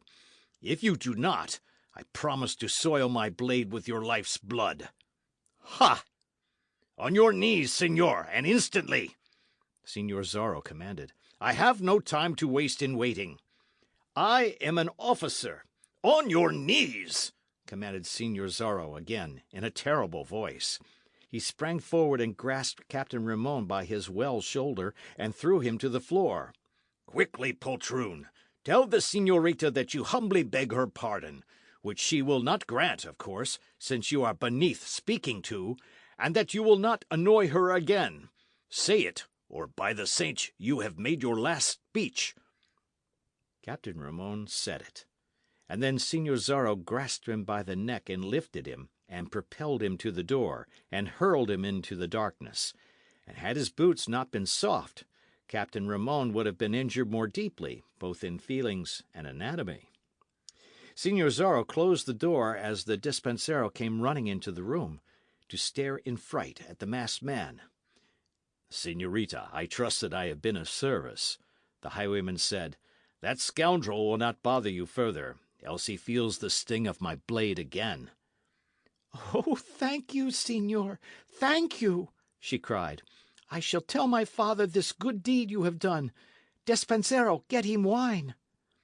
There was naught for the butler to do except obey, since she had voiced the order, and he hurried from the room, pondering on the times and the manners. Señorita Lolita stepped to the man's side. Señor, she breathed, you saved me from insult. You saved me from the pollution of that man's lips. Señor, though you deem me unmaidenly, I offer you freely the kiss he would have taken. She put up her face and closed her eyes. And I shall not look when you raise your mask, she said. It were too much, señorita, he said. Your hand, but not your lips. You shame me, Señor. I was bold to offer it, and you have refused. You shall feel no shame, he said. He bent swiftly, raised the bottom of his mask, and touched lightly her lips with his. Ah, señorita, he said, I would I were an honest man and could claim you openly. My heart is filled with love of you. And mine with love of you. This is madness. None must know. I would not fear to tell the world, Señor. Your father and his fortunes, Don Diego. I love you, Señor. Your chance to be a great lady. Do you think I did not know Don Diego was the man you meant when we spoke in your father's patio? This is a whim, señorita. It is love, Señor, whether anything comes of it or not. And Ippolito does not love twice. What possibly could come of it but distress? We shall see. God is good. It is madness. Sweet madness, Señor. He clasped her to him and bent his head again, and again she closed her eyes and took his kiss, only this time the kiss was longer. She made no effort to see his face. I may be ugly, he said. But I love you. Disfigured, señorita. Still I love you. What hope can we have? Go, Señor, before my parents return. I shall say nothing except that you saved me from insult, and then went your way again. They will think that you came to rob Don Diego.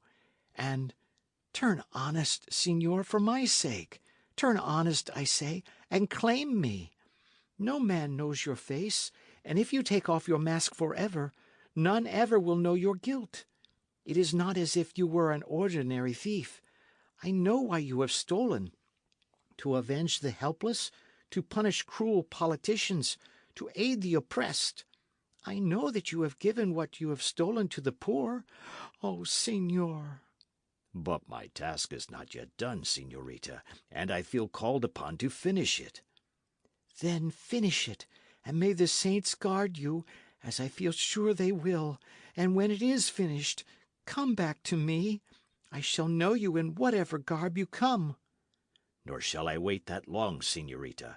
I shall see you often. I could not exist else.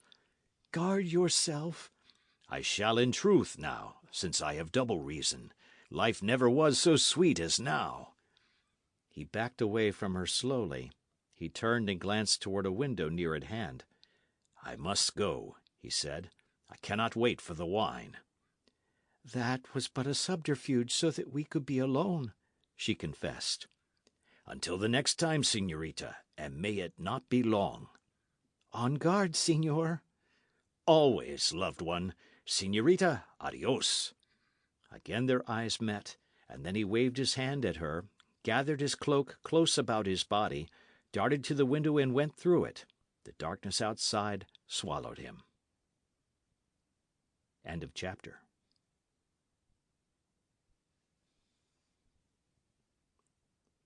The Mark of Zorro, by Johnston McCulley. Chapter 14. Captain Ramon writes a letter.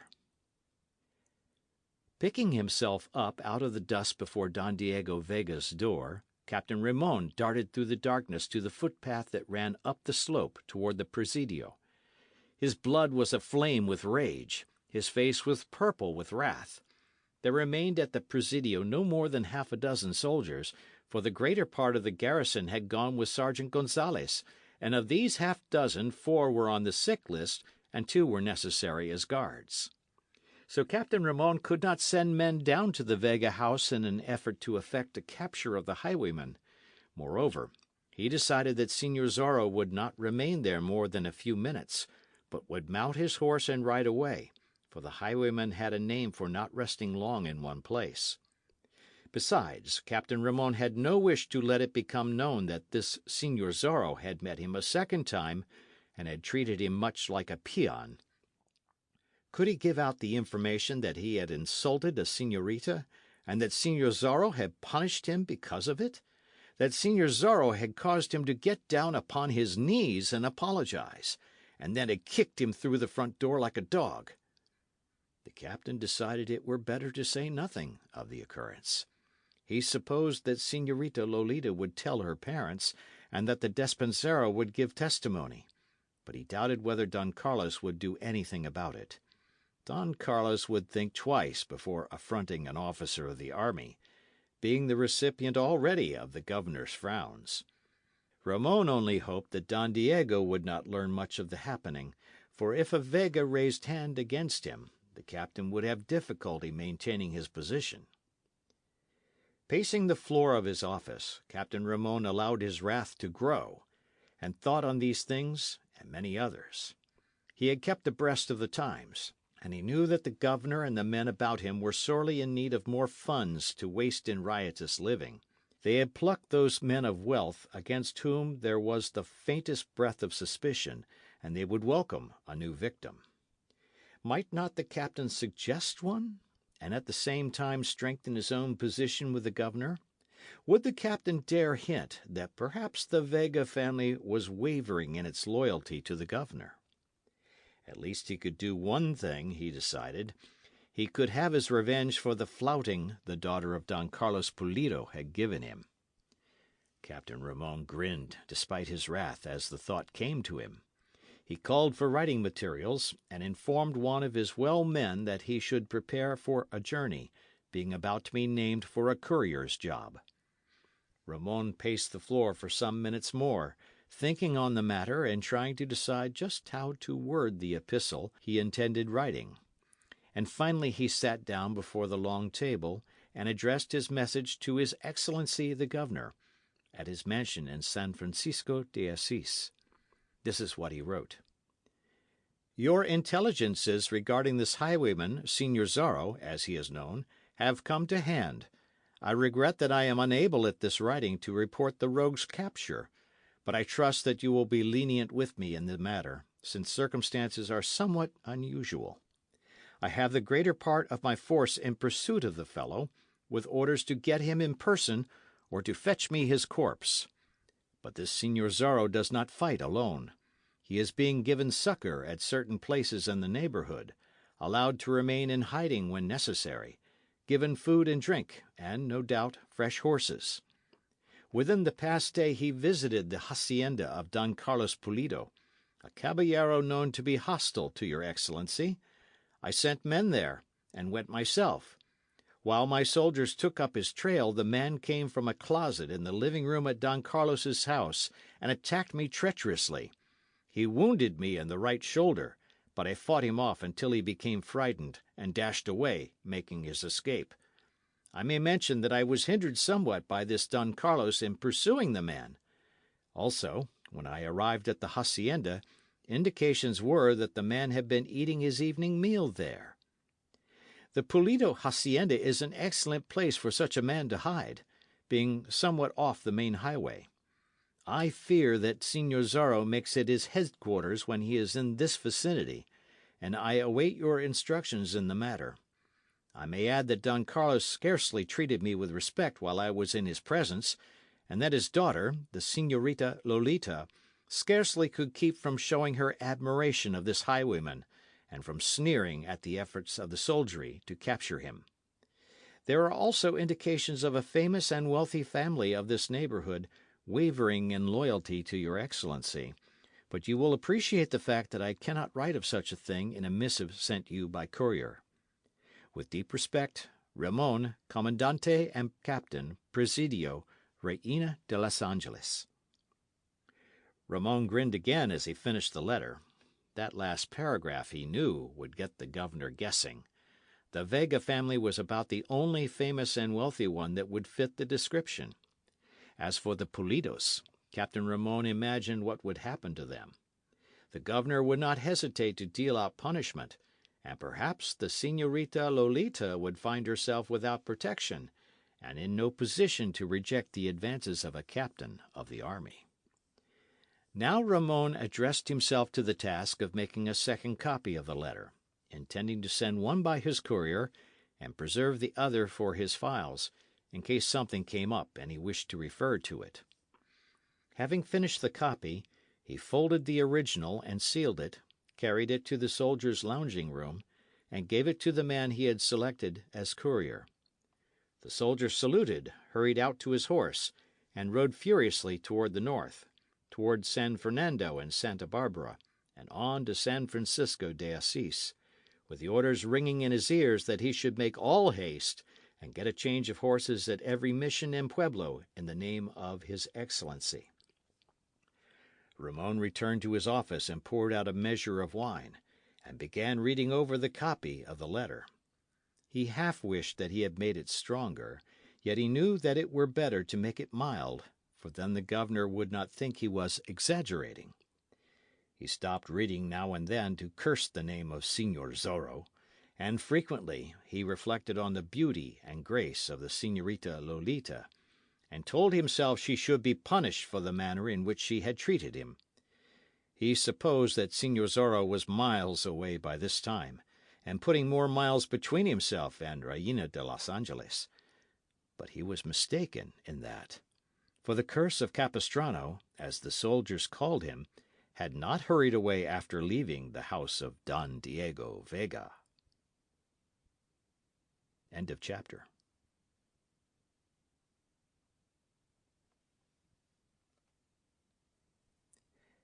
The Mark of Zorro by Johnston McCulley. Chapter 15. At the Presidio. Señor Zorro had gone a short distance through the darkness to where he had left his horse in the rear of a native's hut, and there he stood, thinking of the love that had come to him.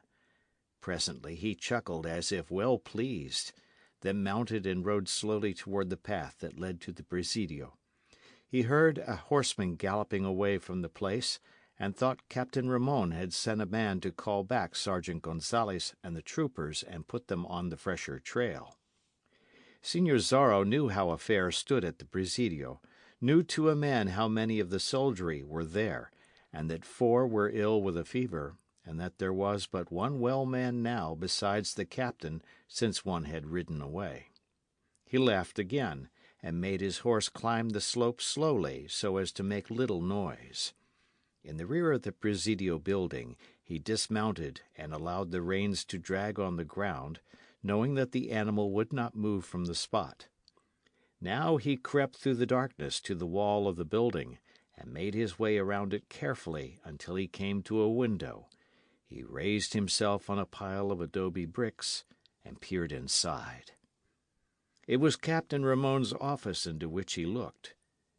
He saw the Commandante sitting before a table reading a letter which, it appeared, he had just finished writing. Captain Ramon was talking to himself, as does many an evil man. "This will cause consternation for the pretty señorita," he was saying. "That will teach her not to flaunt an officer of His Excellency's forces. When her father is in the carcel charged with high treason, and his estates have been taken away, then perhaps she will listen to what I have to say." Señor Zorro had no difficulty in distinguishing the words. He guessed instantly that Captain Ramon had planned a revenge, that he contemplated mischief toward the Pulidos. Beneath his mask the face of Señor Zorro grew black with rage. He got down from the pile of adobe bricks and slipped on along the wall until he came to the corner of the building. In a socket at the side of the front door a torch was burning, and the only able-bodied man left in the garrison was pacing back and forth before the doorway, a pistol in his belt and a blade at his side. Señor Zorro noted the length of the man's pacing. He judged the distance accurately, and just as the man turned his back to resume his march, the highwayman sprang. His hands closed around the soldier's throat as his knees struck the man in the back. Instantly they were upon the ground, the surprised trooper now doing his best to put up a fight. But Señor Zorro, knowing that a bit of noise might mean disaster for him, silenced the man by striking him on the temple with the heavy butt of his pistol. He pulled the unconscious soldier back into the shadows, gagged him with a strip torn from the end of his serape, and bound his hands and feet with other strips. Then he drew his cloak about him, looked to his pistol, listened a moment, to be sure the short fight with the soldier had not attracted the attention of any inside the building, and slipped once more toward the door. He was inside in an instant. Before him was the big lounging room with its hard dirt floor.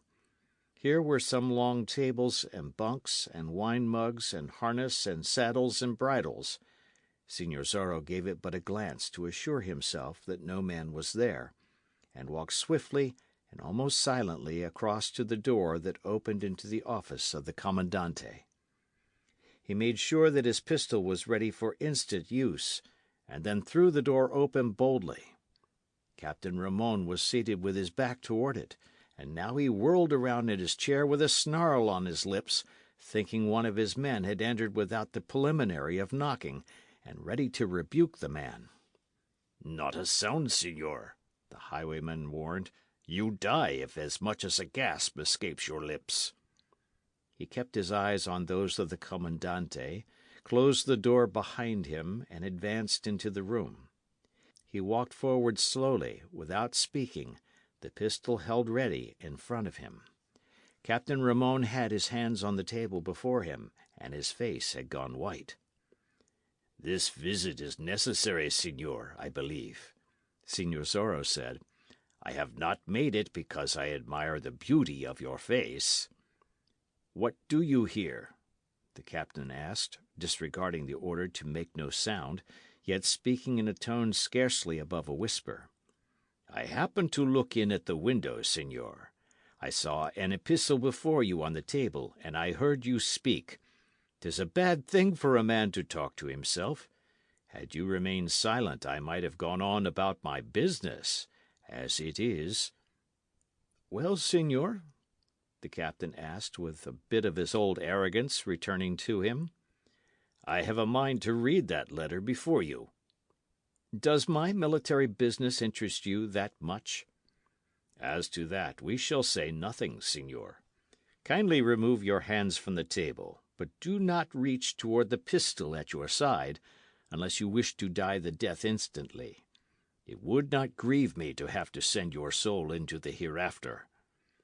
The Commandante did as he had been directed, and Señor Zorro went forward cautiously and snatched up the letter. Then he retreated a few paces again, still watching the man before him. "I am going to read this," he said. "But I warn you that I shall watch you closely, also. Do not make a move, señor.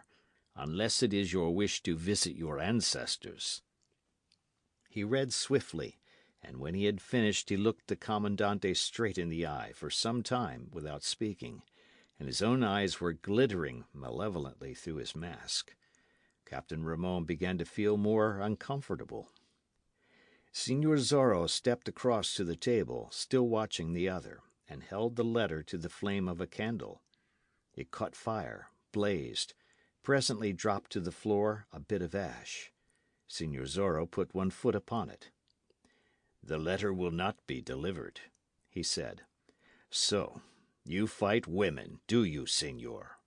A brave officer and an ornament to his Excellency's forces.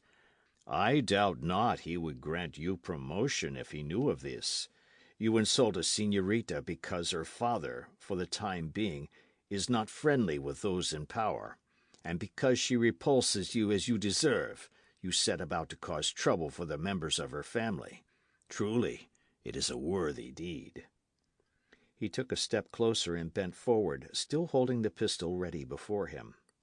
"Let me not hear of you sending any letter similar to the one I have just destroyed," he said. "I regret at the present time that you are unable to stand before me and cross blades. It would be an insult to my sword to run you through, yet would I do it to rid the world of such a fellow." "You speak bold words to a wounded man." "No doubt the wound will heal, señor, and I shall keep myself informed regarding it. And when it has healed, and you have back your strength, I shall take the trouble to hunt you up, and call you to account for what you have attempted doing this night. Let that be understood between us." Again their eyes blazed, each man's into those of the other, and Señor Zorro stepped backward and drew his cloak closer about him. To their ears there came, suddenly, a jangling of harness, the tramp of horses' feet, the raucous voice of Sergeant Pedro Gonzalez. "Do not dismount," the sergeant was crying to his men at the door. "I but make report, then we go on after the rogue. There shall be no rest until we take him." Señor Zorro glanced quickly around the room, for he knew escape by the entrance was cut off now. Captain Ramon's eyes flashed with keen anticipation. "Ho, Gonzales!" he shrieked before Zorro could warn him against it. "To the rescue, Gonzales! Señor Zorro is here!" And then he looked at the highwayman defiantly, as if telling him to do his worst. But Señor Zorro had no desire to fire his pistol and let out the captain's lifeblood, it appeared, preferring to save him for the blade when his shoulder should have healed. "Remain where you are," he commanded, and darted toward the nearest window. The big sergeant had heard, however. He called upon his men to follow, and rushed across the large room to the door of the office, and threw it open. A bellow of rage escaped him as he saw the masked man standing beside the table, and saw the commandante sitting before it with his hands spread out before him. "By the saints, we have him!" Gonzales cried. "In with you, troopers! Guard the doors! Some look to the windows!" Señor Zorro had transferred his pistol to his left hand, and had whipped out his blade. Now he swept it forward and sideways, and the candles were struck from the table. Zorro put his foot upon the only one that remained lighted, and extinguished it in that manner, and the room was in darkness. "Lights! Bring a torch!" Gonzales shrieked. Señor Zorro sprang aside, against the wall, and made his way around it rapidly, while Gonzales and two other men sprang into the room, and one remained guarding the door, while in the other room several ran to get a torch, and managed to get in one another's way. The man with the torch came rushing through the door finally, and he shrieked and went down with a sword blade through his breast, and the torch fell to the floor and was extinguished. And then, before the sergeant could reach the spot, Señor Zorro was back in the darkness again, and could not be found. Gonzales was roaring his curses now, and searching for the man he wished to slay, and the captain was crying to him to be careful, and not put his blade through a trooper by mistake. The other men were storming around. In the other room one came with a second torch. Zorro's pistol spoke, and the torch was shot from the man's hand. The highwayman sprang forward and stamped upon it, putting it out, and again retreated to the darkness, changing his position rapidly, listening for the deep breathing that would tell him the exact location of his various foes. "Catch the rogue!" The Commandante was shrieking. "Can one man thus make fools of the lot of you?" Then he ceased to speak, for Señor Zorro had grasped him from behind and shut off his wind, and now the highwayman's voice rang out above the din. "Soldiers, I have your captain. I am going to carry him before me and back out the door. I am going to cross the other room, and so reach the outside of the building. I have discharged one pistol, but I am holding its mate at the base of the captain's brain. And when one of you attacks me, I fire, and you are without a captain." The captain could feel cold steel at the back of his head, and he shrieked for the men to use caution. And Señor Zorro carried him to the doorway and backed out with the captain held in front of him, while Gonzales and the troopers followed as closely as they dared, watching every move, hoping for a chance to catch him unaware. He crossed the big lounging room of the Presidio, and so came to the outside door. He was somewhat afraid of the men outside, for he knew that some of them had run around the building to guard the windows. The torch was still burning just outside the door, and Señor Zorro put up his hand and tore it down and extinguished it. But still there would be grave danger the moment he stepped out. Gonzales and the troopers were before him, spread out fan fashion across the room, bending forward, waiting for a chance to get in a blow. Gonzales held a pistol in his hand, though he made out to despise the weapon, and was watching for an opportunity to shoot without endangering the life of his captain. "Back, señores," the highwayman commanded now. "I would have more room in which to make my start. That is it. I thank you. Sergeant Gonzales, were not the odds so heavy, I might be tempted to play at fence with you and disarm you again." "By the saints! Some other time, my sergeant. And now, señores, attention. It desolates me to say it, but I had only the one pistol. What the captain has been feeling all this time at the base of his brain is naught except a bridle buckle I picked up from the floor. Is it not a pretty jest? Señores, adios." Suddenly he whirled the captain forward, darted into the darkness, and started toward his horse with the whole pack at his heels, and pistol flashes splitting the blackness of the night, and bullets whistling by his head. His laughter came back to them on the stiffening breeze that blew in from the distant sea. End of chapter.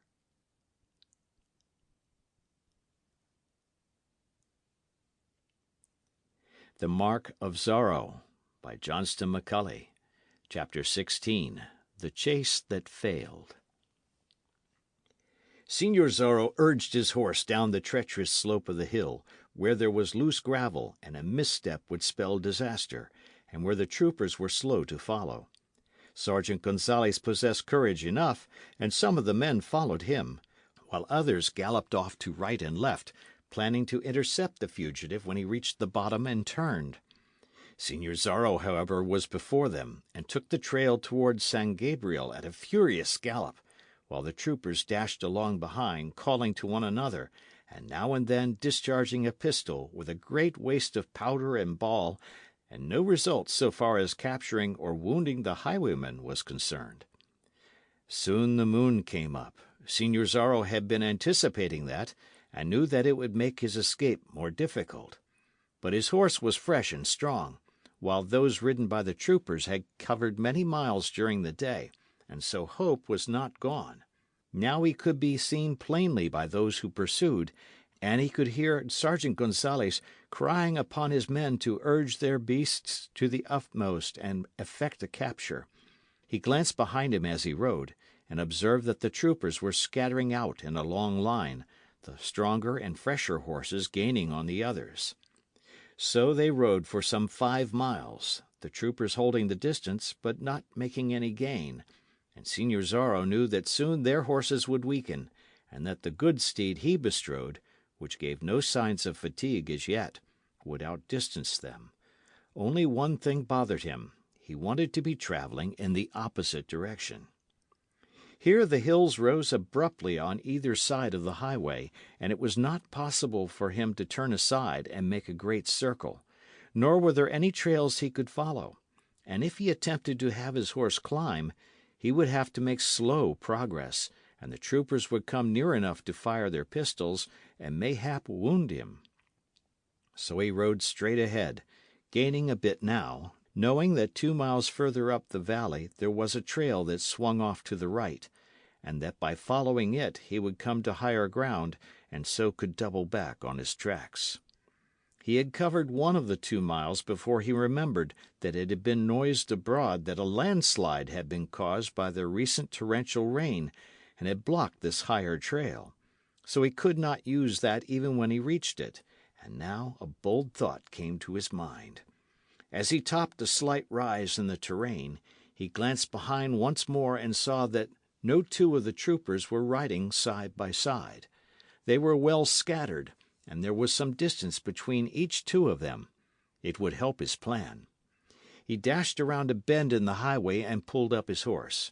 He turned the animal's head back toward whence he had come, and bent forward in the saddle to listen. When he could hear the hoof-beats of his nearest pursuer's horse, he drew his blade, took a turn of the reins around his left wrist, and suddenly struck his beast in the flanks cruelly with his sharp rowels. The animal he rode was not used to such treatment, never having felt the spurs except when in a gallop and his master wished greater speed. Now he sprang forward like a thunderbolt, dashed around the curve like a wild stallion, and bore down upon the nearest of Signor Zorro's foes. "Make way!" Signor Zorro cried. The first man gave ground readily, not sure that this was the highwayman coming back, and when he was sure of it, he shrieked the intelligence to those behind, but they could not understand because of the clatter of hoofs on the hard road. Signor Zorro bore down upon the second man, clashed swords with him, and rode on. He dashed around another curve, and his horse struck another fairly, and hurled him from the roadway. Zorro swung at the fourth man and missed him, and was glad that the fellow's counterstroke missed as well. And now there was naught but the straight ribbon of road before him, and his galloping foes dotting it. Like a maniac he rode them through, cutting and slashing at them as he passed. Sergeant Gonzales, far in the rear because of his jaded mount, realized what was taking place and screeched at his men, and even as he screeched a thunderbolt seemed to strike his horse, unseating him.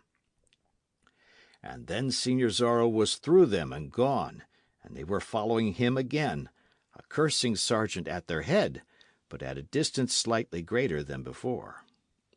He allowed his horse to go somewhat slower now, since he could keep his distance, and rode to the first cross-trail, into which he turned. He took to higher ground, and he looked back to see the pursuit streaming out over the hill, losing itself in the distance, but still determined. "It was an excellent trick," Signor Zorro said to his horse, "but we cannot try it often." He passed the hacienda of a man friendly to the governor, and a thought came to him. Gonzales might stop there and obtain fresh horses for himself and his men. Nor was he mistaken in that. The troopers dashed up the driveway, and dogs howled a welcome. The master of the hacienda came to the door, holding a candelero high above his head. "We chase Signor Zorro!" Gonzales cried. "We require fresh steeds in the name of the governor." The servants were called, and Gonzales and his men hurried to the corral. Magnificent horses were there, horses almost as good as the one the highwayman rode, and all were fresh. The troopers quickly stripped saddles and bridles from their jaded mounts, and put them on the fresh steeds, and then dashed for the trail again, and took up the pursuit. Signor Zorro had gained quite a lead, but there was only one trail he could follow, and they might overtake him. 3 miles away, on the crest of a small hill, there was a hacienda that had been presented to the mission of San Gabriel by a caballero who had died without leaving heirs. The governor had threatened to take it for the state, but so far had not done so, the Franciscans of San Gabriel having a name for protecting their property with determination. In charge of this hacienda was one Fray Felipe, a member of the order who was along in years, and under his direction the neophytes made the estate a profitable one, raising much livestock, and sending to the storehouses great amounts of hides and tallow and honey and fruit, as well as wine. Gonzales knew the trail they were following led to this hacienda, and that just beyond it there was another trail that split, one part going to San Gabriel, and the other returning to Reina de los Angeles by a longer route. If Señor Zorro passed the hacienda, it stood to reason that he would take the trail that ran toward the pueblo, since, had he wished to go to San Gabriel, he would have continued along the highway in the first place, instead of turning and riding back through the troopers at some risk to himself. But he doubted whether Zorro would pass, for it was well known that the highwaymen dealt harshly with those who prosecuted the frailes, and it was to be believed that every Franciscan held a friendly feeling for him and would give him aid. The troopers came within sight of the hacienda, and could see no light. Gonzales stopped them where the driveway started, and listened in vain for sounds of the man they pursued.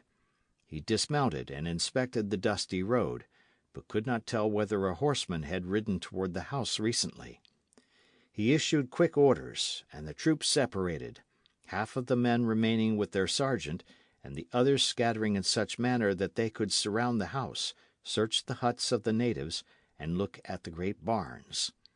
Then Sergeant Gonzales rode straight up the highway with half his men at his back, forced his horse up the steps to the veranda as a sign that he held this place in little respect, and knocked on the door with the hilt of his sword.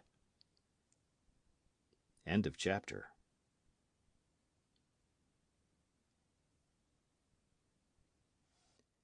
The Mark of Zorro by Johnston McCulley. Chapter 17. Sergeant Gonzales meets a friend. Presently light showed through the windows, and after a time the door was thrown open. Fray Felipe stood framed in it, shading a candle with his hand, a giant of a man now past 60, but one who had been a power in his time. What is all this noise? He demanded in his deep voice. And why do you, son of evil, ride your horse on my veranda? We are chasing this pretty Señor Zorro, Fray, this man they call the Curse of Capistrano, Gonzales said. And you expect to find him in this poor house? Stranger things have happened. Answer me, Fray. Have you heard a horseman gallop past within a short time? I have not. And has this Señor Zorro paid you a visit recently? I do not know the man you mean. You have heard of him, doubtless.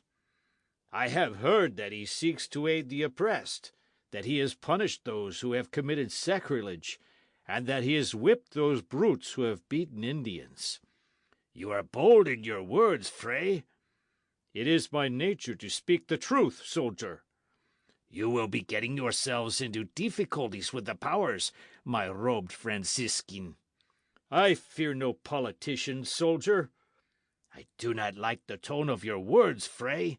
I have half a mind to dismount and give you a taste of my whip.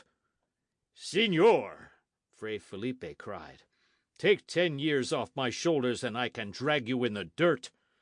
That is a question for dispute. However, let us get to the subject of this visit. You have not seen a masked fiend who goes by the name of Señor Zorro? I have not, soldier. I shall have my men search your house. You accuse me of falsehood, Fray Felipe cried. My men must do something to pass the time, and they may as well search the house. You have nothing you wish to hide? Recognizing the identity of my guests, it might be well to hide the wine jugs, Fray Felipe said. Sergeant Gonzales allowed an oath to escape him, and he got down from his horse. The others dismounted too, and the sergeant's mount was taken off the veranda and left with the horseholder. Then Gonzales drew off his gloves, sheathed his sword, and stamped through the door with the others at his heels, as Fray Felipe fell back before him, protesting against the intrusion. From a couch in a far corner of the room there arose a man who stepped into the circle of light cast by the candelero. "As I have eyes, it is my raucous friend," he cried.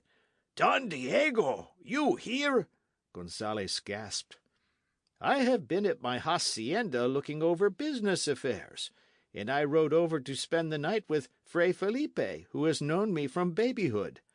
These turbulent times, I thought that here, at least, in this hacienda that is a bit out of the way and has a fray in charge of it, I could for a time rest in peace without hearing of violence and bloodshed. But it appears that I cannot. Is there no place in this country where a man may meditate and consult musicians and the poets?" "Meal mushing goat's milk!" Gonzales cried. "Don Diego, you are my good friend and a true caballero. Tell me, have you seen the Señor Zorro tonight?" "I have not, my sergeant." "You did not hear him ride past the hacienda?" "I did not. But a man could ride past and not be heard here in the house. Fray Felipe and I have been talking together, and were just about to retire when you came." "Then the rogue has ridden on and taken the trail toward the pueblo," the sergeant declared. "You had him in view?" Don Diego asked. "Ha! We were upon his heels, caballero. But at a turn in the highroad he made connection with some 20 men of his band. They rode at us and attempted to scatter us, but we drove them aside and kept on after Señor Zorro. We managed to separate him from his fellows and give chase." "You say he has a score of men?" "Fully a score, as my men will testify. He is a thorn in the flesh of the soldiery, but I have sworn to get him, and when once we stand face to face—" "You will tell me of it afterward?" Don Diego asked, rubbing his hands together.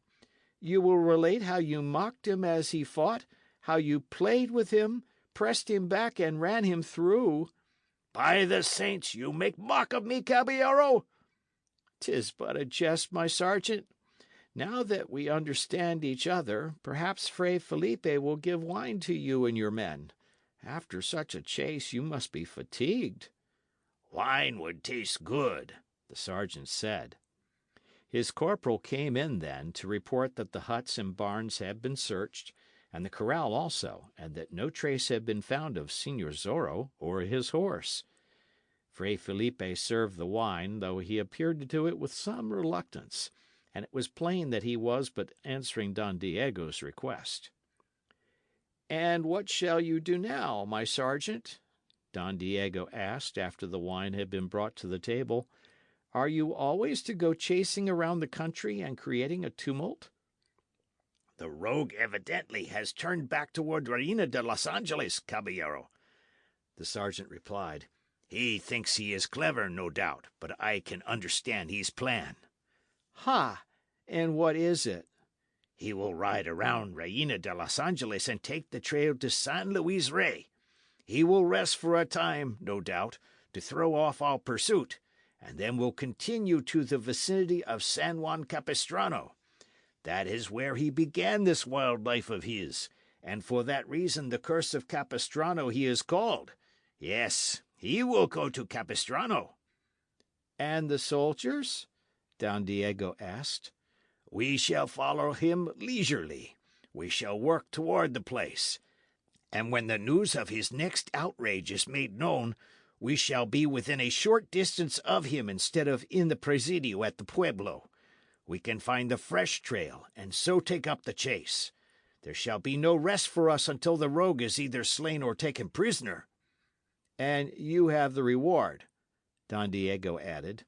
"You speak true words, caballero. The reward will come in handy. But I seek revenge also. The rogue disarmed me once." "Ah, that was the time he held a pistol in your face and forced you to fight not too well?" "That was the time, my good friend. Oh, I have a score to settle with him." "These turbulent times," Don Diego sighed. "I would they were at an end. A man has no chance for meditation. There are moments when I think I shall ride far out in the hills, where there can be found no life except rattlesnakes and coyotes, and there spend a couple of days. Only in that manner may a man meditate." "Why meditate?" Gonzales cried. "Why not cease thought and take to action? What a man you would make, caballero, if you let your eye flash now and then, and quarrelled a bit, and showed your teeth once in a while. What you need is a few bitter enemies." "May the saints preserve us!" Don Diego cried. "It is the truth, caballero. Fight a bit. Make love to some señorita. Get drunk. Wake up and be a man." "Upon my soul, you almost persuade me, my sergeant. But no, I never could endure the exertion." Gonzales growled something into his great moustache and got up from the table. "I have no special liking for you, Fray, but I thank you for the wine, which was excellent," he said. "We must continue our journey. A soldier's duty never is at an end while he lives." "Do not speak of journeys," Don Diego cried. "I must take one myself on the morrow. My business at the hacienda is done, and I go back to the pueblo." "Let me express the hope, my good friend, that you survive the hardship," Sergeant Gonzales said. End of chapter.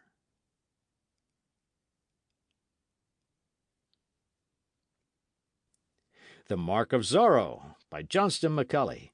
Chapter 18. Don Diego returns.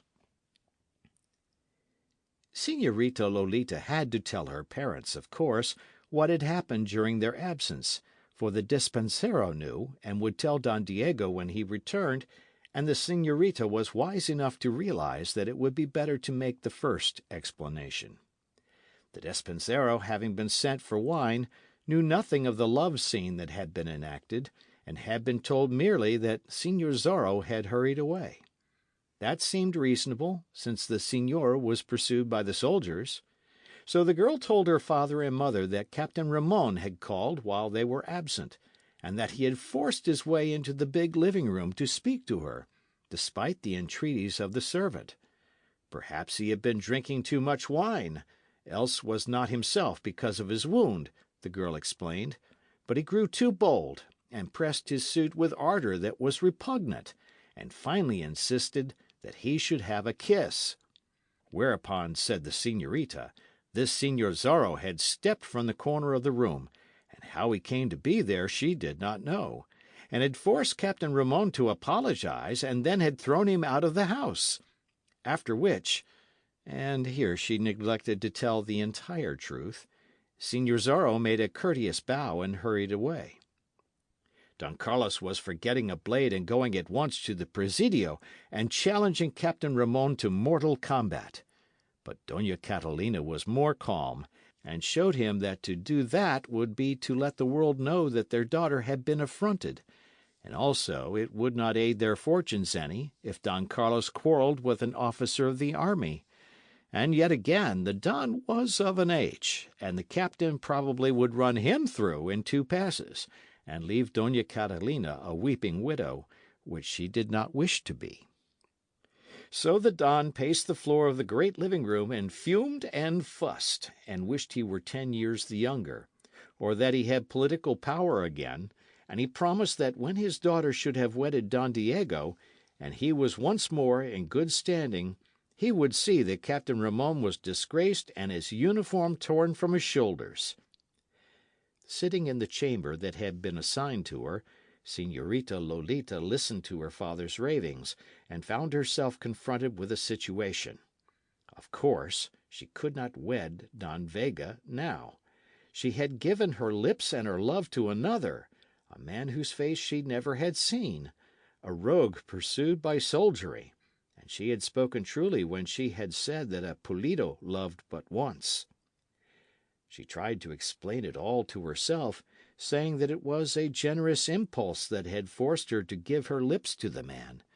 And she told herself that it was not the truth, that her heart had been stirred when first he spoke to her at her father's hacienda during the siesta hour. She was not prepared yet to tell her parents of the love that had come into her life, for it was sweet to keep it a secret. And moreover, she dreaded the shock to them, and half feared that her father might cause her to be sent away to some place where she never would see Signor Zorro again. She crossed to a window and gazed out at the plaza, and she saw Don Diego approaching in the distance. He rode slowly, as if greatly fatigued, and his two native servants rode a short distance behind him. Men called to him as he neared the house, and he waved his hand at them languidly in response to their greeting. He dismounted slowly, one of the natives holding the stirrup and assisting him, brushed the dust from his clothes, and started toward the door. Don Carlos and his wife were upon their feet to greet him, their faces beaming, for they had been accepted anew into society the evening before, and knew it was because they were Don Diego's house guests. "I regret that I was not here when you arrived," Don Diego said, "but I trust that you have been made comfortable in my poor house." "More than comfortable in this gorgeous palace," Don Carlos exclaimed. "Then you have been fortunate, for the saints know I have been uncomfortable enough." "How is that, Don Diego?" Dona Catalina asked. "My work at the hacienda done, I rode as far as the place of Fray Felipe, there to spend the night in quiet. But as we were about to retire, there came a thundering noise at the door, and this Sergeant Gonzales and a troop of soldiers entered. It appears that they had been chasing the highwayman called Signor Zorro, and had lost him in the darkness." In the other room, a dainty señorita gave thanks for that. "These are turbulent times," Don Diego continued, sighing and mopping the perspiration from his forehead. "The noisy fellows were with us an hour or more, and then continued the chase. And because of what they had said of violence, I endured a horrible nightmare, so got very little rest. And this morning I was forced to continue to Reina de los Angeles." "You have a difficult time," Don Carlos said. "Signor Zorro was here, caballero, in your house, before the soldiers chased him." "What is this intelligence?" Don Diego cried, sitting up straight in his chair and betraying sudden interest. "Undoubtedly he came to steal, else to abduct you and hold you for ransom," Dona Catalina observed. "But I scarcely think that he stole. Don Carlos and myself were visiting friends, and Señorita Lolita remained here alone. There is a distressing affair to report to you." "I beg of you to proceed," Don Diego said. "While we were gone, Captain Ramon, of the Presidio, called. He was informed we were absent, but he forced his way into the house and made himself obnoxious to the señorita. This Signor Zorro came in and forced the captain to apologize, and then drove him away." "Well, that is what I call a pretty bandit," Don Diego exclaimed. "The señorita suffers from the experience?" "Indeed, no," said Dona Catalina. "She was of the opinion that Captain Ramon had taken too much wine. I shall call her." Dona Catalina went to the door of the chamber and called her daughter, and Lolita came into the room and greeted Don Diego as became a proper maiden. "It makes me desolate to know that you received an insult in my house," Don Diego said. "I shall consider the affair." Dona Catalina made a motion to her husband, and they went to a far corner to sit, that the young folk might be somewhat alone, which seemed to please Don Diego, but not the señorita. End of chapter.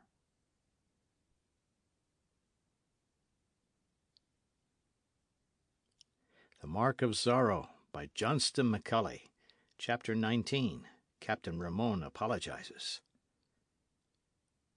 "Captain Ramon is a beast," the girl said in a voice not too loud. "He is a worthless fellow," Don Diego agreed. He wished to kiss me," she said. "And you did not let him, of course?" "Señor!" Confound it, I did not mean that. Certainly you did not let him. I trust that you slapped his face." "I did," said the señorita.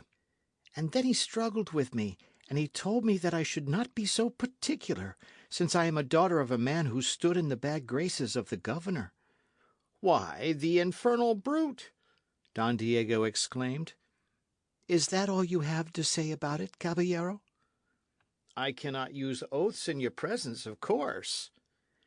"Do you not understand, señor? This man comes into your house and insulted the girl you have asked to be your wife." "Confound the rascal! When next I see his Excellency, I shall ask him to remove the officer to some other post." "Oh!" the girl cried. "Have you no spirit at all? Have him removed?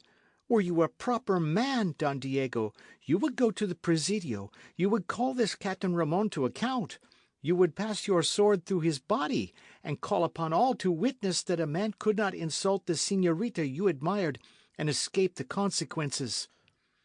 "It is such an exertion to fight," he said. "Let us not speak of violence. Perhaps I shall see the fellow and rebuke him." "Rebuke him!" the girl cried. "Let us talk of something else, señorita. Let us speak of the matter regarding which I talked the other day. My father will be after me again soon to know when I am going to take a wife. Cannot we get the matter settled in some manner? Have you decided upon the day?" "I have not said that I would marry you," she replied. "Why hold off?" he questioned. "Have you looked at my house? I shall make it satisfactory to you, I am sure. You shall furnish it to suit your taste, though I pray you do not disturb it too much, for I dislike to have things in a mess. You shall have a new carriage, and anything you may desire." "Is this your manner of wooing?" she asked, glancing at him from the corners of her eyes. "What a nuisance to woo!" he said. "Must I play a guitar and make pretty speeches? Can you not give me your answer without all that foolishness?" She was comparing this man beside her with Señor Zorro, and Don Diego did not compare to him favourably. She wanted to be done with this farce, to have Don Diego out of her vision, and none but Señor Zorro in it. "I must speak frankly to you, caballero," she said. "I have searched my heart, and in it I find no love for you. I am sorry, for I know what our marriage would mean to my parents, and to myself in a financial way, but I cannot wed you, Don Diego, and it is useless for you to ask." "Well, by the saints, I had thought it was all about settled," he said. "Do you hear that, Don Carlos? Your daughter says she cannot wed with me, that it is not in her heart to do so." "Lolita, retire to your chamber," Dona Catalina exclaimed. The girl did so gladly. Don Carlos and his wife hurried across the room and sat down beside Don Diego. "I fear you do not understand women, my friend," Don Carlos said. "Never must you take a woman's answer for the last. She always may change her mind. A woman likes to keep a man dangling, likes to make him blow cold with fear and hot with anticipation. Let her have her moods, my friend. In the end, I am sure, you shall have your way." "It is beyond me," Don Diego cried. "What shall I do now? I told her I would give her all her heart desired." "Her heart desires love, I suppose," Dona Catalina said, out of the wealth of her woman's wisdom. "Yet certainly I shall love and cherish her. Does not a man promise that in the ceremony? Would a Vega break his word regarding such a thing?" "Just a little courtship," Don Carlos urged. "But it is such a nuisance." "A few soft words, a pressure of the hand now and then, a sigh or two, a languishing look from the eyes." "Nonsense!" "It is what a maiden expects. Speak not of marriage for some time. Let the idea grow on her." "But my august father is liable to come to the pueblo any day, and ask when I am to take a wife. He has rather ordered me to do it."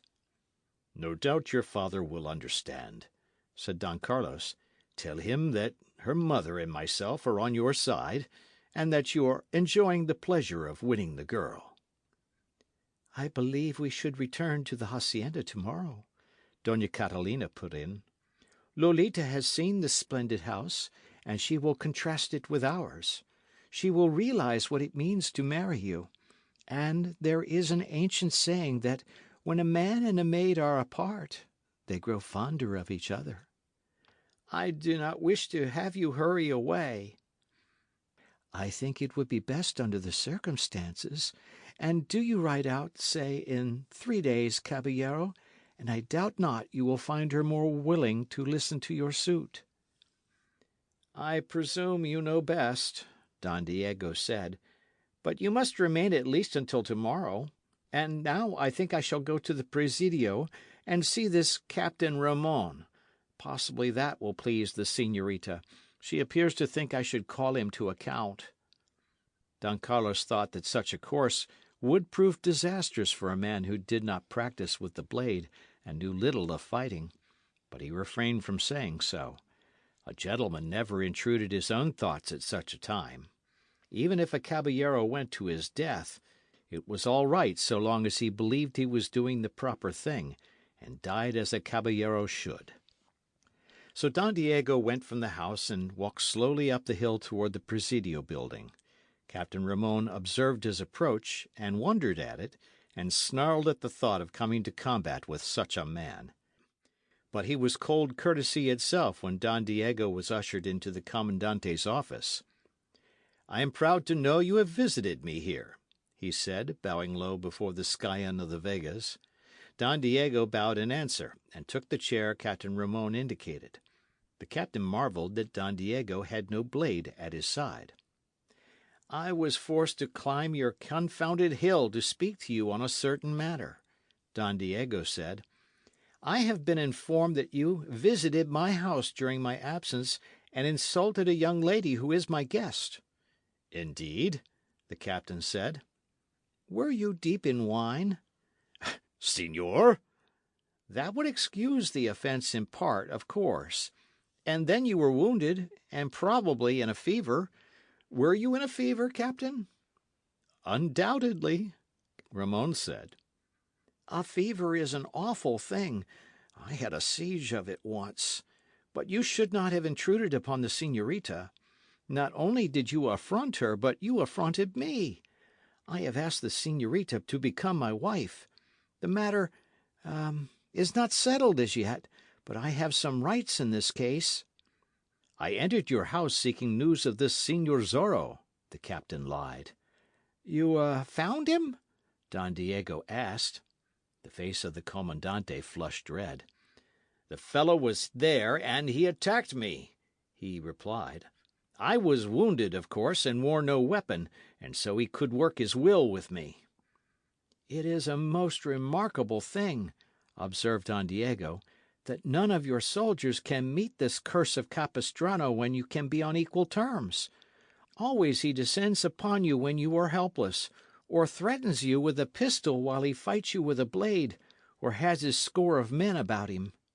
I met Sergeant Gonzales and his men at the hacienda of Fray Felipe last night, and the big sergeant told some harrowing tale of the highwayman and his score of men scattering his troopers. We shall get him yet, the captain promised, and I might call your attention to certain significant things, caballero. Don Carlos Pulido, as we know, does not stand high with those in authority. This Señor Zorro was at the Pulido hacienda, you will remember, and attacked me there, emerging from a closet to do it. Ha! What mean you? Again, on last night he was in your house while you were abroad, and the Pulidos were your guests. It begins to look as if Don Carlos has a hand in the work of the Señor Zorro. I am almost convinced that Don Carlos is a traitor, and is aiding the rogue. You had better think twice, or half a score of times, before seeking a matrimonial alliance with the daughter of such a man. By the saints, what a speech! Don Diego exclaimed, as if in admiration. You have made my poor head ring with it. You really believe all this? I do, caballero. Well, the Pulidos are returning to their own place tomorrow, I believe. I but asked them to be my guests, so they could be away from the scenes of the Señor Zorro's deeds. And Señor Zorro followed them to the pueblo, you see? Can it be possible? Don Diego gasped. I must consider the matter. Oh, these turbulent times! But they are returning to their hacienda tomorrow. Of course, I would not have His Excellency think that I harboured a traitor. He got to his feet, bowed courteously, and then stepped slowly toward the door. And there he seemed to remember something suddenly, and turned to face the captain again. Ha! I am at the point of forgetting all about the insult, he exclaimed. What have you to say, my captain, regarding the events of last night? Of course, caballero. I apologize to you most humbly, Captain Ramon replied. I suppose that I must accept your apology, but please do not let such a thing happen again. You frightened my despensero badly, and he is an excellent servant. Then Don Diego Vega bowed again and left the presidio, and Captain Ramon laughed long and loudly, until the sick men in the hospital room feared that their commandante must have lost his wits. "What a man!" the captain exclaimed. "I have turned him away from that Pulido señorita, I think. And I was fool to hint to the governor that he could be capable of treason. I must rectify that matter in some way. The man has not enough spirit to be a traitor." End of chapter.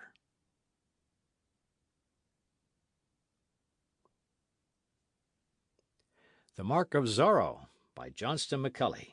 Chapter 20. Don Diego Shows Interest. The threatened rain did not come that day, nor that night, and the following morning found the sun shining brightly, and the sky blue, and the scent of blossoms in the air. Soon after the morning meal, the Pulido carreta was driven to the front of the house by Don Diego's servants, and Don Carlos and his wife and daughter prepared to depart for their own hacienda. It desolates me, Don Diego said at the door, that there can be no match between the señorita and myself. What shall I say to my father? Do not give up hope, caballero, Don Carlos advised him. Perhaps when we are home again, and Lolita contrasts our humble abode with your magnificence here, she will change her mind. A woman changes her mind, caballero, as often as she does the method of doing her hair. I had thought all would be arranged before now, Don Diego said. You think there is still hope? I trust so, Don Carlos said, but he doubted it, remembering the look that had been in the señorita's face. However, he intended having a serious talk with her once they were home, and possibly might decide to insist on obedience even in this matter of taking a mate. So the usual courtesies were paid, and then the lumbering carreta was driven away, and Don Diego Vega turned back into his house with his head hanging upon his breast, as it always hung when he did himself the trouble to think. Presently he decided that he needed companionship for the moment, and left the house to cross the plaza and enter the tavern.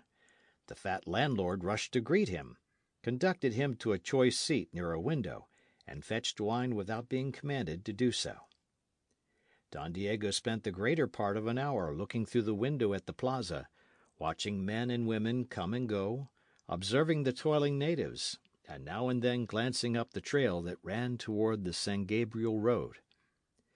Down this trail, presently, he observed approaching 2 mounted men, and between their horses walked a third man, and Don Diego could see that ropes ran from this man's waist to the saddles of the horsemen. What in the name of the saints have we here? He exclaimed, getting up from the bench and going closer to the window. Ha! Said the landlord at his shoulder. That will be some prisoner coming now. Prisoner? Said Don Diego, looking at him with a question in his glance. A native brought the news a short time ago, caballero. Once more a fray is in the toils. Explain, fat one. The man is to go before the magistrado immediately for his trial. They say that he swindled a dealer in hides, and now must pay the penalty. He wished his trial at San Gabriel, but that was not allowed, since all there are in favour of the missions and the frailes." "Who is this man?" Don Diego asked. "He is called Fray Felipe, caballero." "What is this? Fray Felipe is an old man and my good friend. I spent night before the last with him at the hacienda he manages." "No doubt he has imposed upon you, caballero, as upon others," the landlord said. Don Diego showed some slight interest now. He walked briskly from the tavern and went to the office of the magistrado, in a little adobe building on the opposite side of the plaza. The horsemen were just arriving with their prisoner. They were 2 soldiers who had been stationed at San Gabriel, the frailes having been forced to give them bed and board in the governor's name. It was Fray Felipe. He had been forced to walk the entire distance fastened to the saddles of his guards, and there were indications that the horsemen had galloped now and then to test the Fray's power of endurance. Fray Felipe's gown was almost in rags, and was covered with dust and perspiration. Those who crowded around him now gave him jeers and coarse jests, but the Fray held his head proudly, and pretended not to see or hear them. The soldiers dismounted and forced him into the magistrado's office, and the loiterers and natives crowded forward and through the door. Don Diego hesitated a moment, and then stepped toward the door. "One side, scum!" he cried, and the natives gave way before him. He entered and pressed through the throng. The magistrado saw him and beckoned him to a front seat, but Don Diego did not care to sit at that time. "What is it we have here?" he demanded. "This is Fray Felipe, a godly man and my friend."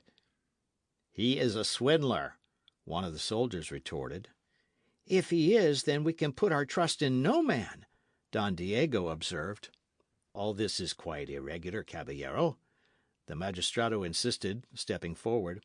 "The charges have been preferred, and the man is here to be tried." Then Don Diego sat down and court was convened. The man who made the complaint was an evil-looking fellow, who explained that he was a dealer in tallow and hides, and had a warehouse in San Gabriel. "I went to the hacienda this Fray manages and purchased 10 hides of him," he testified, "after giving him the coins in payment, and taking them to my storehouse. I found that the hides had not been cured properly. In fact, they were ruined. I returned to the hacienda and told the Fray as much, demanding that he return the money, which he refused to do." "The hides were good," Fray Felipe put in. "I told him I would return the money when he returned the hides." "They were spoiled," the dealer declared. "My assistant here will testify as much. They caused a stench, and I had them burned immediately." The assistant testified as much. "Have you anything to say, Fray?" the magistrado asked. "It will avail me nothing," Fray Felipe said. "I am already found guilty and sentenced. Were I a follower of a licentious governor instead of a robed Franciscan, the hides would have been good." "You speak treason," the magistrado cried. "I speak truth." The magistrado puckered his lips and frowned. "There has been entirely too much of this swindling," he said finally. "Because a man wears a robe he cannot rob with impunity. In this case, I deem it proper to make an example, that frailes will see that they cannot take advantage of their calling. The Fray must repay the man the price of the hides, and for the swindle he shall receive across his bare back 10 lashes, and for the words of treason he has spoken, he shall receive 5 lashes additional. It is a sentence." End of chapter.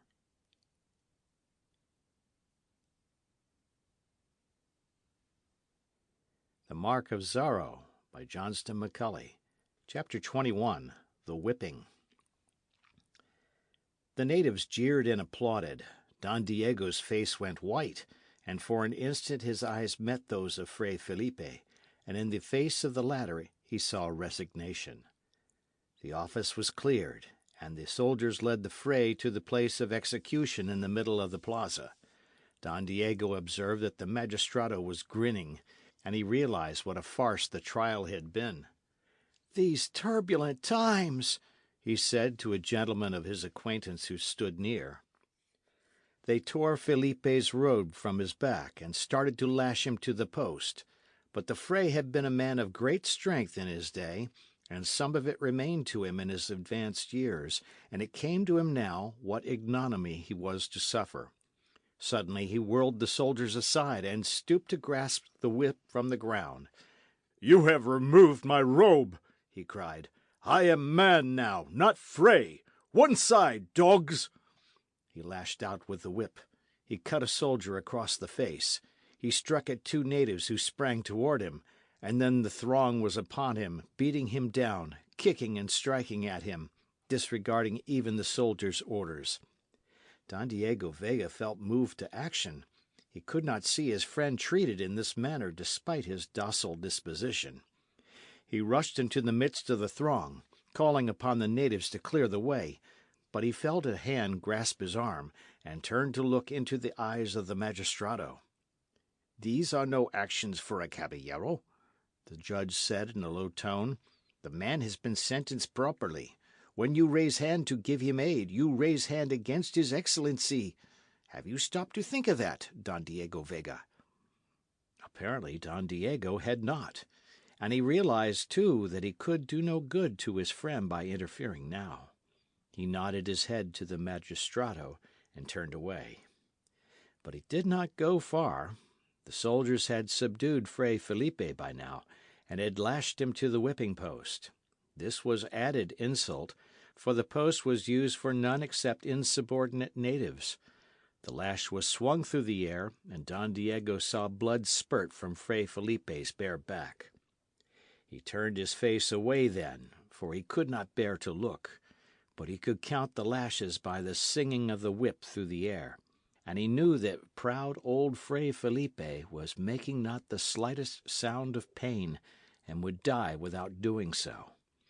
He heard the natives laughing, and turned back again to find that the whipping was at an end. "The money must be repaid within 2 days, or you shall have 15 lashes more," the magistrado was saying. Fray Felipe was untied and dropped to the ground at the foot of the post. The crowd began to melt away. 2 frailes who had followed him from San Gabriel aided their brother to his feet, and led him aside while the natives hooted. Don Diego Vega returned to his house. "Send me Bernardo," he ordered his despensero. The butler bit his lip to keep from grinning as he went to do as he was bidden. Bernardo was a deaf and dumb native servant, for whom Don Diego had a peculiar use. Within the minute he entered the great living room and bowed before his master. "Bernardo, you are a gem," Don Diego said. "You cannot speak or hear, cannot write or read, and have not sense enough to make your wants known by the sign language. You are the one man in the world to whom I can speak without having my ears talked off in reply. You do not ha me at every turn." Bernardo bobbed his head as if he understood. He always bobbed his head in that fashion when Don Diego's lips ceased to move. "These are turbulent times, Bernardo," Don Diego continued. "A man can find no place where he can meditate. Even at Fray Felipe's night before last there came a big sergeant pounding at the door. A man with nerves is in a sorry state, and this whipping of old Fray Felipe. Bernardo, let us hope that this Señor Zorro, who punishes those who work injustice, hears of the affair and acts accordingly." Bernardo bobbed his head again. "As for myself, I am in a pretty pickle," Don Diego went on. "My father has ordered that I get me a wife, and the señorita I selected will have none of me. I shall have my father taking me by the ear in short order. Bernardo, it is time for me to leave this pueblo for a few days. I shall go to the hacienda of my father, to tell him I have got no woman to wed me yet, and ask his indulgence. And there, on the wide hills behind his house, may I hope to find some spot where I may rest and consult the poets for one entire day without highwaymen and sergeants and unjust magistrados bothering me. And you, Bernardo, shall accompany me, of course. I can talk to you without your taking the words out of my mouth." Bernardo bobbed his head again. He guessed what was to come. It was a habit of Don Diego's to talk to him thus for a long time, and always there was a journey afterward. Bernardo liked that, because he worshipped Don Diego, and because he liked to visit the hacienda of Don Diego's father, where he always was treated with kindness. The despensero had been listening in the other room, and had heard what was said, and now he gave orders for Don Diego's horse to be made ready, and prepared a bottle of wine and water for the master to take with him. Within a short time Don Diego set out, Bernardo riding a mule a short distance behind him. They hurried along the high road, and presently caught up with a small carreta, beside which walked two robed Franciscans, and in which was Fray Felipe, trying to keep back moans of pain. Don Diego dismounted beside the carreta as it stopped.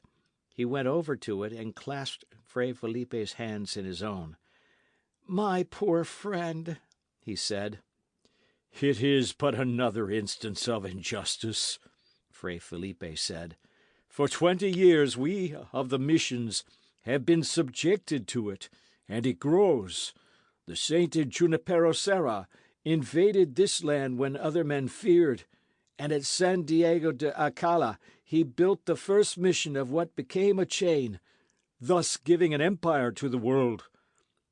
Our mistake was that we prospered. We did the work, and others reaped the advantages." Don Diego nodded, and the other went on. "They began taking our mission lands from us, lands we had cultivated, which had formed a wilderness and which my brothers had turned into gardens and orchards. They robbed us of worldly goods, and not content with that, they now are persecuting us. The mission empire is doomed, caballero. The time is not far distant when mission roofs will fall in and the walls crumble away. Some day people will look at the ruins and wonder how such a thing could come to pass. But we can do naught except submit. It is one of our principles. I did forget myself for a moment in the plaza at Reina de los Angeles, when I took the whip and struck a man. It is our lot to submit." "Sometimes," mused Don Diego, "I wish I were a man of action." "You give sympathy, my friend, which is worth its weight in precious stones. And action expressed in a wrong channel is worse than no action at all. Where do you ride?" "To the hacienda of my father, good friend. I must crave his pardon and ask his indulgence. He has ordered that I get me a wife, and I find it a difficult task." "That should be an easy task for a Vega. Any maiden would be proud to take that name." "I had hoped to wed with the Señorita Lolito Polito, she having taken my fancy." "A worthy maiden. Her father, too, has been subjected to unjust oppression. Did you join your family to his, none would dare raise hand against him." "All that is very well, Fray, and the absolute truth, of course. But the señorita will have none of me," Don Diego complained. "It appears that I have not dash and spirit enough." "She is hard to please, perhaps. Or possibly she is but playing at being a coquette, with the hope of leading you on and increasing your ardour. A maid loves to tantalize a man, caballero. It is her privilege." "I showed her my house in the pueblo, and mentioned my great wealth, and agreed to purchase a new carriage for her," Don Diego told him. "Did you show her your heart, mention your love, and agree to be a perfect husband?" Don Diego looked at him blankly, then batted his eyes rapidly and scratched at his chin, as he did sometimes when he was puzzled over a matter. "What a perfectly silly idea!" he exclaimed after a time. "Try it, caballero. It may have an excellent effect." End of chapter.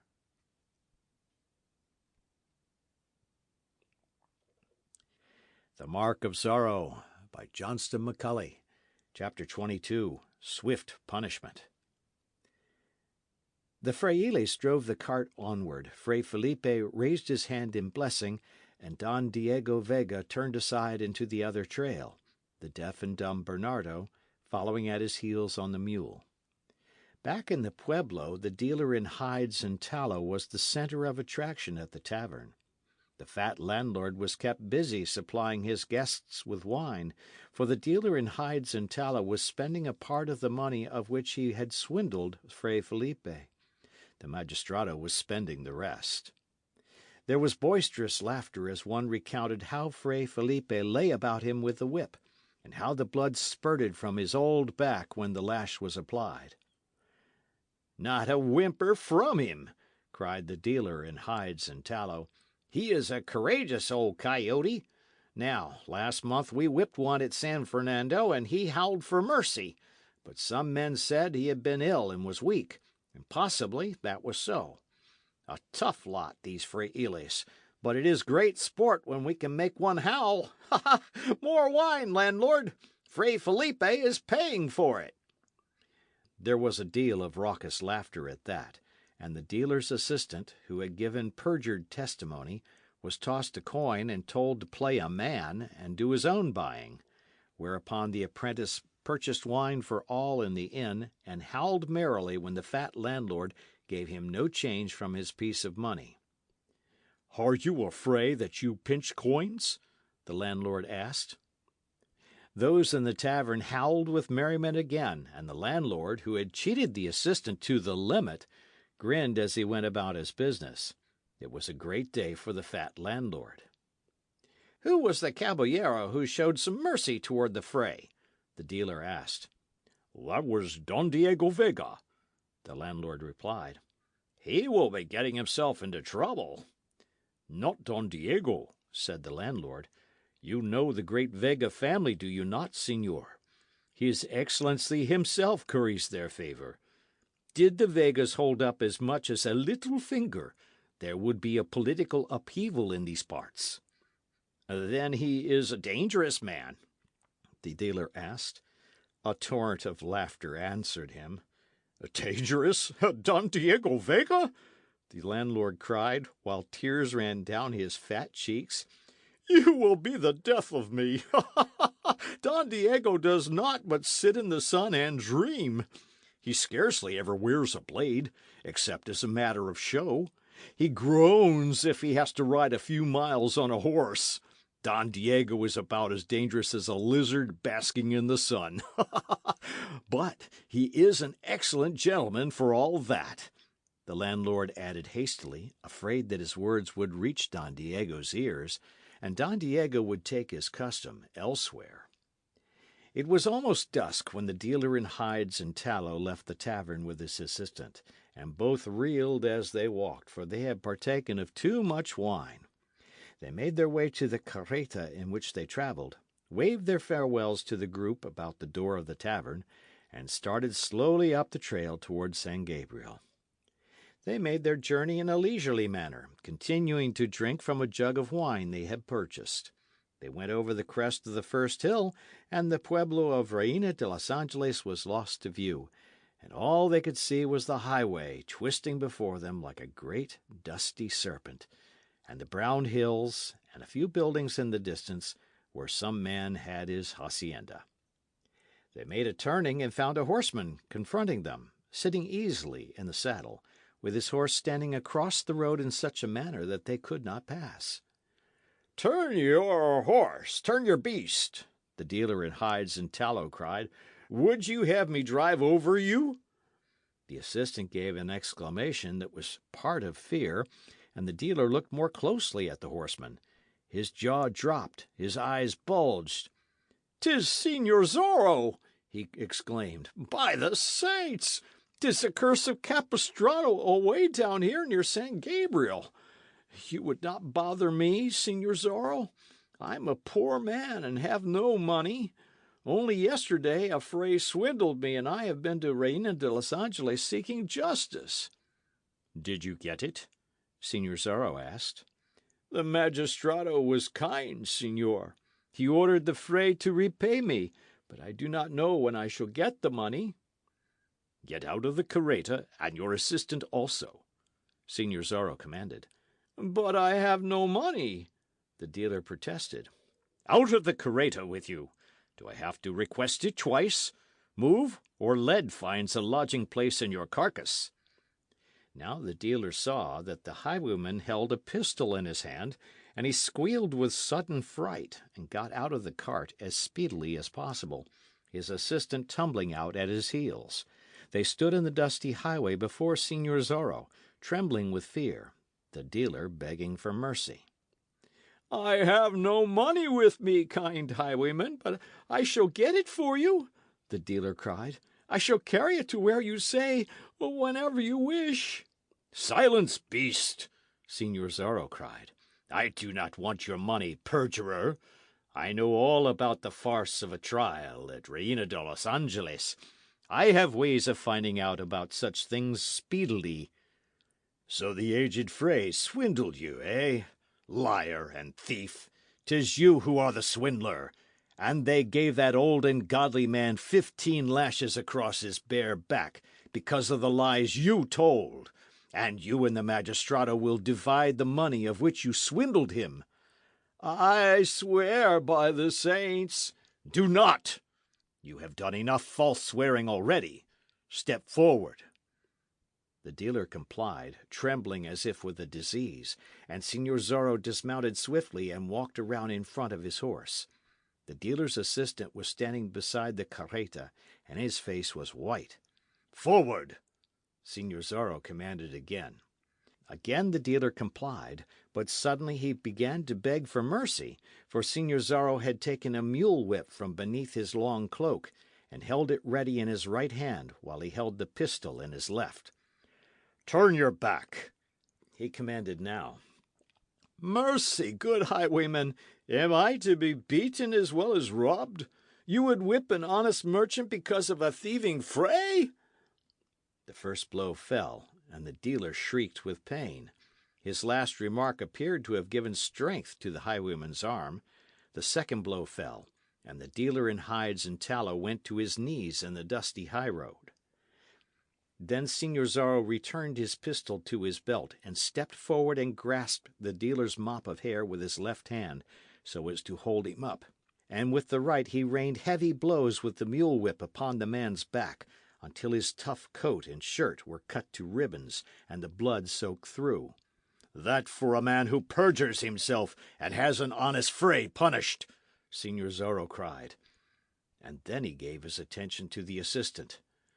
"No doubt, young man, you but carried out your master's orders when you lied before the magistrato," he said. "But you must be taught to be honest and fair, no matter what the circumstances." "Mercy, signor!" the assistant howled. "Did you not laugh when a fray was being whipped? Are you not filled with wine now because you have been celebrating the punishment that godly man received for something he did not do?" Signor Zorro grasped the youth by the nape of his neck, whirled him around, and sent a stiff blow at his shoulders. The boy shrieked, and then began whimpering. 5 lashes in all he received, for Signor Zorro apparently did not wish to render him unconscious. And finally he hurled the boy from him, and looped his whip. "Let us hope both of you have learned your lesson," he said. "Get into the carreta and drive on. And when you speak of this occurrence, tell the truth, else I hear of it and punish you again. Let me not learn that you have said some 15 or 20 men surrounded and held you while I worked with the whip." The apprentice sprang into the cart, and his master followed, and they whipped up and disappeared in a cloud of dust towards San Gabriel. Signor Zorro looked after them for a time, then lifted his mask and wiped the perspiration from his face, and then mounted his horse again, fastening the mule whip to the pommel of his saddle. End of chapter.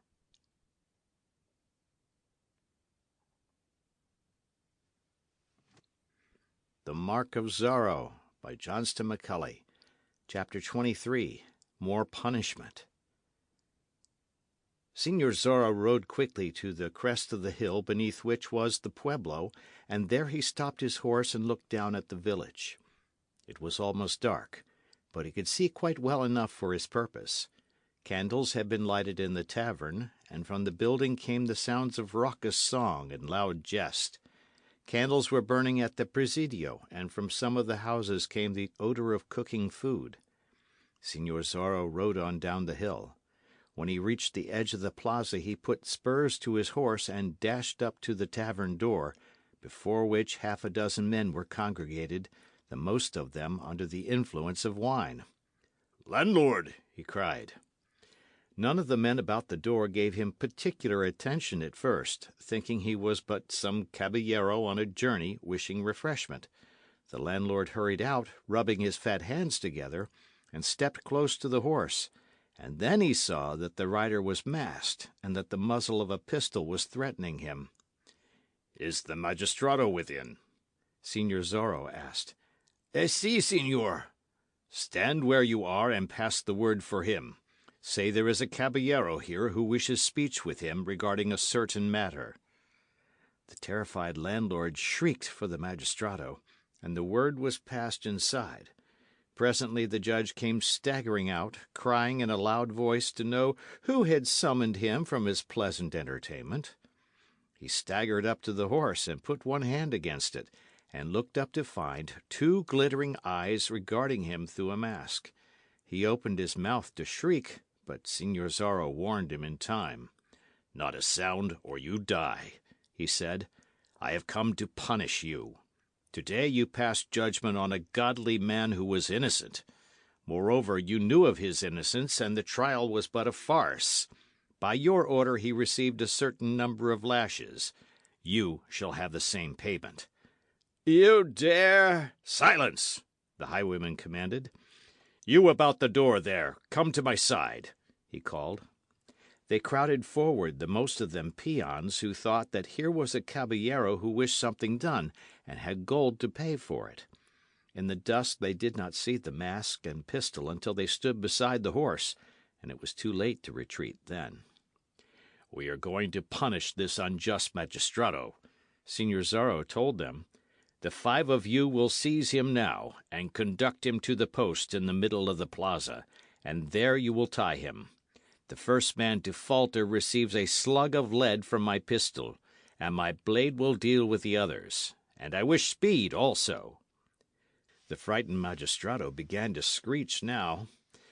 "Laugh loudly, that his cries may not be heard," the highwayman ordered, and the men laughed as loudly as they could, albeit there was a peculiar quality to their laughter. They seized the magistrado by the arms and conducted him to the post, and bound him there with thongs. "You will line up," Señor Zorro told them. "You will take this whip, and each of you will lash this man 5 times. I shall be watching, and if I see the whip fall lightly once, I shall deal out punishment. Begin!" He tossed the whip to the first man, and the punishment began. Señor Zorro had no fault to find with the manner in which it was given, for there was great fear in the hearts of the peons, and they whipped with strength and willingly. "You also, landlord," Señor Zorro said. "You will put me in carcel for it afterward?" the landlord wailed. "Do you prefer carcel or a coffin, señor?" the highwayman asked. It became evident that the landlord preferred the carcel. He picked up the whip, and he surpassed the peons in the strength of his blows. The magistrado was hanging heavily from the thongs now. Unconsciousness had come to him with about the 15th blow, more through fear than through pain and punishment. "Unfasten the man," the highwayman ordered. 2 men sprang forward to do his bidding. "Carry him to his house," Señor Zorro went on, "and tell the people of the pueblo that this is the manner in which Señor Zorro punishes those who oppress the poor and helpless, who give unjust verdicts, and who steal in the name of the law. Go your ways." The magistrado was carried away, groaning, consciousness returning to him now. Señor Zorro turned once more to the landlord. "We shall return to the tavern," he said. "You will go inside and fetch me a mug of wine, and stand beside my horse while I drink it. It would be only a waste of breath for me to say what will happen to you if you attempt treachery on the way." But there was fear of the magistrado in the landlord's heart as great as his fear of Signor Zorro.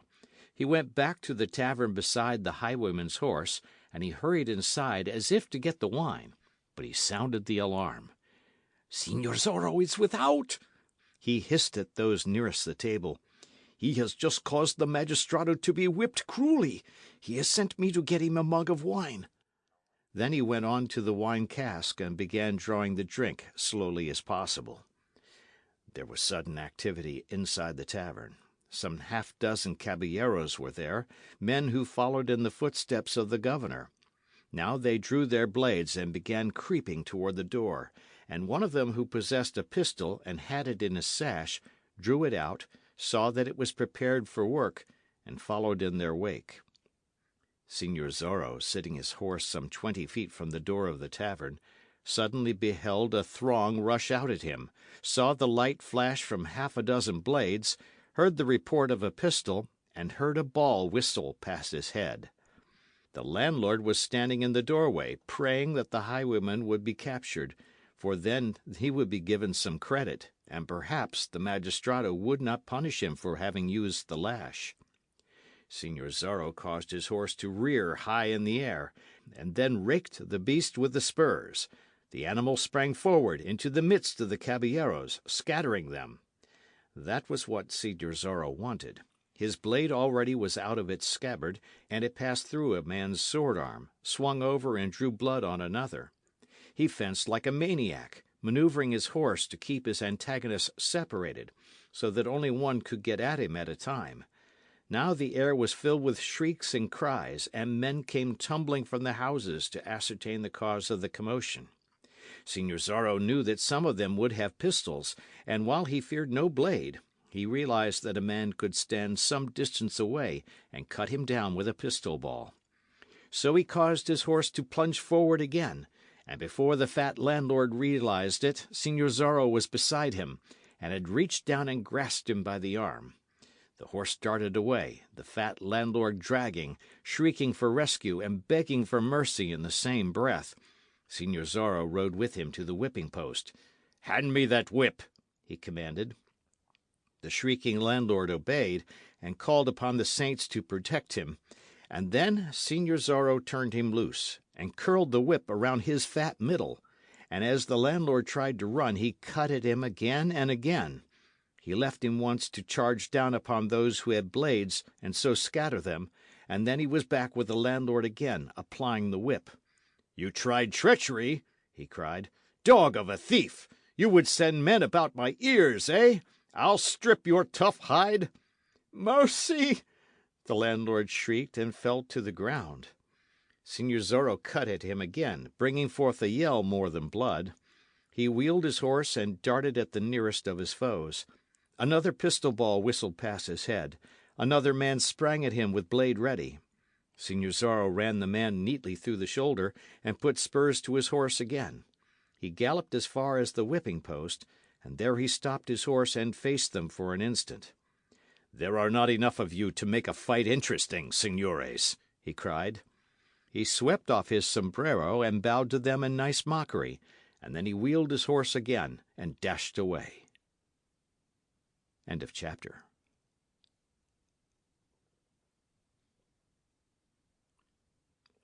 The Mark of Zorro by Johnston McCulley. Chapter 24. At the Hacienda of Don Alejandro. Behind him he left a tumult in the town. The shrieks of the fat landlord had aroused the pueblo. Men came running, servants hurrying at their sides and carrying torches. Women peered from the windows of the houses. Natives stood still wherever they happened to be, and shivered, for it had been their dear experience that whenever there was a tumult, natives paid the price. Many young caballeros of hot blood were there, and for some time there had been no excitement in the pueblo of Reina de los Angeles.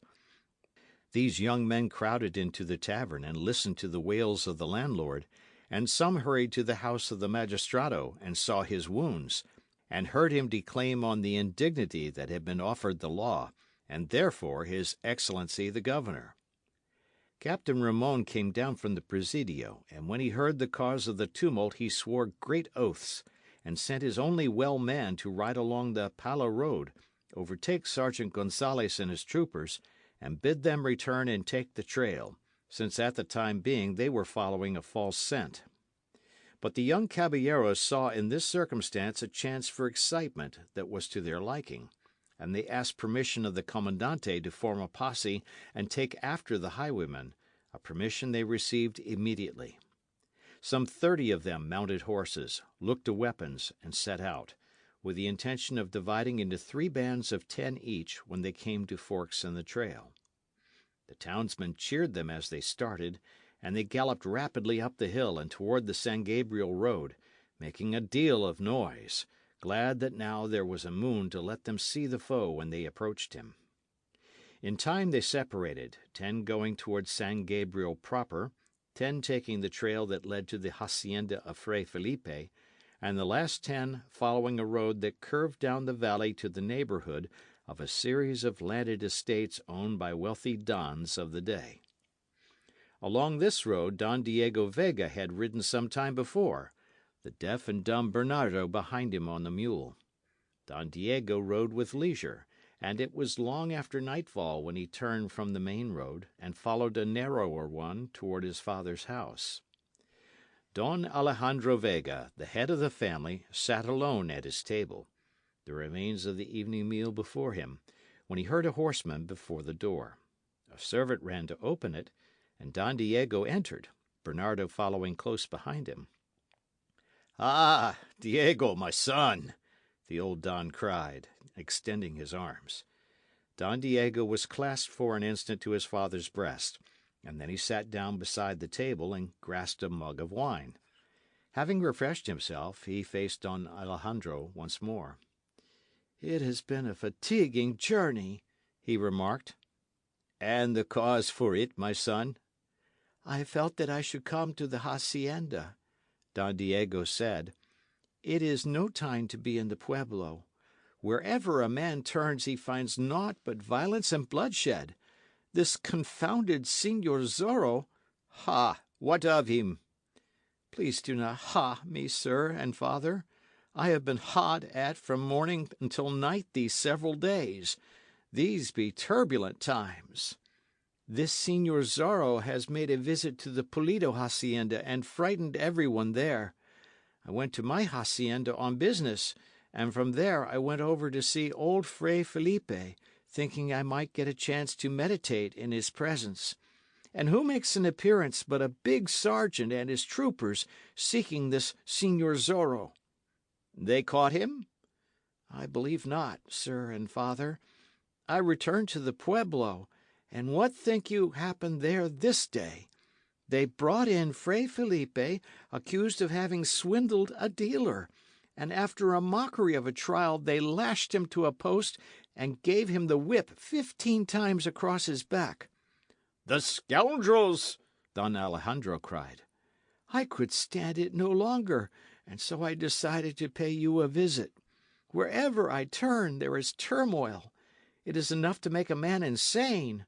You may ask Bernardo if it is not." Don Alejandro glanced at the deaf and dumb native and grinned. Bernardo grinned back as a matter of course, not knowing it was no manner in which to act in the presence of a don. "You have something else to tell me?" Don Alejandro asked his son, looking at him searchingly. "By the saints, now it comes. I had hoped to avoid it, father and sir." "Let me hear about it." "I paid a visit to the Pulido hacienda, and spoke with Don Carlos and his wife, also the Señorita Lolita." "You were pleased with the señorita?" "She is as lovely as any girl of my acquaintance," Don Diego said. "I spoke to Don Carlos of the matter of marriage, and he appeared to be delighted." "Ah, he would be," said Don Alejandro. "But the marriage cannot take place, I fear." "How is this? There is some shadow concerning the señorita?" "Not to my knowledge. She appears to be a sweet and innocent maiden, father and sir. I had them come to Reina de los Angeles and spend a couple of days at my house. I had it arranged so that she could see the furnishings and learn of my wealth. That was a wise arrangement, my son. But she will have none of me. How is this? Refuses to wed with a Vega? Refuses to become allied to the most powerful family in the country, with the best blood in the land? She intimated, father and sir, that I am not the sort of man for her. She is prone to foolishness, I believe. She would have me play a guitar under her window, perhaps, and make eyes and hold hands when her duenna is not looking, and all that silliness. By the saints, are you a Vega? Don Alejandro cried. Would not any worthy man want a chance like that?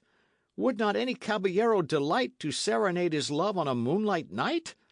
The little things you term silly are the very essence of love. I doubt not the señorita was displeased with you. But I did not see that such things were necessary, Don Diego said. Did you go to the señorita in a cold-blooded manner and suggest that you wed and have it done with? Had you the idea, young sir, that you were purchasing a horse or a bull? By the saints! And so there is no chance for you to wed the girl? She has the best blood by far next to our own. Don Carlos bade me have hope, Diego replied. He took her back to the hacienda and suggested that perhaps when she had been there a time and had reflected, she might change her mind. She is yours if you play the game, Don Alejandro said. You are a Vega, and therefore the best catch in the country. Be but half a lover, and the señorita is yours. What sort of blood is in your veins? I have half a mind to slit one of them and see. Cannot we allow this marriage business to drop for the time being? Don Diego asked. You are 25. I was quite old when you were born. Soon I shall go the way of my fathers. You are the only son, the heir, and you must have a wife and offspring. Is the Vega family to die out because your blood is water? Win you a wife within the quarter year, young sir, and a wife I can accept into the family, or I leave my wealth to the Franciscans when I pass away. My father. I mean it. Get life into you. I would you had half the courage and spirit this Señor Zorro, this highwayman, has. He has principles, and he fights for them. He aids the helpless and avenges the oppressed. I salute him. I would rather have you, my son, in his place, running the risk of death or imprisonment, than to have you a lifeless dreamer of dreams that amount to naught. My father, I have been a dutiful son. I would you had been a little wild. It would have been more natural, Don Alejandro sighed. I could overlook a few escapades more easily than I can lifelessness. Arouse yourself, young sir. Remember that you are a Vega. When I was your age, I was not a laughing-stock. I was ready to fight at a wink, to make love to every pair of flashing eyes, to stand up to any caballero in sports rough or refined. Ha! I pray you do not ha me, sir and father. My nerves are on an edge. You must be more of a man. I shall attempt it immediately, Don Diego said, straightening himself somewhat in his chair. I had hoped to avoid it, but it appears that I cannot. I shall woo the Señorita Lolita as other men woo maidens. You meant what you said about your fortune? I did, said Don Alejandro. Then I must bestir myself. It would never do, of course, to let that fortune go out of the family. I shall think these matters over in peace and quiet tonight. Perhaps I can meditate here, far from the pueblo. By the saints! This last exclamation was caused by a sudden tumult outside the house. Don Alejandro and his son heard a number of horsemen stop, heard their calls to one another, heard bridles jingling and blades rattling. There is no peace in all the world, Don Diego said, with deepened gloom. It sounds like half a score of men, Don Alejandro said. It was, exactly. A servant opened the door, and into the great room there strode 10 caballeros, with blades at their sides and pistols in their belts. Ha! Don Alejandro, we crave hospitality, the foremost cried. You have it without asking, caballeros. What manner of journey is this you take? We pursue Señor Zorro, the highwayman. By the saints, Don Diego cried, one cannot escape it even here. Violence and bloodshed. He invaded the plaza at Reina de los Angeles, the spokesman went on. He had the magistrado whipped because he sentenced Fray Felipe to receive the lash, and he whipped the fat landlord, and he fought half a score of men while he was about it. Then he rode away, and we made up a band to pursue him. He has not been in this neighbourhood? Not to my knowledge, Don Alejandro said. My son arrived off the highway but a short time ago. You did not see the fellow, Don Diego? I did not, Don Diego said. That is one stroke of good fortune that came my way. Don Alejandro had sent for servants, and now wine mugs were on the long table, and heaps of small cakes, and the caballeros began to eat and drink. Don Diego knew well what that meant. Their pursuit of the highwayman was at an end. Their enthusiasm had waned. They would sit at his father's table and drink throughout the night, gradually getting intoxicated, shout and sing and tell stories, and in the morning ride back to Reina de los Angeles like so many heroes. It was the custom. The chase of Señor Zorro was but a pretext for a merry time. The servants brought great stone jugs filled with rare wine, and put them on the table, and Don Alejandro ordered that meat be fetched also. The young caballeros had a weakness for these parties at Don Alejandro's, for the Don's good wife had been dead for several years, and there were no women folk except servants, and so they could make what noise they pleased throughout the night. In time they put aside pistols and blades, and began to boast and brag, and Don Alejandro had his servants put the weapons in a far corner out of the way, for he did not wish a drunken quarrel with a dead caballero or two in his house. Don Diego drank and talked with them for a time, and then sat to one side and listened, as if such foolishness bored him. It were well for the Señor Zorro that we did not catch up with him, one cried. Any one of us is a match for the fellow. Were the soldiers men of merit, he would have been taken long before this. Ha! For a chance at him, another screeched. How the landlord did howl when he was whipped. He rode in this direction? Don Alejandro asked. We are not sure as to that. He took the San Gabriel trail. 30 of us followed. We separated into 3 bands, each going a different direction. It is the good fortune of one of the other bands to have him now, I suppose, but it is our excellent good fortune to be here. Don Diego stood before the company. Signores, you will pardon me, I know, if I retire, he said. I am fatigued with the journey.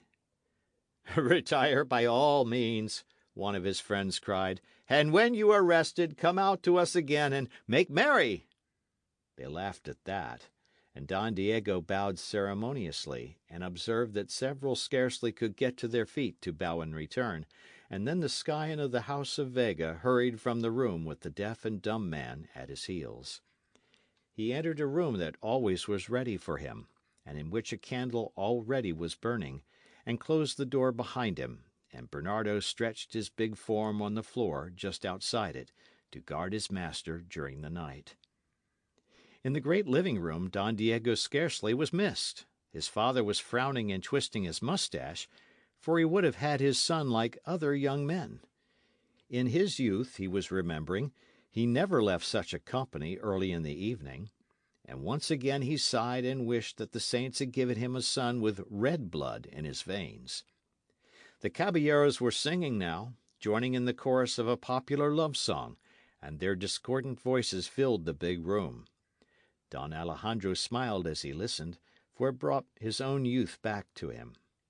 They sprawled on chairs and benches on both sides of the long table, pounding it with their mugs as they sang, laughing boisterously now and then. Were this Signor Zorro only here now, one of them cried. A voice from the doorway answered him. Signores, he is here. End of chapter.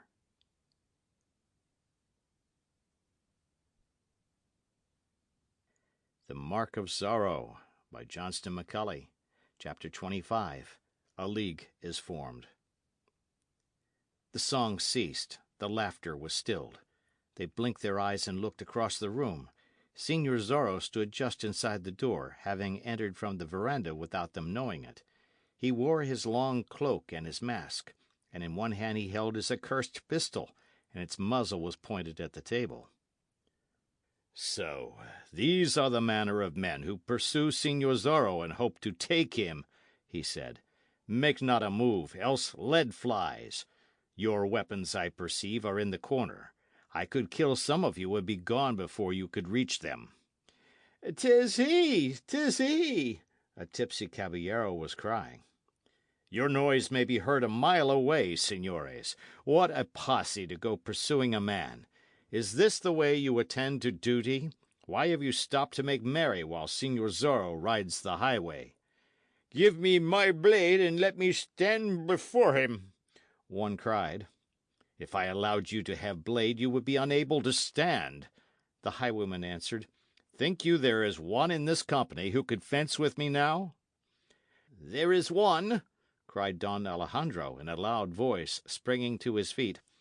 I openly say that I have admired some of the things that you have done, signor, but now that you have entered my house and are abusing my guests, I must call you to account. I have no quarrel with you, Don Alejandro, and you have none with me, Signor Zorro said. I refuse to cross blades with you, and I am but telling these men some truths. By the saints, I shall make you. A moment, Don Alejandro. Signores, this aged Don would fight me, and that would mean a wound or death for him. Will you allow it? Don Alejandro must not fight our battles, one of them cried. Then see that he sits in his place, and all honour to him. Don Alejandro started forward, but two of the caballeros sprang before him and urged him to go back, saying that his honour was safe, since he offered combat. Raging, Don Alejandro complied. A worthy bunch of young blades, Signor Zorro sneered. You drink wine and make merry while injustice is all about you. Take your swords in hand and attack oppression. Live up to your noble names and your blue blood, signores. Drive the thieving politicians from the land. Protect the frailes whose work gave us these broad acres. Be men, not drunken fashion plates. By the saints, one cried, and sprang to his feet. Back, or I fire! I have not come to fight you in Don Alejandro's house. I respect him too much for that. I have come to tell you these truths concerning yourselves. Your families can make or break a governor. Band yourselves together in a good cause, caballeros, and make some use of your lives. You would do it were you not afraid. You seek adventure? Here is adventure aplenty, fighting injustice. By the saints, it would be a lark, cried one in answer. Look upon it as a lark, if it pleases you, yet you would be doing some good. Would the politicians dare stand against you, scions of the most powerful families? Band yourselves together and give yourselves a name. Make yourselves feared the length and breadth of the land. It would be treason. It is not treason to down a tyrant, caballeros. Is it that you are afraid? By the saints, no, they cried in chorus. Then make your stand. You would lead us? Si, signores. But stay, are you of good blood? I am a caballero, of blood as good as any here, Signor Zorro told them. Your name, where resides your family? These things must remain secrets for the present. I have given you my word. Your face must remain masked for the time being, signores. They had lurched to their feet now and were acclaiming him wildly. Stay, one cried. This is an imposition upon Don Alejandro. He may not be in sympathy, and we are planning and plotting in his house. I am in sympathy, caballeros, and give you my support, Don Alejandro said. Their cheers filled the great room. None could stand against them if Don Alejandro Vega was with them. Not even the governor himself would dare oppose them. It is a bargain, they cried. We shall call ourselves the Avengers. We shall ride El Camino Real and prove terrors to those who rob honest men and mistreat natives. We shall drive the thieving politicians out. And then you shall be caballeros in truth, knights protecting the weak, Señor Zorro said. Never shall you repent this decision, señores. I lead, and I give you loyalty, and expect as much. Also, I expect obedience to orders. What shall we do? They cried. Let this remain a secret. In the morning, return to Reina de los Angeles and say that you did not find Señor Zorro. Say rather that you not catch him, which will be the truth. Be ready to band yourselves together and ride. I shall send word when the time arrives. In what manner? I know you all. I shall get word to one, and he can inform the others. It is agreed? Agreed, they shouted. Then I will leave you here and now. You are to remain in this room, and none is to try to follow me. It is a command. Buenas noches, caballeros. He bowed before them, swung the door open and darted through it, and slammed it shut behind him. They could hear the clatter of a horse's hoofs on the driveway. And then they raised their wine mugs and drank to their new league for the suppression of swindlers and thieves, and to Señor Zorro, the curse of Capistrano, and to Don Alejandro Vega, somewhat sobered by the agreement they had made and what it meant. They sat down again, and began speaking of wrongs that should be righted, each of them knowing half a dozen. And Don Alejandro Vega sat in one corner, by himself, a grief-stricken man, because his only son was asleep in the house, and had not red blood enough to take a part in such an undertaking, when by all rights he should be one of the leaders. As if to add to his misery, Don Diego at that moment came slowly into the room, rubbing his eyes and yawning, and looking as if he had been disturbed. It is impossible for a man to sleep in this house tonight, he said. Give me a mug of wine, and I shall take my place with you. Why was the cheering? Señor Zorro has been here, his father began. The highwayman been here? By the saints, it is as much as a man can endure. Sit down, my son, Don Alejandro urged. Certain things have come to pass. There will be a chance now for you to show what sort of blood flows in your veins. Don Alejandro's manner was very determined. End of chapter.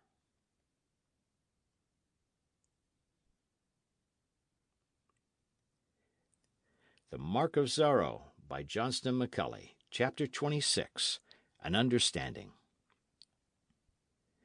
The remainder of the night was spent by the caballeros in loud boasts of what they intended doing, and in making plans to be submitted to Señor Zorro for his approval.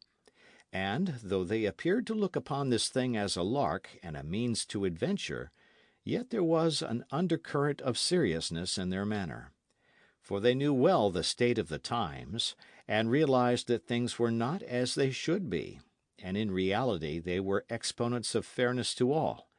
They had thought of these things often, but had made no move because they had not been banded together, and had no leader, and each young caballero waited for another to start the thing.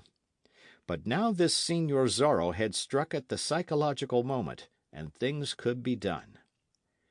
Don Diego was informed of the state of affairs, and his father informed him likewise that he was to play a part and prove himself a man. Don Diego fumed considerably, and declared that such a thing would cause his death, yet he would do it for his father's sake. Early in the morning the caballeros ate a meal that Don Alejandro caused to be prepared, and then they started back to Reina de los Angeles, Don Diego riding with them at his father's order. Nothing was to be said about their plans. They were to get recruits from the remainder of the 30 who had set out in pursuit of Señor Zorro. Some would join them readily, they knew, while others were the governor's men, pure and simple, and would have to be kept in the dark concerning the thing contemplated. They rode leisurely, for which Don Diego remarked that he was grateful. Bernardo was still following him on the mule, and was a little chagrined because Don Diego had not remained longer at his father's house. Bernardo knew something momentous was being planned, but could not guess what, of course, and wished that he was like other men, and could hear and speak.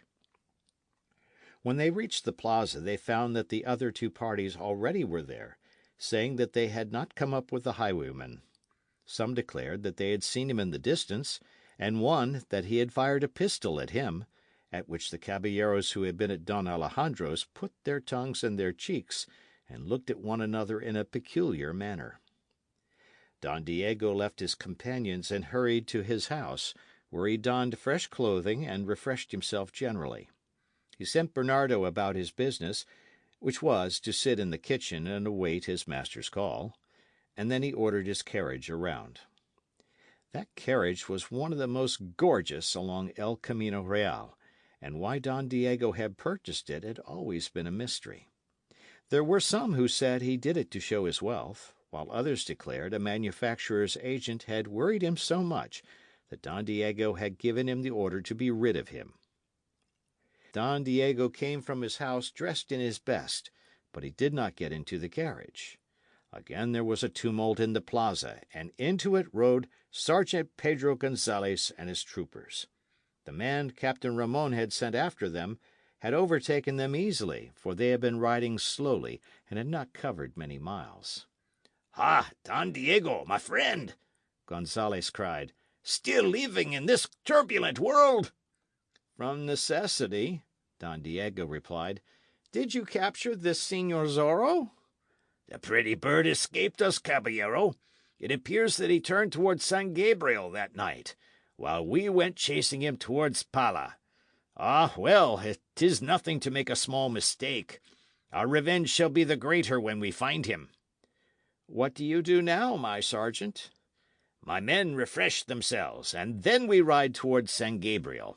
It is said the highwayman is in that vicinity, though some 30 young men of blood failed to find him last night, after he had caused the magistrado to be whipped.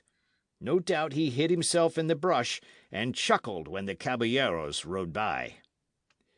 "May your horse have speed and your sword arm strength," Don Diego said, and got into his carriage.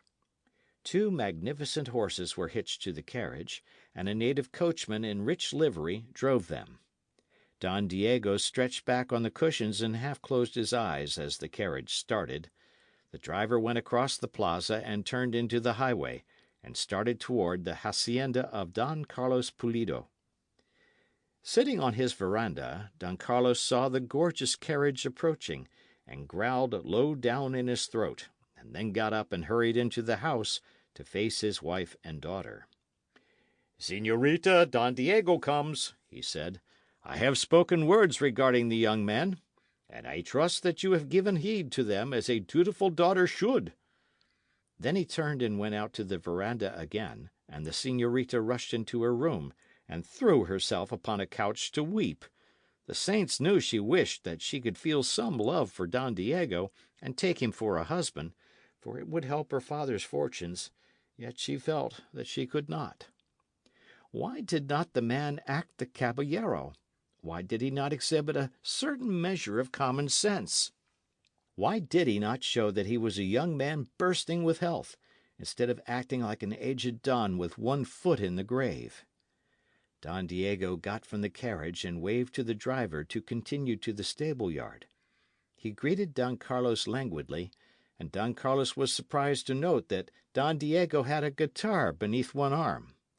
He put the guitar down on the floor, removed his sombrero, and sighed. "I have been out to see my father," he said. "Ah, Don Alejandro is well, I hope." "He is in excellent health, as usual. He has instructed me to persist in my suit for the Señorita Lolita's hand. If I do not win me a wife within a certain time, he says, he will give his fortune to the Franciscans when he passes away." "Indeed?" "He said it, and my father is not a man to waste his words. Don Carlos, I must win the señorita. I know of no other young woman who would be acceptable to my father as a daughter-in-law." "A little wooing, Don Diego, I beg of you. Be not so matter-of-fact, I pray." "I have decided to woo as other men, though it no doubt will be much of a bore. How would you suggest that I start?" "It is difficult to give advice in such a case," Don Carlos replied, trying desperately to remember how he had done it when he had courted Dona Catalina. "A man really should be experienced, else a man to whom such things come naturally." "I fear I am neither," Don Diego said, sighing again and raising tired eyes to Don Carlos's face. "It might be an excellent thing to regard the señorita as if you adored her. Say nothing about marriage at first, but speak rather of love. Try to talk in low, rich tones, and say those meaningless nothings in which a young woman can find a world of meaning. 'Tis a gentle art, saying one thing and meaning another." "I fear that is beyond me," Don Diego said. "Yet I must try, of course.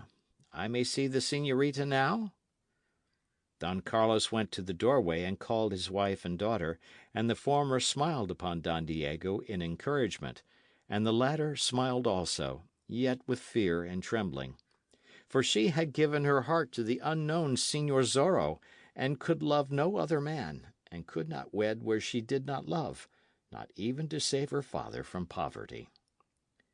Don Diego conducted the señorita to a bench at one end of the veranda, and started to talk of things in general, plucking at the strings of his guitar as he did so, while Don Carlos and his wife removed themselves to the other end of the veranda and hoped that things would go well.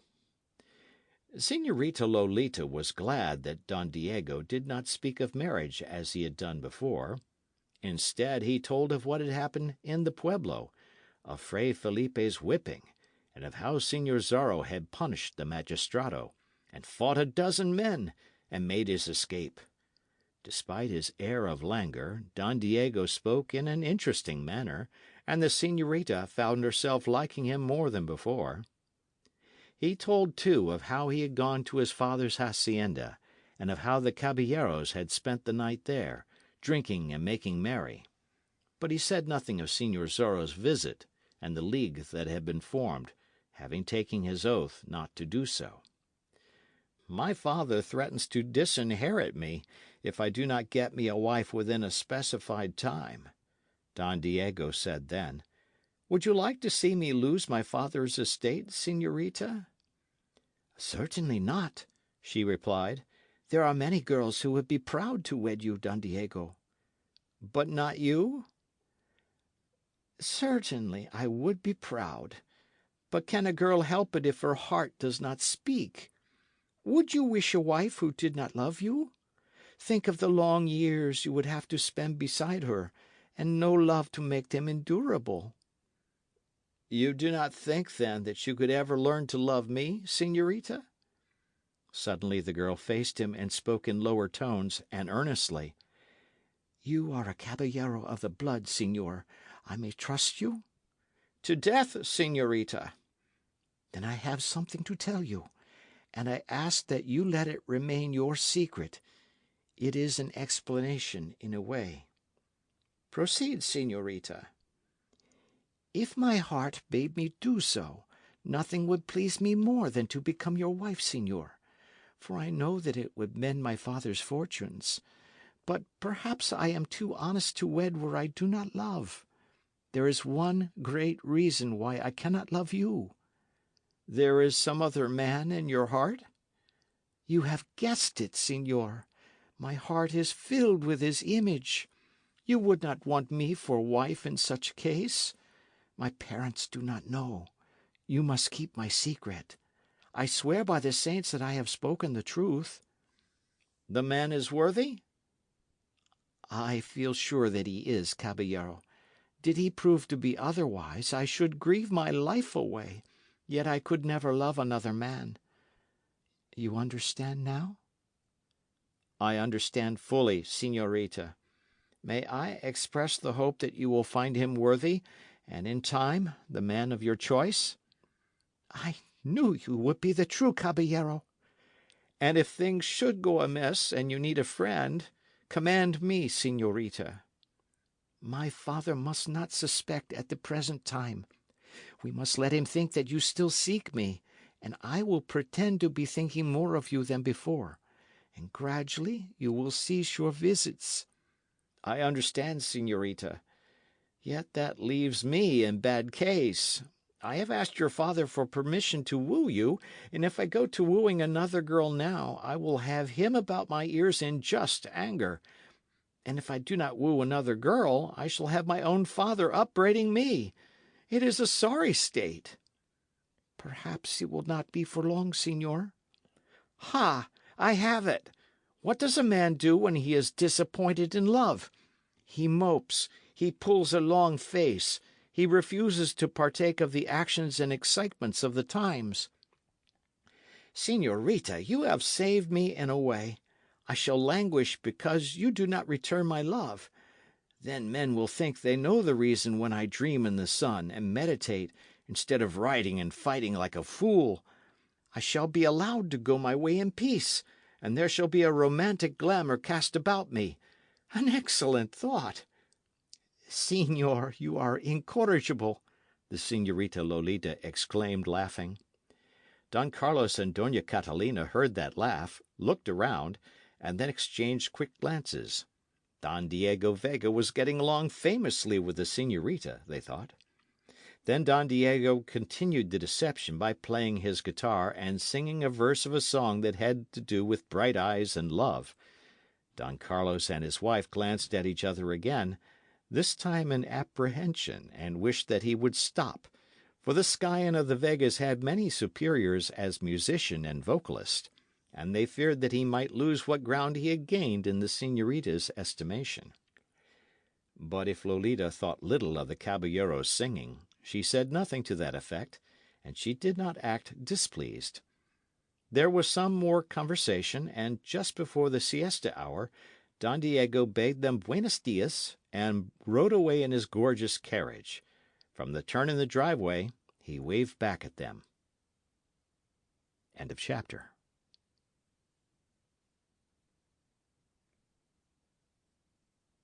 The Mark of Zorro by Johnston McCulley. Chapter 27. Orders for Arrest.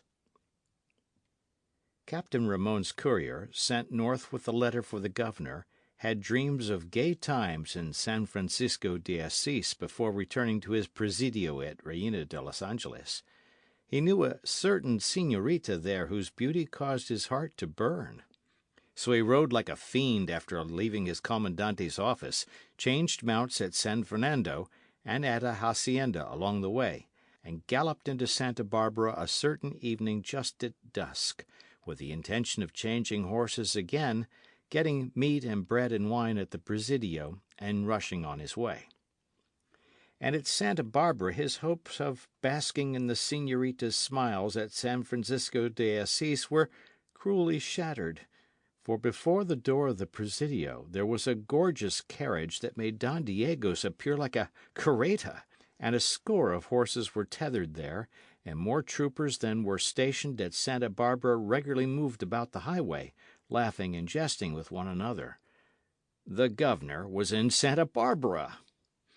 His Excellency had left San Francisco de Asís some days before on a trip of inspection, and intended to go as far south as San Diego de Acala, strengthening his political fences, rewarding his friends, and awarding punishment to his enemies. He had reached Santa Barbara an hour before, and was listening to the report of the commandante there, after which he intended remaining during the night with a friend. His troopers were to be given quarters at the presidio, of course, and the journey was to continue on the morrow. Captain Ramon's courier had been told that the letter he carried was of the utmost importance, and so he hurried to the office of the commandante, and entered it like a man of rank. "I come from Captain Ramon, commandante at Reina de los Angeles, with a letter of importance for his Excellency," he reported, standing stiffly at salute. The governor grunted and took the letter, and the commandante motioned for the courier to withdraw. His Excellency read the letter with speed, and when he had finished there was an unholy gleam in his eyes, and he twirled his moustache with every evidence of keen satisfaction. And then he read the letter again, and frowned. He liked the thought that he could crush Don Carlos Pulido more, but he disliked to think that Señor Zorro, the man who had affronted him, was still at liberty. He got up and paced the floor for a time, and then whirled upon the Commandante. "I shall leave for the south at sunrise," he said. "My presence is urgently needed at Reina de Los Angeles. You will attend to things. Tell that courier he shall ride back with my escort. I go now to the house of my friend." And so in the morning the governor started south, his escort of 20 picked troopers surrounding him, the courier in their midst. He travelled swiftly, and on a certain day, at mid-morning, entered the plaza of Reina de Los Angeles unheralded. It was the same morning that Don Diego rode to the Pulido hacienda in his carriage, taking his guitar with him. The cavalcade stopped before the tavern, and the fat landlord almost suffered an apoplexy because he had not been warned of the governor's coming, and was afraid he would enter the inn and find it in a dirty state. But the governor made no effort to leave his carriage and enter the tavern. He was glancing around the square, observing many things. He never felt secure concerning the men of rank in this pueblo. He felt that he did not have the proper grip on them. Now he watched carefully as news of his arrival was spread, and certain caballeros hurried to the plaza to greet him and make him welcome. He noted those who appeared to be sincere, observed those who were in no particular haste to salute him, and noticed that several were absent. Business must receive his first attention, he told them, and he must hasten up to the Presidio. After that he would gladly be the guest of any of them. He accepted an invitation, and ordered his driver to proceed. He was remembering Captain Ramon's letter, and he had not seen Don Diego Vega in the plaza. Sergeant Gonzales and his men were away pursuing Señor Zorro, of course, and so Captain Ramon himself was awaiting his Excellency at the Presidio entrance, and saluted him gravely, and bowed low before him, and ordered the commander of the escort to take charge of the place and police it, stationing guards in honour of the governor. He led his Excellency to the private office, and the governor sat down. "What is the latest news?" he asked. "My men are on the trail, Excellency, but, as I wrote, this pest of a Señor Zorro has friends, a legion of them, I take it. My sergeant has reported that twice he found him with a band of followers." "They must be broken up, killed off," the governor cried. "A man of that sort always can get followers and yet more followers, until he will be so strong that he can cause us serious trouble. Has he committed any further atrocities?" "He has, Excellency. Yesterday a Fray from San Gabriel was whipped for swindling. Señor Zorro caught the witnesses against him on the high road, and whipped them almost to death. And then he rode into the pueblo just at dusk and had the magistrado whipped. My soldiers were away looking for him at the time. It appears that this Señor Zorro knows the movements of my force, and always strikes where the troopers are not." "Then spies are giving him warnings?"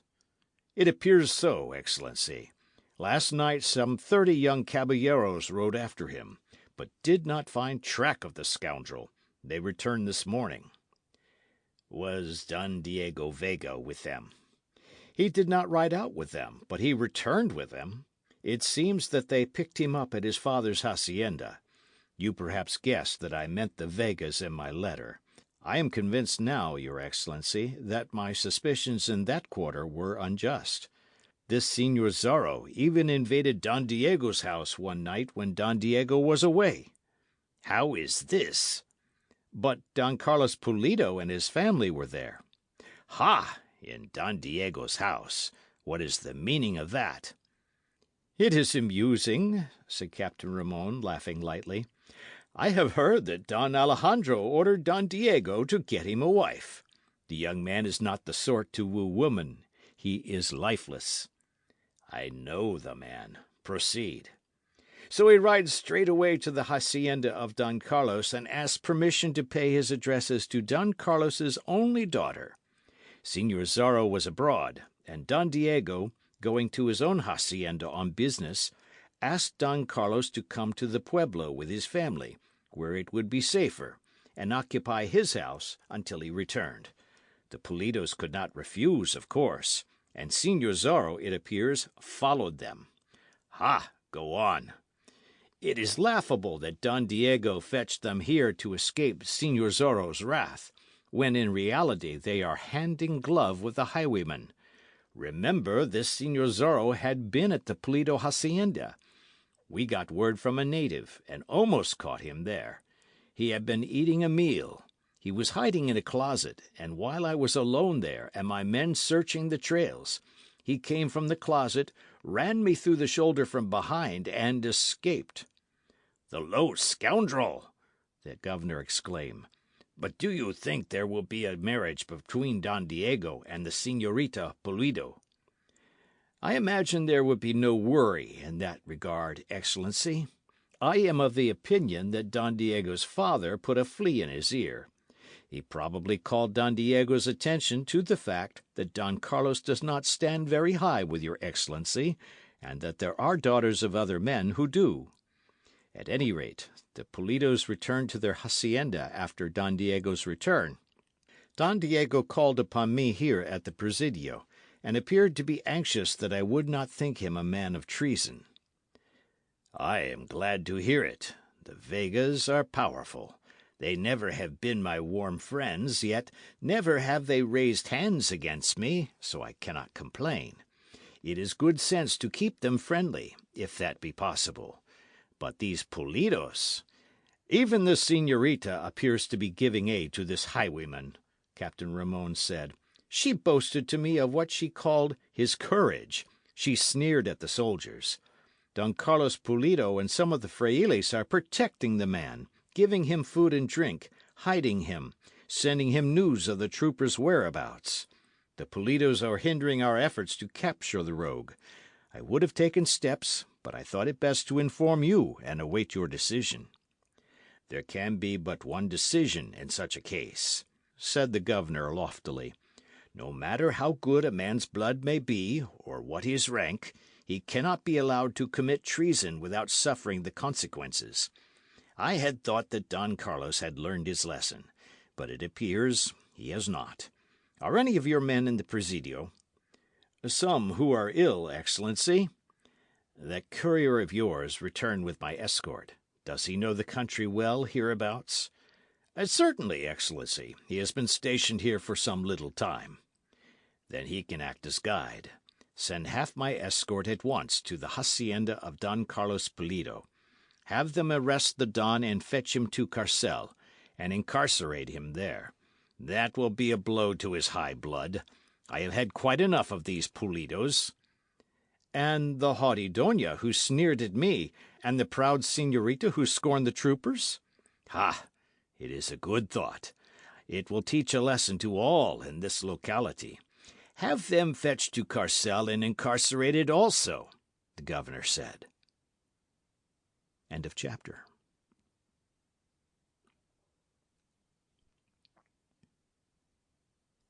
The Mark of Zorro by Johnston McCulley. Chapter 28. The Outrage. Don Diego's carriage had just pulled up before his house when a squad of troopers went by it in a cloud of dust. He did not recognize any of them for men he had seen about the tavern. "Ha! There are new soldiers on the trail of Señor Zorro?" he asked a man standing near. "They are a part of the escort of the governor, caballero." "The governor is here?" "He arrived but a short time ago, caballero, and has gone to the Presidio." "I suppose they must have fresh news of this highwayman to send them riding furiously through dust and sun like that. He appears to be an elusive rascal. By the saints, had I been here when the governor arrived, no doubt he would have put up at my house. Now some other caballero will have the honour of entertaining him. It is much to be regretted." And then Don Diego went into the house, and the man who had heard him speak did not know whether to doubt the sincerity of that last remark.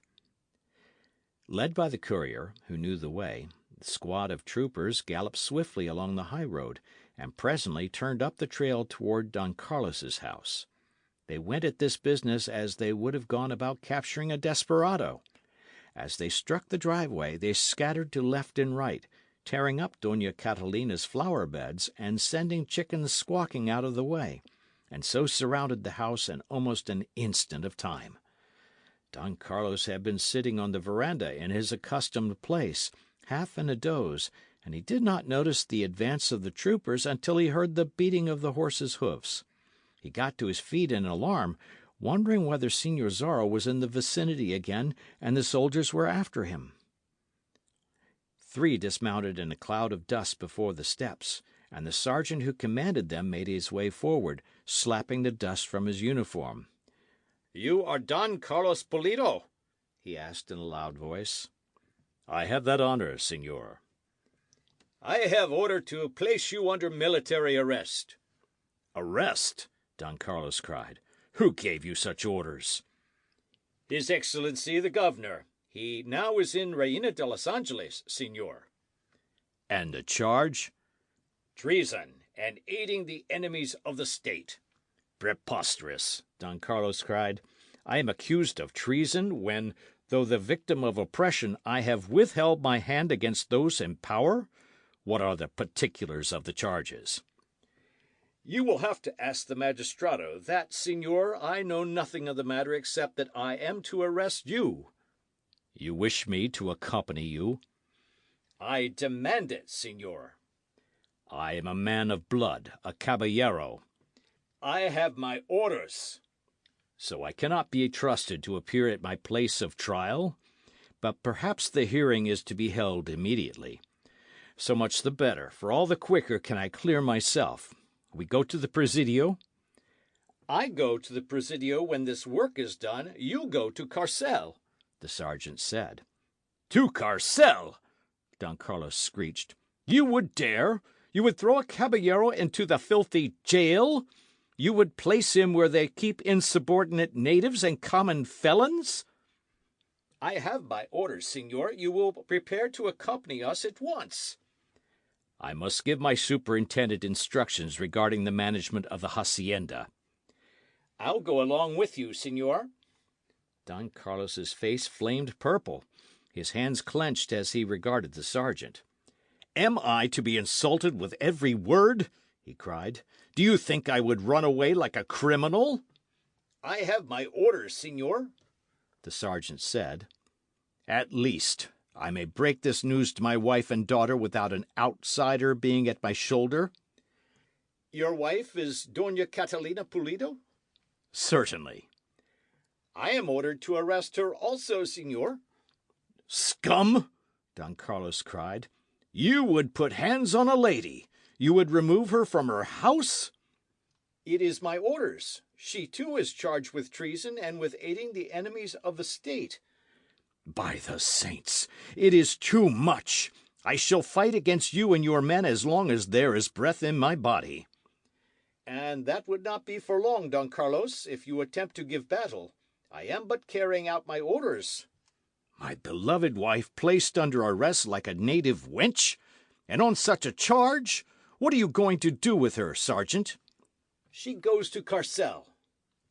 "My wife in that foul place! Is there no justice in the land? She is a tender lady of noble blood."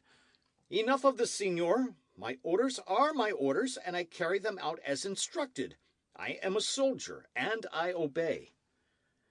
Now Doña Catalina came running to the veranda, for she had been listening to the conversation just inside the door.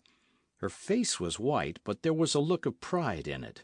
She feared Don Carlos might make an attack on the soldier, and she feared he would be wounded or slain if he did, and knew that at least it could only double the charge held against him. "You have heard?" Don Carlos asked. "I have heard, my husband. It is but more persecution. I am too proud to argue the point with these common soldiers, who are but doing as they have been commanded. A pulido can be a pulido, my husband, even in a foul carcel. But the shame of it, Don Carlos cried. What does it all mean? Where will it end? And our daughter will be here alone with the servants. We have no relatives, no friends. Your daughter is Señorita Lolita Pulido? The sergeant asked. Then do not grieve, señor, for you will not be separated. I have an order for the arrest of your daughter also. The charge? The same, señor. And you would take her? To Carcel. An innocent, high-born, gentle girl. My orders, señor, said the sergeant. May the saints blast the man who issued them, Don Carlos cried. They have taken my wealth and lands. They have heaped shame upon me and mine. But thank the saints they cannot break our pride. And then Don Carlos's head went erect, and his eyes flashed, and he took his wife by the arm and turned about to enter the house, with the sergeant at his heels. He broke the news to the Señorita Lolita, who stood as if stricken dumb for an instant, and then burst into a torrent of tears. And then the pride of the Pulidos came to her, and she dried her eyes, and curled her pretty lips with scorn at the big sergeant, and pulled aside her skirts when he stepped near. Servants brought the carreta before the door, and Don Carlos and his wife and daughter got into it, and the journey of shame to the pueblo began. Their hearts might be bursting with grief, but not one of the Pulidos showed it. Their heads were held high, they looked straight ahead, they pretended not to hear the low taunts of the soldiers. They passed others, who were crowded off the road by the troopers, and who looked with wonder at those in the carreta, but they did not speak. Some watched in sorrow, and some grinned at their plight, according to whether those who passed were of the governor's party or of the honest folk who abhorred injustice. And so, finally, they came to the edge of Reina de los Angeles, and there they met fresh insult, for His Excellency had determined that the Pulidos should be humbled to the dust, and he had sent some of his troopers to spread news of what was being done, and to give coins to natives and peons if they would jeer the prisoners when they arrived. For the governor wished to teach a lesson that would prevent other noble families from turning against him, and wished it to appear that the Pulidos were hated by all classes alike. At the edge of the plaza they were met by the mob. There were cruel jeers and jests, some of which no innocent señorita should have heard. Don Carlos's face was red with wrath, and there were tears in Doña Catalina's eyes, and Señorita Lolita's lips were trembling, but they gave no other sign that they heard. The drive around the plaza to the carcel was made slow purposely. At the door of the inn there was a throng of rascals who had been drinking wine at the expense of the governor, and those added to the din. One man threw mud, and it splashed on Don Carlos's breast, but he refused to notice it. He had one arm around his wife, the other around his daughter, as if to give them what protection he could, and he was looking straight ahead. There were some men of blood who witnessed the scene, yet took no part in the tumult. Some of them were as old as Don Carlos, and this thing brought to their hearts fresh, yet passive, hatred of the governor. And some were young, with the blood running hot in their veins, and they looked upon the suffering face of Doña Catalina and imagined her their own mother, and upon the lovely face of the señorita, and imagined her their sister or betrothed. And some of these men glanced at one another furtively, and though they did not speak, they were wondering the same thing, whether Señor Zorro would hear of this, and whether he would send word around for the members of the new league to gather. The carreta stopped before the carcel finally, the mob of jeering natives and peons surrounding it. The soldiers made some pretence of holding them back, and the sergeant dismounted and forced Don Carlos and his wife and daughter to step to the ground. Uncouth and intoxicated men jostled them as they walked up the steps to the door. More mud was thrown, and some of it spattered upon Doña Catalina's gown. But if the mob expected an outburst on the part of the aged caballero, it was disappointed. Don Carlos held his head high, ignoring those who were striving to torment him, and so led his ladies to the door. The sergeant beat against it with the heavy hilt of his sword. An aperture was opened, and in it appeared the evil, grinning face of the jailer. "What have we here?" he demanded. "3 prisoners charged with treason," the sergeant replied. The door was thrown open. There came a last burst of jeers from the mob, and then the prisoners were inside, and the door had been closed and bolted again. The jailer led the way along an evil-smelling hall and threw open another door. "In with you," he directed. The 3 prisoners were thrust inside, and this door was closed and barred. They blinked their eyes in the semi-gloom. Gradually they made out 2 windows, some benches, some human derelicts sprawled against the walls. They had not even been given the courtesy of a clean private room. Don Carlos and his wife and daughter had been thrust in with the scum of the pueblo, with drunkards and thieves and dishonoured women and insulting natives. They sat down on a bench in one corner of the room, as far from the others as possible. And then Dona Catalina and her daughter gave way to tears, and tears streamed down the face of the aged Don as he tried to comfort them. "I would to the saints that Don Diego Vega were only my son-in-law now," the Don breathed. His daughter pressed his arm. "Perhaps, my father, a friend will come," she whispered. "Perhaps the evil man who caused this suffering will be punished." For it seemed to the señorita that a vision of Señor Zorro had appeared before her, and she had great faith in the man to whom she had given her love. End of chapter.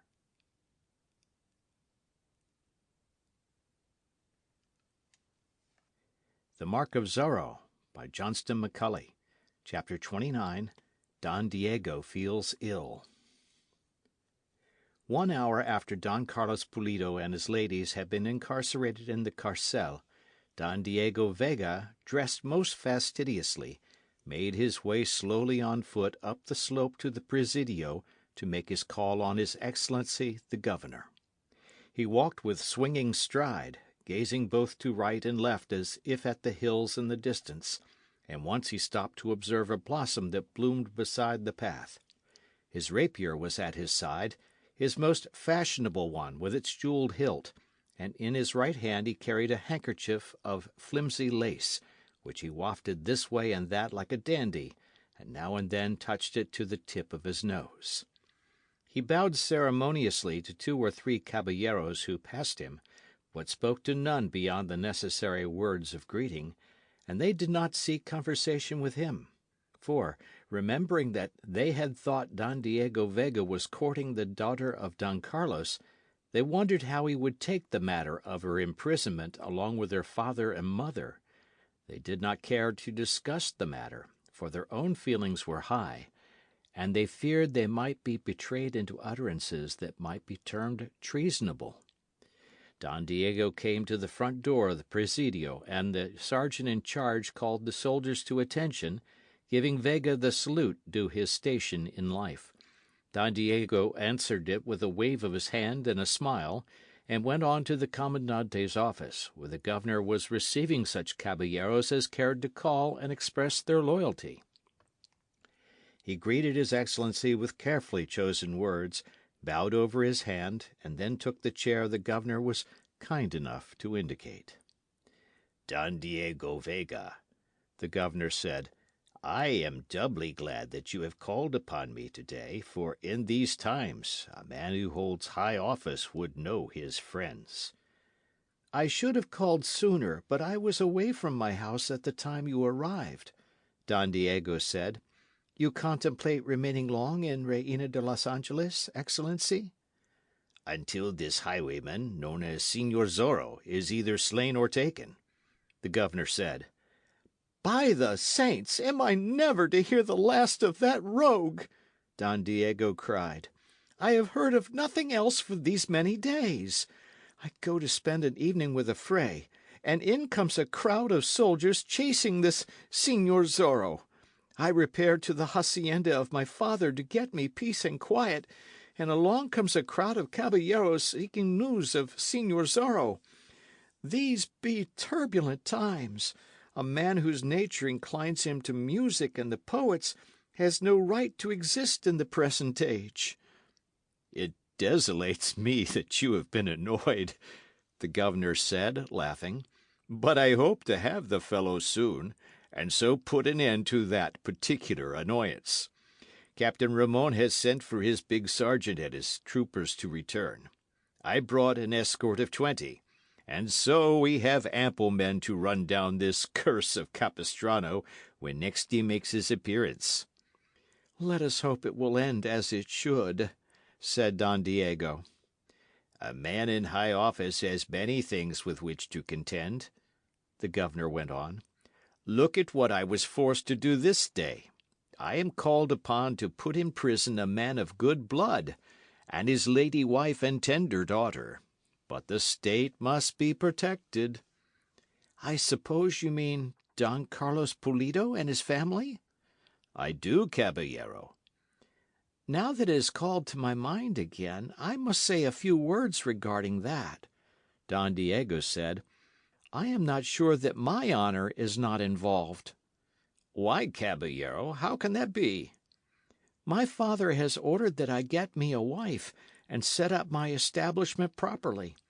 Some days ago I requested of Don Carlos Pulido permission to pay my addresses to his daughter." "Ha! I understand. But you are not the betrothed of the young lady?" "Not yet, Excellency." "Then your honour is not involved, Don Diego, that I can see." "But I have been paying court to her." "You may thank the saints that it has gone no further, Don Diego. Think how it would look if you were allied with this family now. As for getting you a wife, come north with me to San Francisco de Assis, caballero, where the señoritas are far more lovely than here in your Southland. Look over those of good blood, and let me know your preference, and I'll guarantee that the lady will listen to your suit and accept your hand and name. And I can guarantee also that she will be of a loyal family with which it will be no shame to make a contract. We shall get you a wife of the proper sort, caballero." "If you will pardon me, is it not taking stern measures to have Don Carlos and his ladies thrown into the carcel?" Don Diego asked, flicking dust from his sleeve. "I find it necessary, señor." "Do you think it will add to your popularity, Excellency?" "Whether it does or not, the state must be served." "Men of good blood hate to see such a thing, and there may be murmurings," Don Diego warned. "I should hate to see your Excellency make a wrong step at this juncture." "What would you have me do?" the governor asked. "Place Don Carlos and the ladies under arrest, if you will, but do not incarcerate them.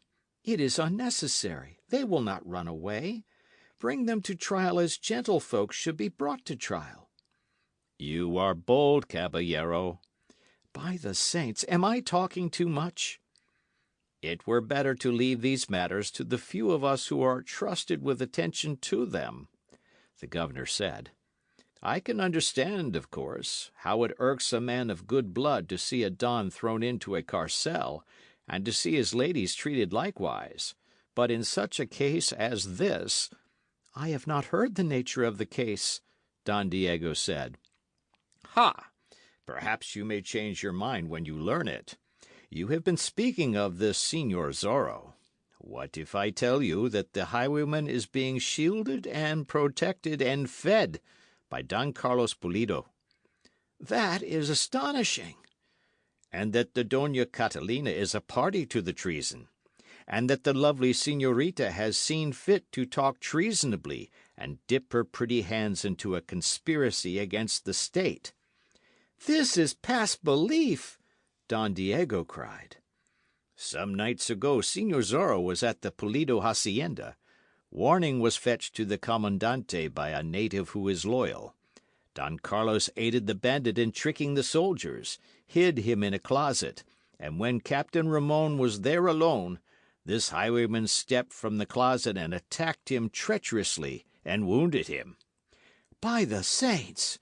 And while you were gone and the Pulidos were your house guests, Signor, Signor Zorro was in your house, speaking to the Signorita when the Commandante walked in upon them. And the Signorita grasped Captain Ramon by the arm and annoyed him until the Signor Zorro had made good his escape." "It is past comprehension," Don Diego exclaimed. "Captain Ramon has placed before me 100 such items of suspicion. Can you wonder now that I had them placed in carcel? Did I merely have them put under arrest, this Signor Zorro would combine forces with them and aid them to escape." "And your intentions, Excellency?" "I shall keep them in carcel while my troopers run down this highwayman. I shall force him to confess and implicate them, and then they shall have a trial." "These turbulent times," Don Diego complained. "As a loyal man, and I hope an admirer of mine, you should hope to see foes of the state confounded." "I do, most sincerely do I. All real foes of the state should receive punishment." "I am joyed to hear you say that, caballero," the governor cried, and he reached across the table and grasped Don Diego fervently by the hand. There was some more talk that amounted to nothing, and then Don Diego took his leave, for there were other men waiting to see the governor. After he had left the office, the governor looked across at Captain Ramon and smiled. "You are right, Commandante," he said. "Such a man could not be a traitor. It would tire him too much to think treasonable thoughts. What a man! He must be enough to drive that old fire-eater of a father of his insane." Don Diego made his way slowly down the hill, greeting those he passed, and stopping again to regard the little flowers that blossomed by the wayside.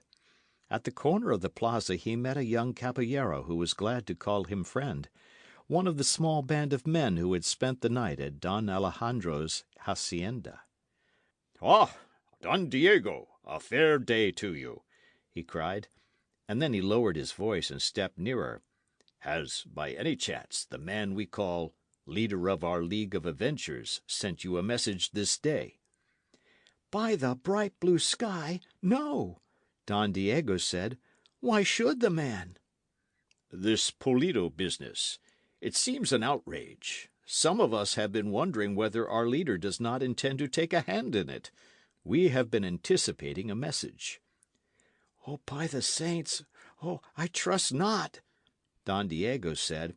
"I could not endure an adventure of any sort tonight.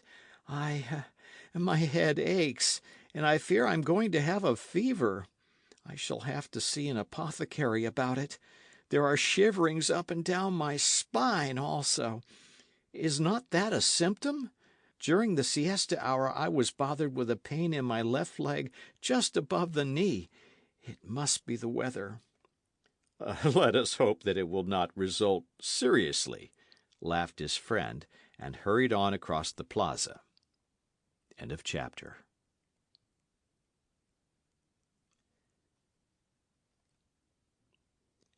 The Mark of Zorro, by Johnston McCulley. Chapter 30. The Sign of the Fox. An hour after dusk that night, a native sought out one of the caballeros with the intelligence that a gentleman wished to speak to him immediately, and that this gentleman was evidently wealthy, since he had given the native a coin for carrying the message, when he might just as well have given nothing more than a cuff alongside the head. Also, that the mysterious gentleman would be waiting along the path that led toward the San Gabriel trail, and to be sure that the caballero would come, he had bade the native say that there was a fox in the neighbourhood. A fox! Zorro! Fox! The caballero thought, and then he ruined the native forever by giving him another coin.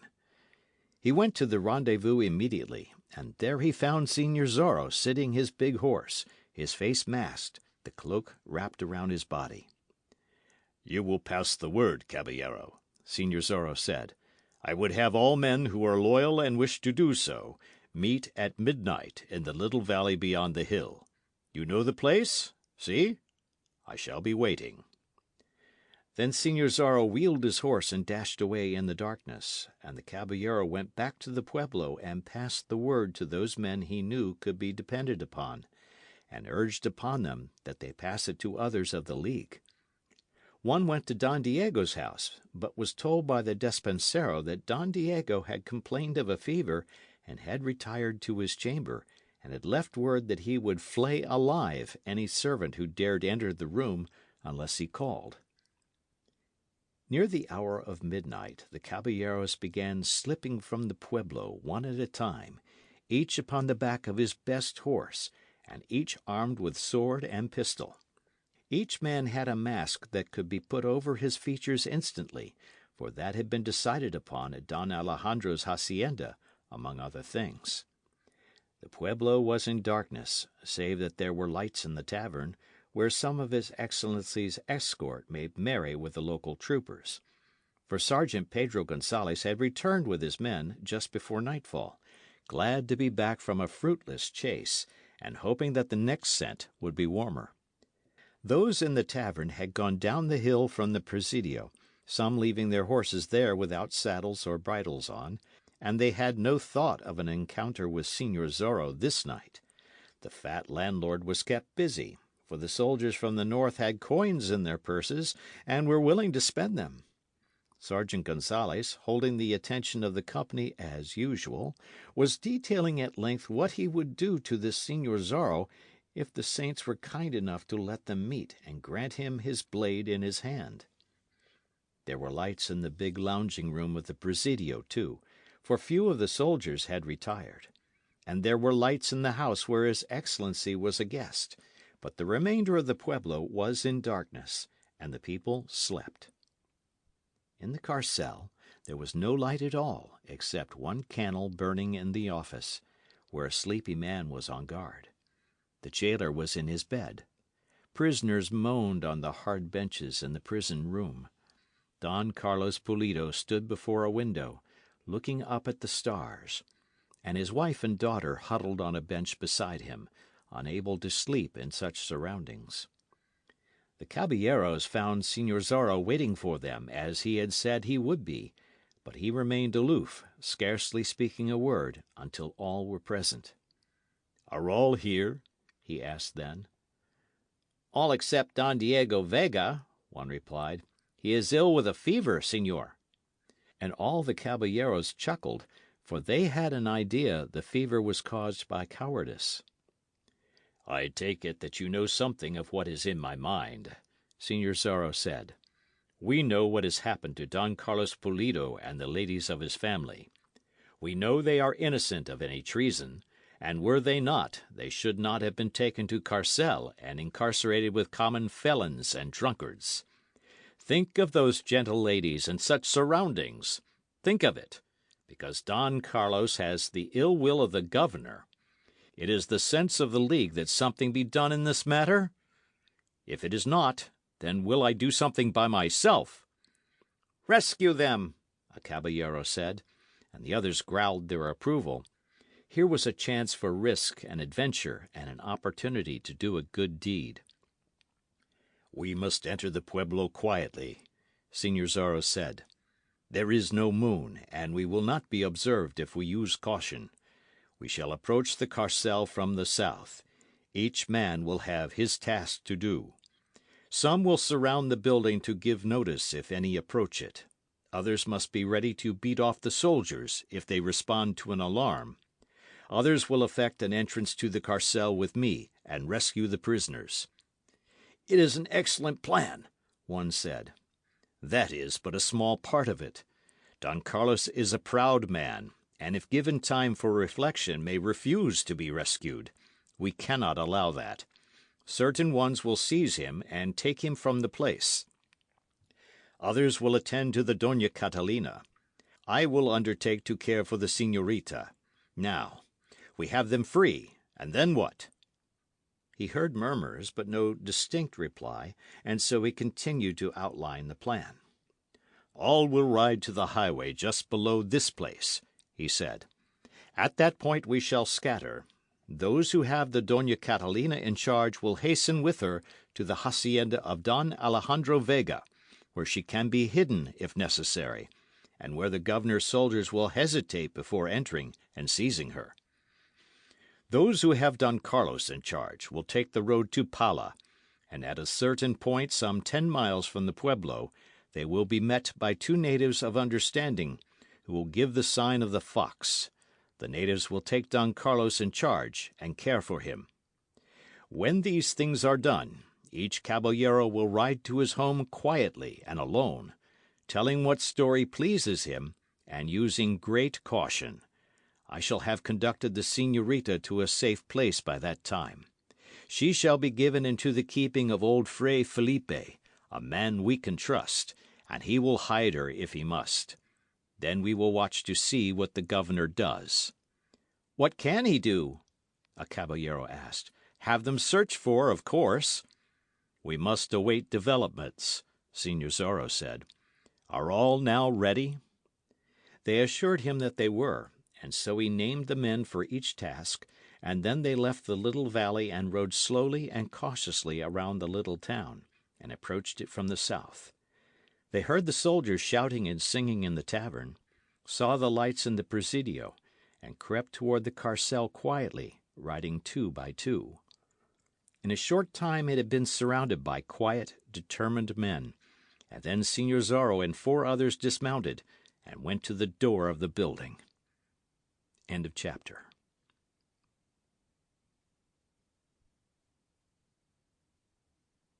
The Mark of Zorro by Johnston McCulley.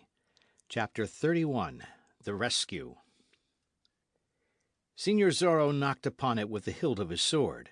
They heard a man gasp inside, presently heard his steps on the stone flooring, and after a little time light showed through the cracks, and the aperture was opened, and the sleepy face of the guard appeared. "What is wanted?" he asked.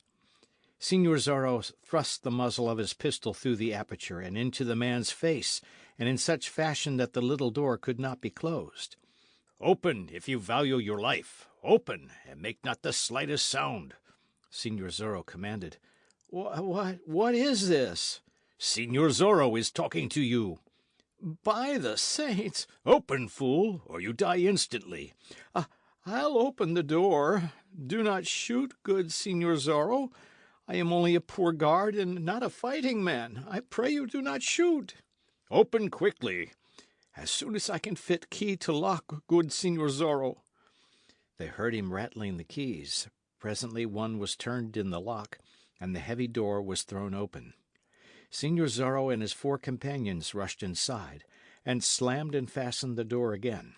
The guard found the muzzle of a pistol pressed against the side of his head, and would have knelt before these 5 masked and terrible men, only one of them caught him by the hair and held him up.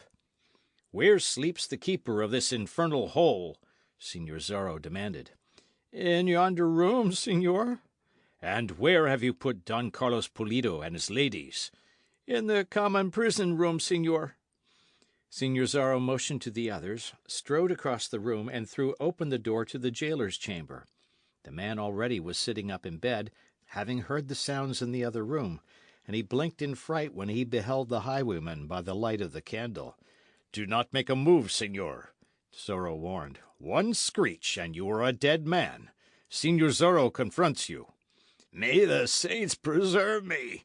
"Where are the keys to the prison rooms?" On that table, señor."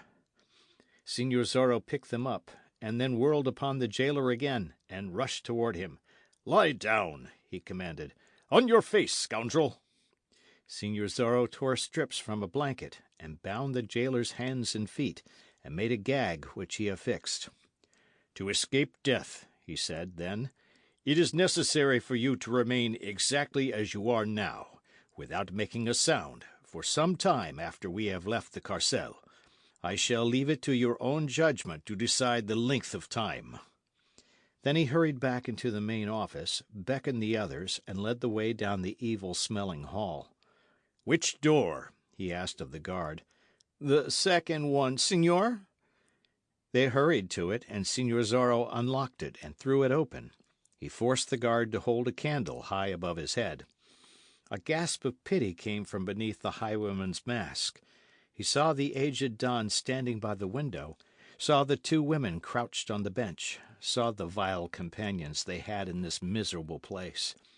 "Now may heaven forgive the governor!" he cried.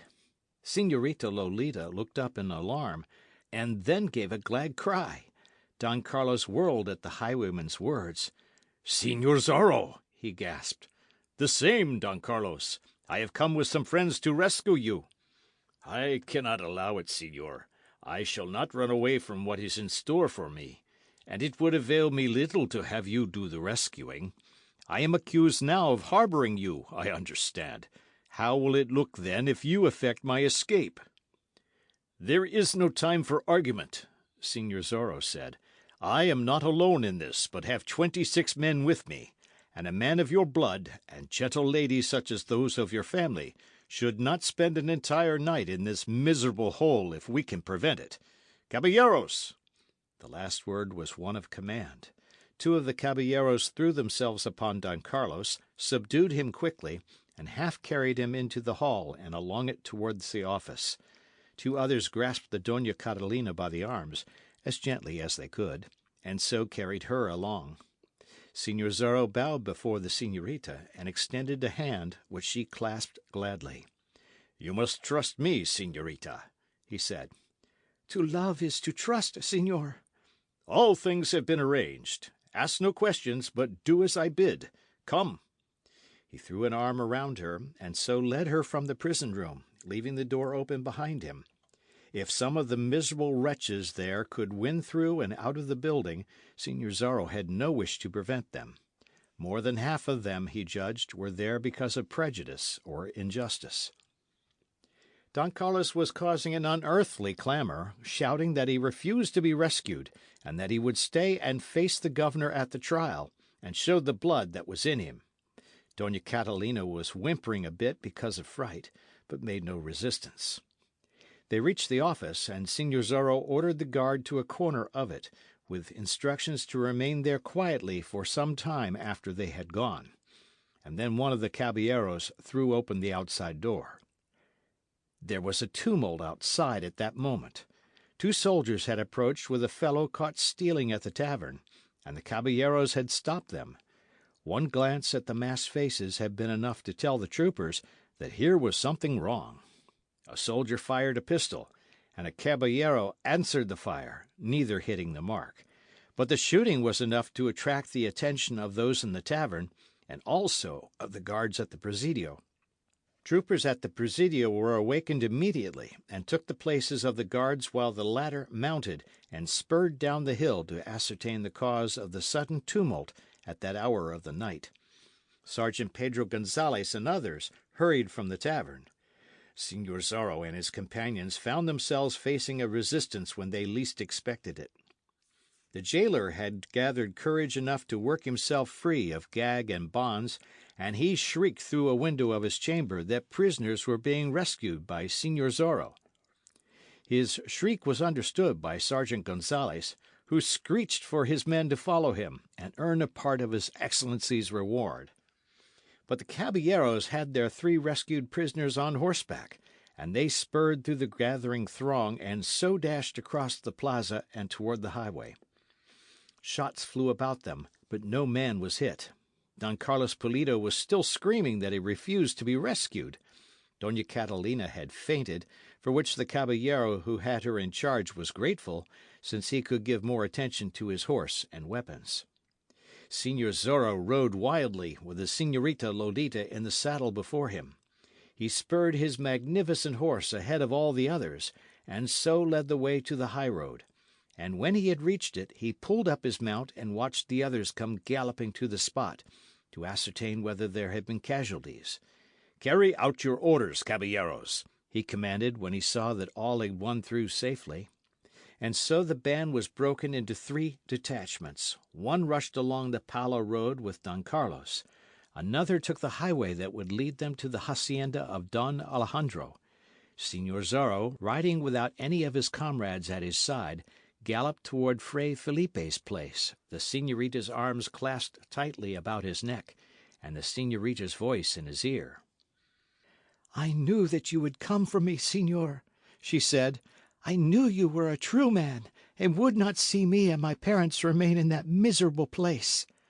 Signor Zorro did not answer her with words, for it was not a time for speech with his enemy so close at his heels, but his arm pressed the señorita closer to him. He had reached the crest of the first hill, and now he stopped the horse to listen for sounds of pursuit, and to watch the flickering lights far behind. For there was a multitude of lights in the plaza now, and in all the houses, for the pueblo had been aroused. The Presidio building was ablaze with light, and he could hear a trumpet being blown, and knew that every available trooper would be sent on the chase. The sound of galloping horses came to his ears. The troopers knew in what direction the rescuers had travelled, and the pursuit would be swift and relentless, with His Excellency on the scene to offer fabulous rewards, and urge on his men with promises of good posts and a promotion. But one thing pleased Signor Zorro as his horse galloped down the dusty highway, and the señorita clung to him, and the keen wind cut into his face. He knew that the pursuit would have to be divided into three parties. He pressed the señorita to him again, put spurs to his horse, and rode furiously through the night. End of chapter.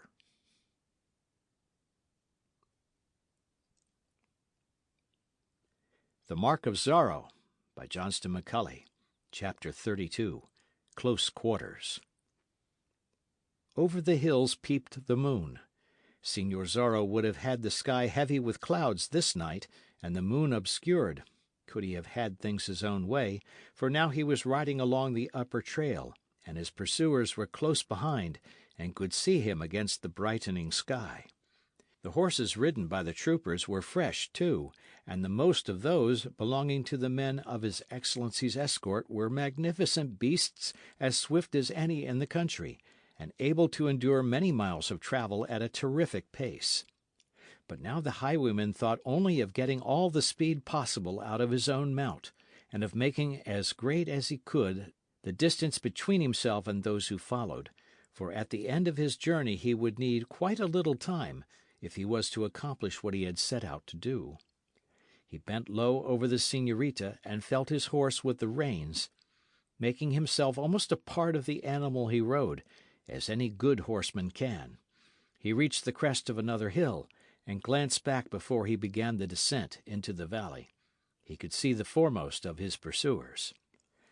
Had Signor Zorro been alone, no doubt the situation would have caused him no uneasiness, for many times he had been in a position more difficult, and had escaped. But the señorita was on the saddle before him now, and he wanted to get her to a place of safety, not only because she was the señorita and the woman he loved, but also because he was not the sort of man to let a prisoner he had rescued be recaptured. Such an event, he felt, would be a reflection on his skill and daring. Mile after mile he rode, the señorita clinging to him, and neither speaking a word. Signor Zorro knew that he had gained some on those who followed, but not enough to suit his purpose. Now he urged his horse to greater effort, and they flew along the dusty highway, past haciendas where the hounds barked in sudden alarm, past the huts of natives where the clamour of beating hoofs on the hard road caused bronzed men and women to tumble from their bunks and rush to their doors. Once he charged through a flock of sheep that was being driven to Reina de los Angeles and the market there, and scattered them to either side of the road, leaving cursing herders behind him. The herders gathered the flock again, just in time to have the pursuing soldiers scatter it once more. On and on he rode, until he could see, far ahead, the mission buildings at San Gabriel glistening in the moonlight. He came to a fork in the road, and took the trail that ran to the right, toward the hacienda of Fray Felipe. Signor Zorro was a reader of men, and he was trusting to his judgment tonight. He had known that the señorita Lolita would have to be left either where there were women, else where there was a robed Franciscan to stand guard over her, for Signor Zorro was determined to protect his lady's good name. And so he was pinning his faith to old Fray Felipe. Now the horse was galloping over softer ground, and was not making such good speed. Signor Zorro had little hope that the troopers would turn into the San Gabriel road when they arrived at the fork, as they might have done had it not been moonlight, and they had been unable to catch sight now and then of the man they pursued. He was within a mile of Fray Felipe's hacienda now, and once more he gave his horse the spurs, in an effort to obtain greater speed. "I shall have scant time, señorita," he said, bending over her and speaking into her ear. "Everything may depend upon whether I have been able to judge a man correctly. I ask only that you trust me." "You know I do that, señor." "And you must trust the man to whom I am carrying you, señorita, and listen well to his advice upon all matters concerned with this adventure. The man is a Fray." "Then everything will be well, señor," she replied, clinging to him closely. "If the saints are kind, we shall meet again soon, señorita. I shall count the hours, and deem each one of them an age. I believe there are happier days ahead for us." "May Heaven grant it," the girl breathed. "Where there is love, there may be hope, señorita." "Then my hope is great, señor." "And mine," he said.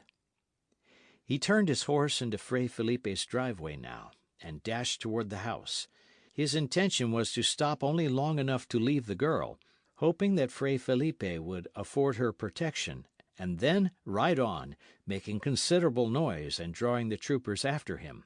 He wanted them to think that he was merely taking a short cut across Fray Felipe's land to the other road, and that he had not stopped at the house. He reined in his horse before the veranda steps, sprang to the ground, and lifted the señorita from the saddle, hurrying with her to the door. He beat against it with his fist, praying that Fray Felipe was a light sleeper and easily aroused. From the far distance there came a low drumming sound that he knew was made by the hoofs of his pursuers' horses. It seemed to Signor Zorro that it was an age before the old Fray threw open the door, and stood framed in it, holding a candle in one hand. The highwayman stepped in swiftly and closed the door behind him, so no light would show outside. Fray Felipe had taken a step backward in astonishment when he beheld the masked man and the señorita he escorted. "I am Signor Zorro, Fray," the highwayman said, speaking swiftly and in low tones. "Perhaps you may feel that you owe a small debt for certain things?" For punishing those who oppressed and mistreated me, I owe you a large debt, caballero, though it is against my principles to countenance violence of any sort," Fray Felipe replied. "I was sure that I had made no mistake in reading your character," Signor Zorro went on. "This señorita is Lolita, the only daughter of Don Carlos Pulido." "Ha! Don Carlos is a friend of the frailes, as you well know, and has known oppression and persecution the same as they. Today the governor came to Reina de los Angeles and had Don Carlos arrested and thrown into the carcel on a charge that has no true worth, as I happen to know. He also had the Doña Catalina and this young lady put in carcel, in the same prison room with drunkards and dissolute women. With the aid of some good friends, I rescued them." "May the saints bless you, señor, for that kind action," Fray Felipe cried. "Troopers are pursuing us, Fray. It is not seemly, of course, that the señorita ride farther with me alone. Do you take her and hide her, Fray, unless you fear that such a course may cause you grave trouble." "Señor!" Fray Felipe thundered. "If the soldiers take her, they will put her in carcel again, and probably she will be mistreated. Care for her, then, protect her, and you will more than discharge any obligation you may feel that you owe me." "And you, señor?" "I shall ride on, that the troopers may pursue me and not stop here at your house. I shall communicate with you later, Fray. It is agreed between us?" "It is agreed," Fray Felipe replied solemnly. "And I would clasp you by the hand, señor." That handclasp was short, yet full of expression for all that. Signor Zorro then whirled toward the door. "Blow out your candle," he directed. "They must see no light when I open the door." In an instant Fray Felipe had complied, and they were in darkness.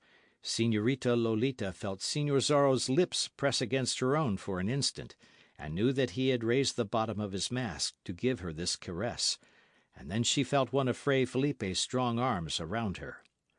"Be of good courage, daughter," the Fray said.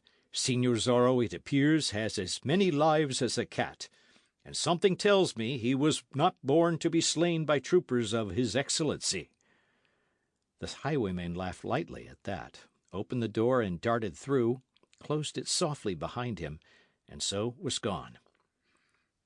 Great eucalyptus trees shrouded the front of the house in shadows, and in the midst of these shadows was Señor Zorro's horse. He noticed, as he ran toward the beast, that the soldiers were galloping down the driveway, that they were much nearer than he had expected to find them when he emerged from the house. He ran quickly toward his mount, tripped on a stone and fell, and frightened the animal so that it reared and darted half a dozen paces away, and into the full moonlight. The foremost of his pursuers shouted when he saw the horse, and dashed toward it. Señor Zorro picked himself up, gave a quick spring, caught the reins from the ground, and vaulted into the saddle. But they were upon him now, surrounding him, their blades flashing in the moonlight. He heard the raucous voice of Sergeant Gonzales ordering the men. "Alive, if you can, soldiers! His Excellency would see the rogue suffer for his crimes. At him, troopers! By the saints!" Señor Zorro parried a stroke with difficulty, and found himself unhorsed. On foot, he fought his way back into the shadows, and the troopers charged after him. With his back to the bole of a tree, Señor Zorro fought them off. 3 sprang from their saddles to rush in at him. He darted from the tree to another, but could not reach his horse. But one belonging to a dismounted trooper was near him, and he vaulted into the saddle and dashed down the slope toward the barns and corral. "After the rogue!" he heard Sergeant Gonzales shouting. "His Excellency will have us flayed alive if this pretty highwayman escapes us now." They charged after him, eager to win promotion and the reward. But Señor Zorro had some sort of a start of them, enough to enable him to play a trick. As he came into the shadow cast by a big barn, he slipped from the saddle, at the same time giving the horse he rode a cut with his rowels. The animal plunged ahead, snorting with pain and fright, running swiftly through the darkness toward the corral below. The soldiers dashed by in pursuit. Señor Zorro waited until they were past, and then he ran rapidly up the hill again. But he saw that some of the troopers had remained behind to guard the house, evidently with the intention of searching it later, and so he found he could not reach his horse. And once more there rang out that peculiar cry, half shriek and half moan, with which Señor Zorro had startled those at the hacienda of Don Carlos Pulido. His horse raised its head, whinnied once in answer to his call, and galloped toward him. Señor Zorro was in the saddle in an instant, spurring across a field directly in front of him. His horse went over a stone fence as if it had not been in the way, and after him speedily came a part of the troopers. They had discovered the trick he had used. They charged at him from both sides, met behind him, followed, and strained to cut down his lead. He could hear Sergeant Pedro Gonzales shouting lustily for them to make a capture in the name of the governor. He hoped that he had drawn them all away from Fray Felipe's house, but he was not sure, and the thing that demanded his attention the most now was the matter of his own escape. He urged his horse cruelly, knowing that this journey across ploughed ground was taking the animal's strength. He longed for a hard trail, the broad highway. And finally he reached the latter. Now he turned his horse's head toward Reina de los Angeles, for he had work to do there. There was no señorita before him on the saddle now, and the horse felt the difference. Señor Zorro glanced behind, and exulted to find that he was running away from the soldiers. Over the next hill, and he would be able to elude them. But he had to be on guard, of course, for there might be troopers in front of him, too. His Excellency might have sent reinforcements to Sergeant Gonzales, or might have men watching from the tops of the hills.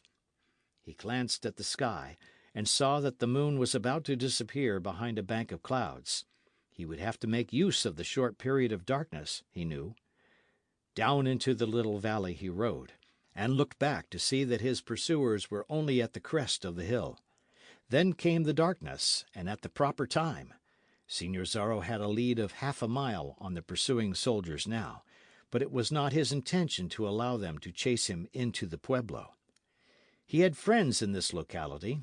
Beside the highway was an adobe hut, where there lived a native Señor Zorro had saved from a beating. Now he dismounted before the hut and kicked against the door. The frightened native opened it. "I am pursued," Señor Zorro said. That appeared to be all that was necessary, for the native immediately threw the door of the hut open wider. Señor Zorro led his horse inside, almost filling the crude building, and the door was hastily shut again. Behind it, the highwayman and the native stood listening, the former with pistol in one hand and his naked blade in the other. End of chapter.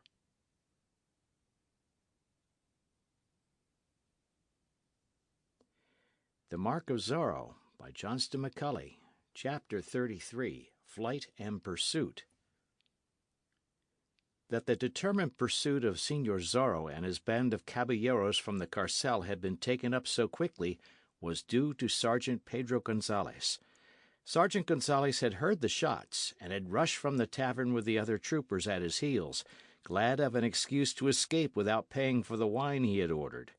He had heard the shout of the jailer, and had understood it, and immediately had grasped the situation. "Señor Zorro is rescuing the prisoners!"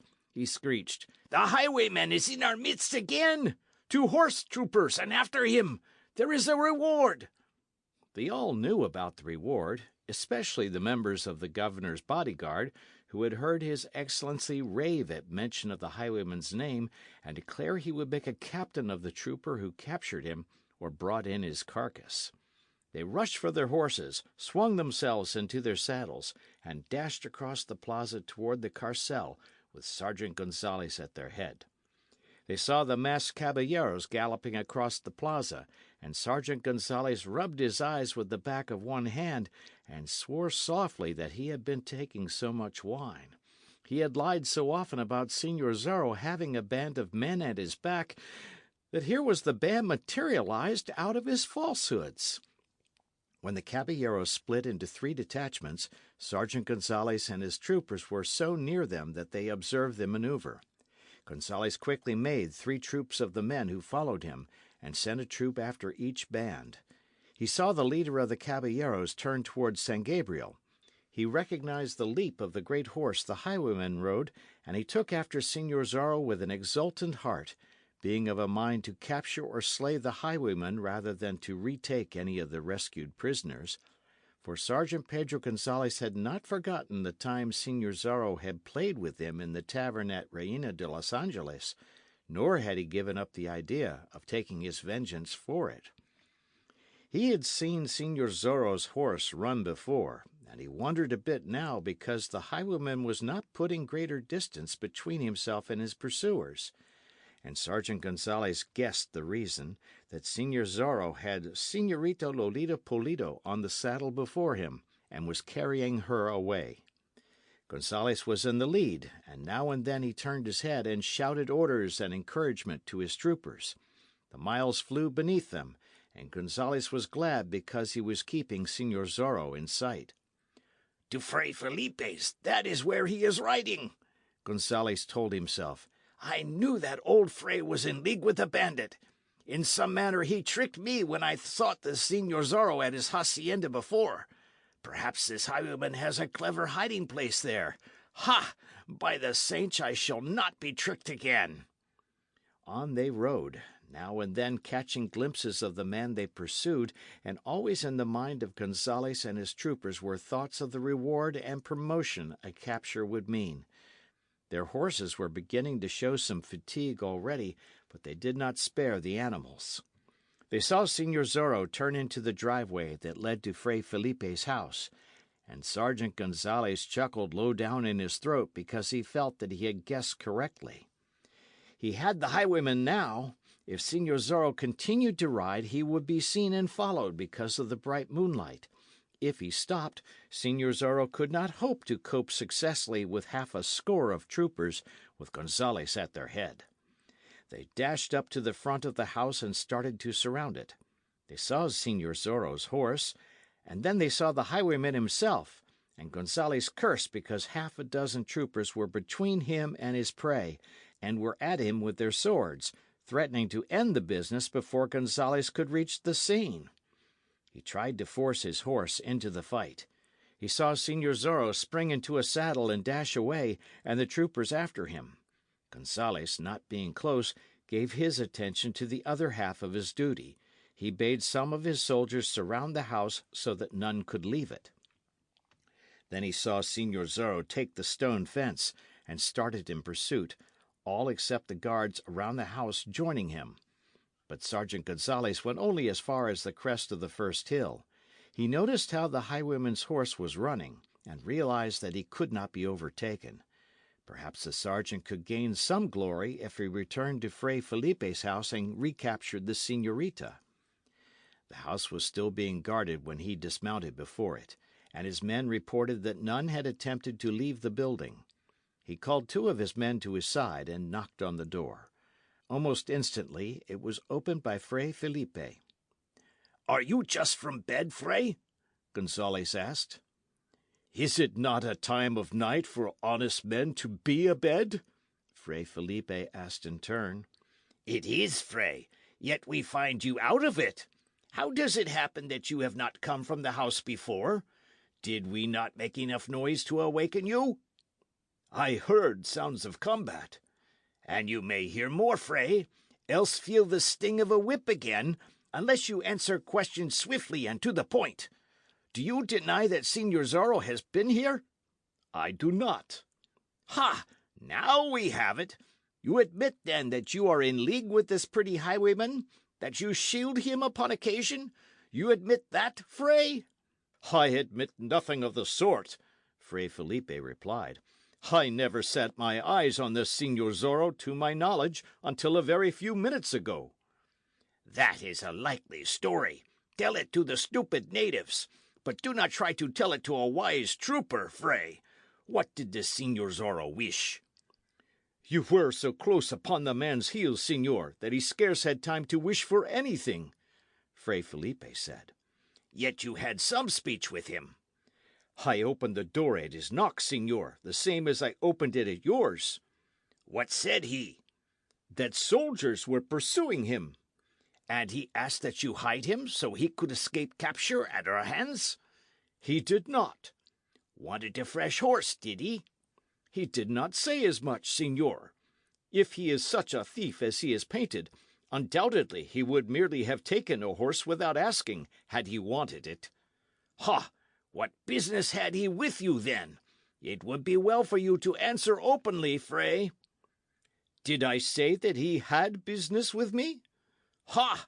By the saints!" "The saints are better off your lips, señor, boaster and drunkard." "Do you wish to receive another beating, Fray? I am riding on his Excellency's business. Do not you delay me further. What said this pretty highwayman?" "Nothing that I am at liberty to repeat to you, señor," Fray Felipe said. Sergeant Gonzales pushed him aside roughly and entered the living room, and his two troopers followed at his heels. "Light the candelero," Gonzales commanded his men. "Take candles if you can find any. We search the house." "You search my poor house?" Fray Felipe cried. "And what do you expect to find?" Fray Felipe asked. "I expect to find a piece of merchandise this pretty Señor Zorro left here, Fray." "What do you imagine he left?" "Ha! A package of clothing, I suppose, a bundle of loot, a bottle of wine, a saddle to be mended. What would the fellow leave, Fray? One thing impresses me. Señor Zorro's horse carried double when he arrived at your house, and was carrying none but Señor Zorro when he departed." "And you expect to find—" "The other half of the horse's load," replied Gonzales. "Failing to find it, we may try a twist or two of your arm to see whether you can be made to speak." "You would dare? You would so affront a Fray? You would descend to torture?" "Meal mush and goat's milk," quoth Sergeant Gonzales. "You fooled me once in some manner, but you will not so fool me again. Search the house, troopers, and be sure that you search it well. I shall remain in this room and keep this entertaining fray company. I shall endeavour to discover what his sensations were when he was being whipped for swindling." "Coward and brute!" Fray Felipe thundered. "There may come a time when persecution shall cease." "Meal mush and goat's milk." "When this disorder shall end, and honest men be given their just dues," Fray Felipe cried. "When those who have founded a rich empire here shall receive the true fruits of their labour and daring, instead of having them stolen by dishonest politicians and men who stand in their favour." "Goat's milk and meal mush, Fray." "When there shall be 1,000 Señor Zorros, and more if necessary, to ride up and down El Camino Real and punish those who do wrong. Sometimes I would that I were not a Fray, that I might play such a game myself." "We'd run you down in short order and stretch a rope with your weight," Sergeant Gonzalez told him. "Did you help His Excellency's soldiers more, perhaps His Excellency would treat you with more consideration." "I give aid to no spawn of the devil," Fray Felipe said. "Ha! Now you grow angry, and that is against your principles. Is it not the part of a robed fray to receive what comes his way and give thanks for it, no matter how much it chokes him? Answer me that, angry one." "You have about as much knowledge of a Franciscan's principles and duties as has the horse you ride." "I ride a wise horse, a noble animal. He comes when I call, and gallops when I command. Do not deride him until you ride him." "Ha! An excellent jest." "Imbecile!" "Meal mush and goat's milk," said Sergeant Gonzalez. End of chapter.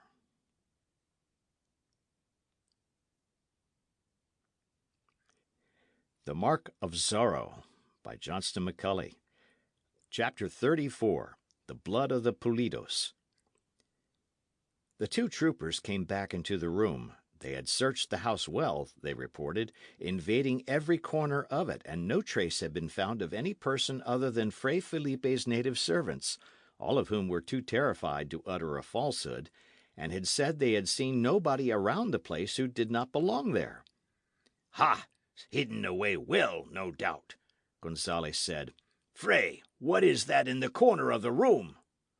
"Bales of hides," Fray Felipe replied. "I have been noticing it from time to time. The dealer from San Gabriel must have been right when he said the hides he purchased of you were not properly cured. Are those?"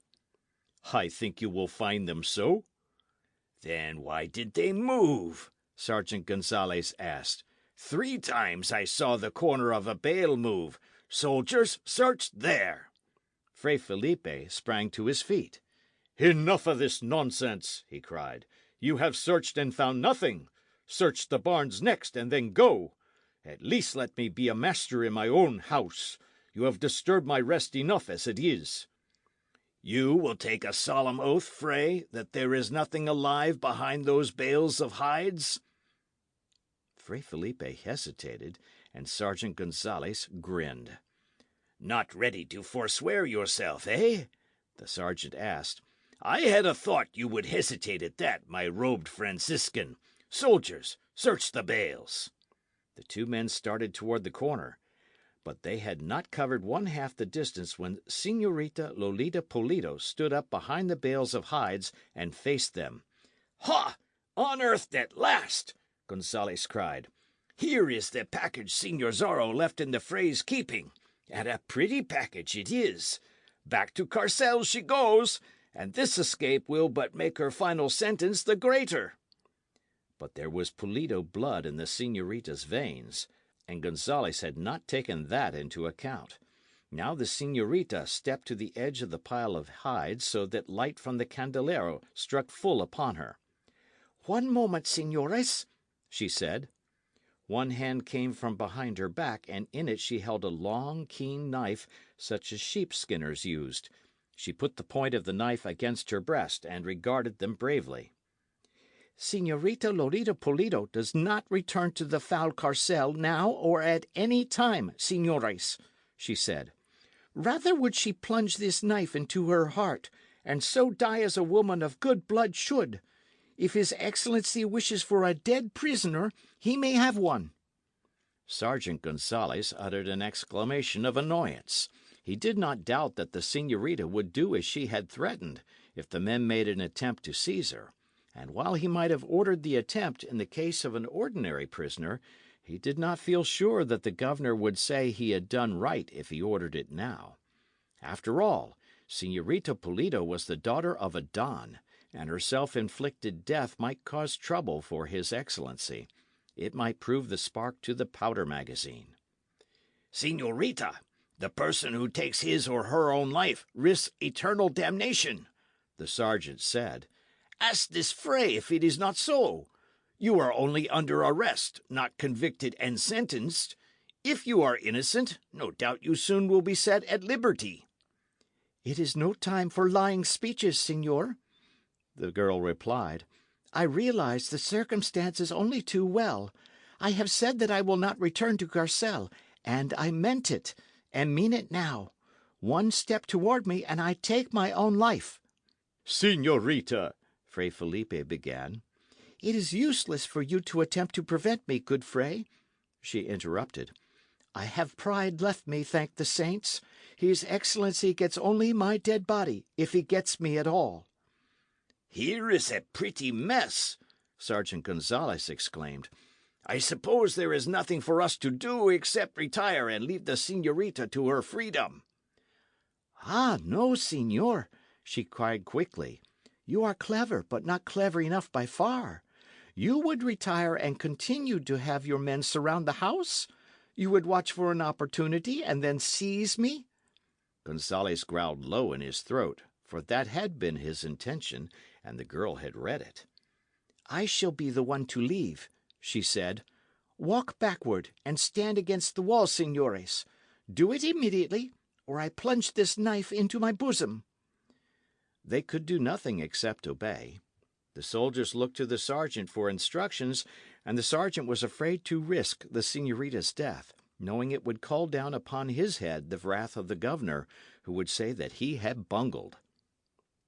Perhaps, after all, it would be better to let the girl leave the house. She might be captured afterward, for surely a girl could not escape the troopers. She watched them closely as she darted across the room to the door. The knife was still held at her breast. Fray Felipe, you wish to go with me? She asked. You may be punished if you remain. Yet I must remain, señorita. I could not run away. May the saints protect you. She faced Gonzalez and the soldiers once more.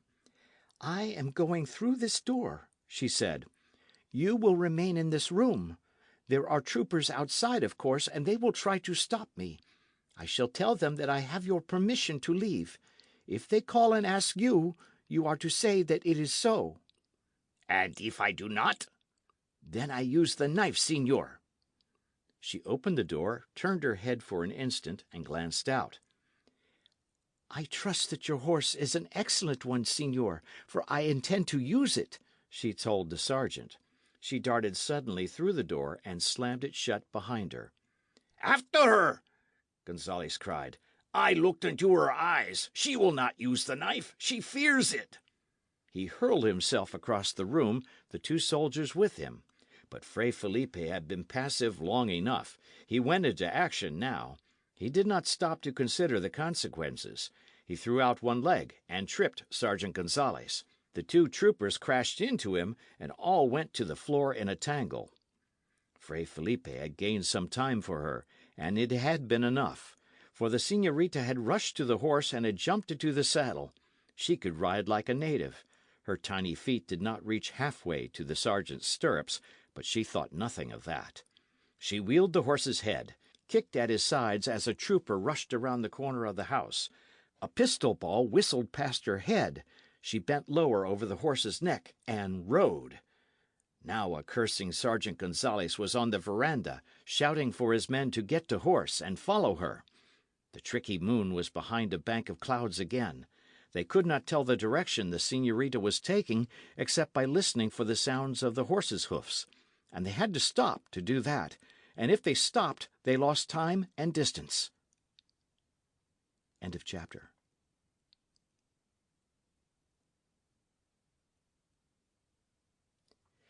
The Mark of Zorro by Johnston McCulley.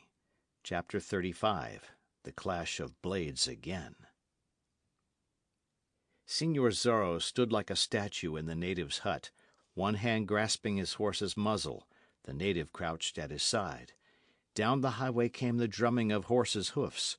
Then the pursuit swept by, the men calling to one another and cursing the darkness, and rushed down the valley. Señor Zorro opened the door and glanced out, listened for a moment, and then led out his horse. He tendered the native a coin. "Not from you, señor," the native said. "Take it. You have need of it, and I have not," the highwayman said. He vaulted into the saddle and turned his horse up the steep slope of the hill behind the hut. The animal made little noise as it climbed to the summit. Señor Zorro descended into the depression on the other side, and came to a narrow trail, and along this he rode at a slow gallop, stopping his mount now and then to listen for sounds of other horsemen who might be abroad. He rode toward Reina de los Angeles, but he appeared to be in no hurry about arriving at the pueblo. Señor Zorro had another adventure planned for this night, and it had to be accomplished at a certain time and under certain conditions. It was 2 hours later when he came to the crest of the hill above the town. He sat quietly in the saddle for some time, regarding the scene. The moonlight was fitful now, but now and then he could make out the plaza. He saw no troopers, heard nothing of them, decided that they had ridden back in pursuit of him, and that those who had been sent in pursuit of Don Carlos and the Doña Catalina had not yet returned. In the tavern there were lights, and in the presidio, and in the house where His Excellency was a guest. Señor Zorro waited until it was dark, and then urged his horse forward slowly, but off the main highway. He circled the pueblo, and in time approached the presidio from the rear. He dismounted now, and led his horse, going forward slowly, often stopping to listen, for this was a very ticklish business, and might end in disaster if a mistake were made. He stopped the horse behind the presidio, where the wall of the building would cast a shadow if the moon came from behind the clouds again, and went forward cautiously, following the wall as he had done on that other night. When he came to the office window, he peered inside. Captain Ramon was there, alone, looking over some reports spread on the table before him, evidently awaiting the return of his men. Señor Zorro crept to the corner of the building and found there was no guard. He had guessed and hoped that the Comandante had sent every available man to the chase, but he knew that he would have to act quickly, for some of the troopers might return. He slipped through the door and crossed the big lounging room, and so came to the door of the office. His pistol was in his hand, and could a man have seen behind the mask, he would have observed that Señor Zorro's lips were crushed in a thin, straight line of determination.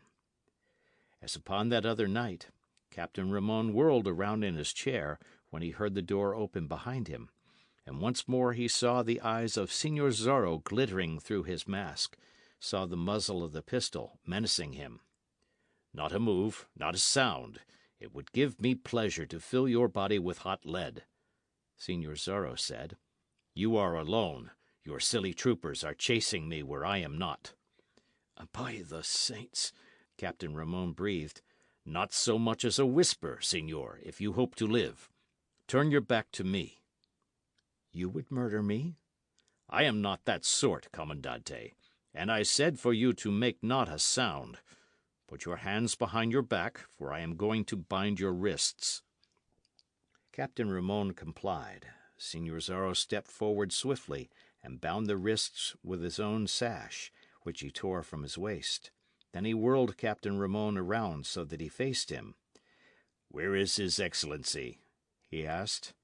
"At Don Juan Estados's house." "I knew as much, but wanted to see whether you prefer to speak the truth tonight. It is well if you do so. We are going to call upon the governor. To call upon his excellency, I said, and do not speak again. Come with me. He grasped Captain Ramon by the arm and hurried him from the office, across the lounging room, out of the door. He piloted him around the building to where the horse was waiting. Mount, he commanded. I shall sit behind you, with the muzzle of this pistol at the base of your brain. Make no mistake, Comandante, unless you are tired of life. I am a determined man this night. Captain Ramon had observed it. He mounted as he was directed, and the highwayman mounted behind him, and held the reins with one hand and the pistol with the other. Captain Ramon could feel the touch of cold steel at the back of his head. Señor Zorro guided his horse with his knees instead of with the reins. He urged the beast down the slope and circled the town once more, keeping away from the beaten trails, and so approached the rear of the house where His Excellency was a guest. Here was the difficult part of the adventure. He wanted to get Captain Ramon before the governor, to talk to both of them, and to do it without having anybody else interfere. He forced the captain to dismount, and led him to the rear wall of the house. There was a patio there, and they entered it. It appeared that Señor Zorro knew the interior of the house well. He entered it through a servant's room, taking Captain Ramon with him, and passed through into a hall without awakening the sleeping native. They went along the hall slowly. From one room came the sound of snoring. From beneath the door of another, light streamed. Señor Zorro stopped before that door and applied an eye to a crack at the side of it. If Captain Ramon harboured thoughts of voicing an alarm, or of offering battle, the touch of the pistol at the back of his head caused him to forget them. And he had scant time to think of a way out of this predicament, for suddenly Señor Zorro threw open the door, hurled Captain Ramon through it, followed himself, and shut the door quickly behind him. In the room there were His Excellency and his host. "Silence, and do not move," Señor Zorro said. "The slightest alarm, and I put a pistol ball through the governor's head. That is understood? Very well, señores." "Señor Zorro!" the governor gasped. "The same, your excellency. I ask your host to be not frightened, for I mean him no harm if he sits quietly until I am done. Captain Ramon, kindly sit across the table from the governor. I am delighted to find the head of the state awake and awaiting news from those who are chasing me. His brain will be clear, and he can understand better what is said." "What means this outrage?" the governor exclaimed. "Captain Ramon, how comes this? Seize this man. You are an officer." "Do not blame the Comandante," Señor Zorro said. "He knows it is death to make a move. There is a little matter that needs explanation, and since I cannot come to you in broad day as a man should, I am forced to adopt this method. Make yourselves comfortable, señores. This may take some little time." His Excellency fidgeted in his chair. "You have this day insulted a family of good blood, your Excellency," Señor Zorro went on. "You have forgotten the proprieties to such an extent that you have ordered thrown into your miserable carcel a hidalgo and his gentle wife and innocent daughter. You have taken such means to gratify a spite." "They are traitors," His Excellency said. "What have they done of treason?" "You are an outlaw with a price put upon your head. They have been guilty of harbouring you, giving you aid." "Where got you this information?" "Captain Ramon has an abundance of evidence." "Ha! The Commandante, eh? We shall see about that. Captain Ramon is present, and we can get at the truth. May I ask the nature of your evidence?" "You were at the Pulido hacienda," the governor said. "I admit it." "A native saw you and carried word to the Presidio. The soldiers hurried out to effect your capture." "A moment. Who said a native sounded the alarm?" "Captain Ramon assured me so." "Here is the first chance for the captain to speak the truth. As a matter of fact, Comandante, was it not Don Carlos Pulido himself who sent the native? The truth!" "It was a native brought word." "And he did not tell your sergeant that Don Carlos had sent him?" Did he not say that Don Carlos had slipped him the information in whispers while he was carrying his fainting wife to her room? Is it not the truth that Don Carlos did his best to hold me at his hacienda until the soldiers arrived, that I might be captured? Did not Don Carlos thus try to show his loyalty to the governor? By the saints, Ramon, you never told me as much, His Excellency cried. They are traitors, the captain declared stubbornly. What other evidence? Signor Zorro asked. Why, when the soldiers arrived, you concealed yourself by some trick, the governor said, and presently Captain Ramon himself reached the scene, and while he was there you crept from a closet, ran him through treacherously from behind, and made your escape. It is an evident fact that Don Carlos had hidden you in the closet. By the saints, Signor Zorro swore. I had thought, Captain Ramon, that you were man enough to admit defeat, though I knew you for a scoundrel and other things. Tell the truth. That is the truth. Tell the truth, Signor Zorro commanded, stepping closer to him and bringing up the pistol. I came from that closet and spoke to you. I gave you time to draw blade and get on guard. We fenced for fully 10 minutes, did we not? I admit freely that for a moment you puzzled me, and then I solved your method of giving battle, and I knew you were at my mercy. And then, when I could have slain you easily, I but scratched your shoulder. Is not that the truth? Answer, as you hope to live. Captain Ramon licked his dry lips and could not meet the governor's eyes. Answer! Signor Zorro thundered. It is the truth, the captain acknowledged. Ah, so I ran you through from behind, eh? It is an insult to my blade to have it enter your body. You see, your excellency, what manner of man you have for a commandante here. Is there more evidence?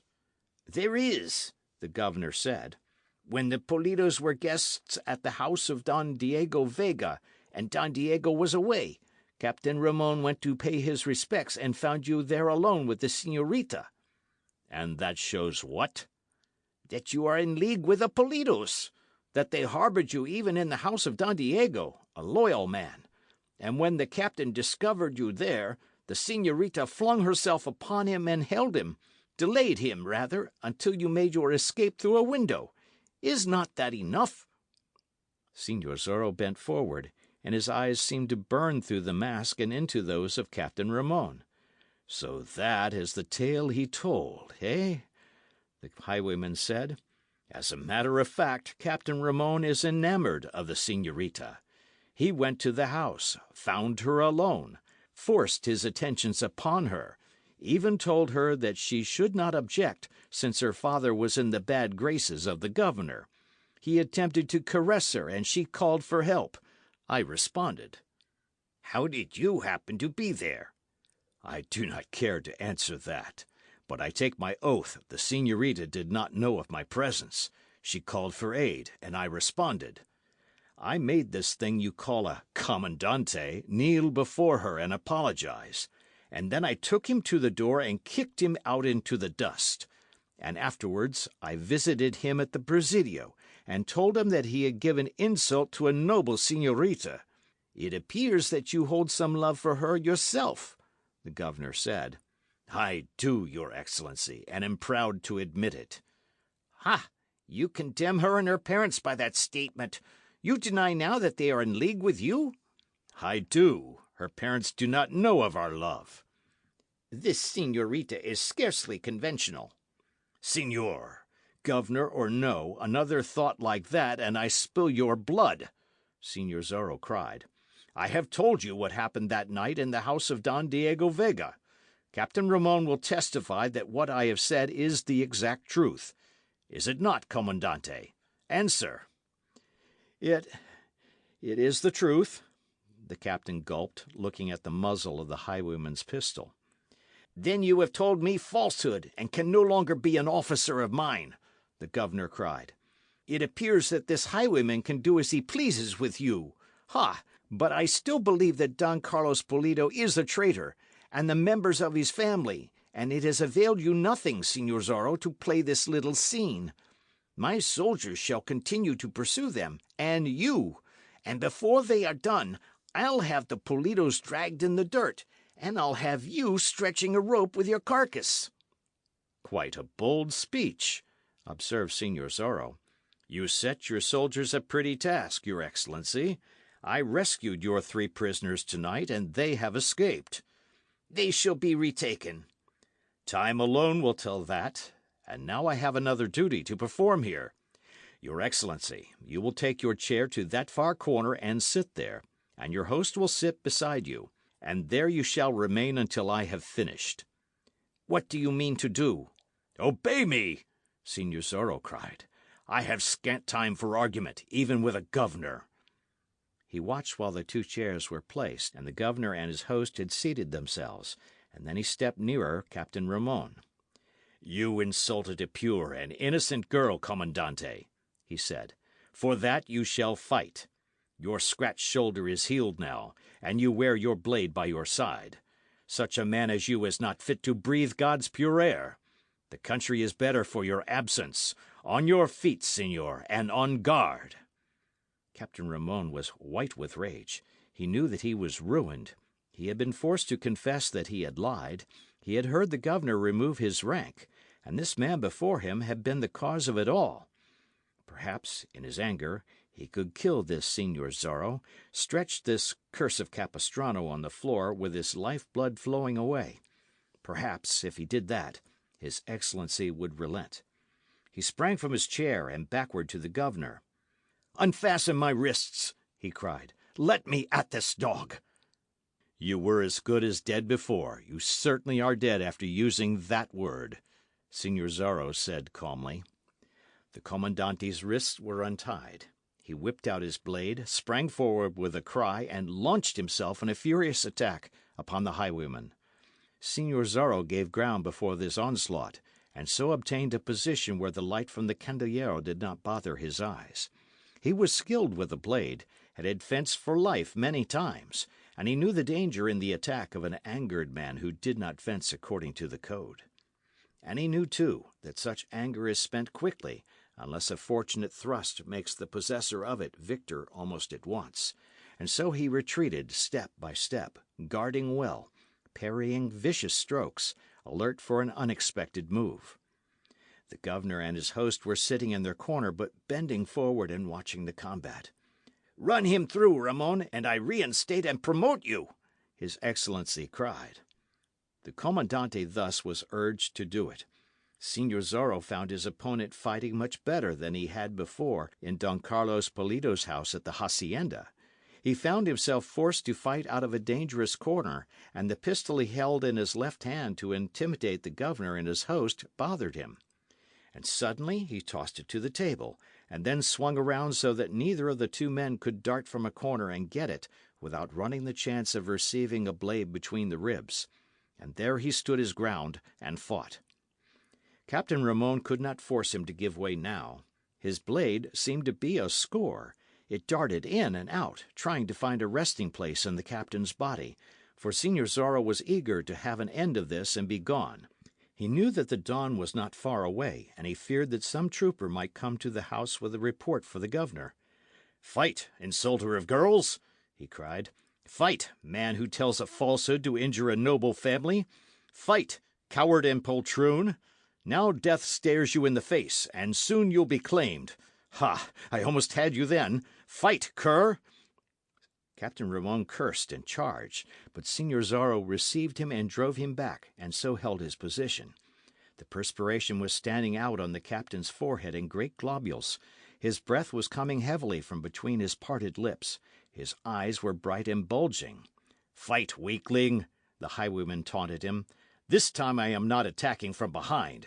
If you have prayers to say, say them, for your time grows short."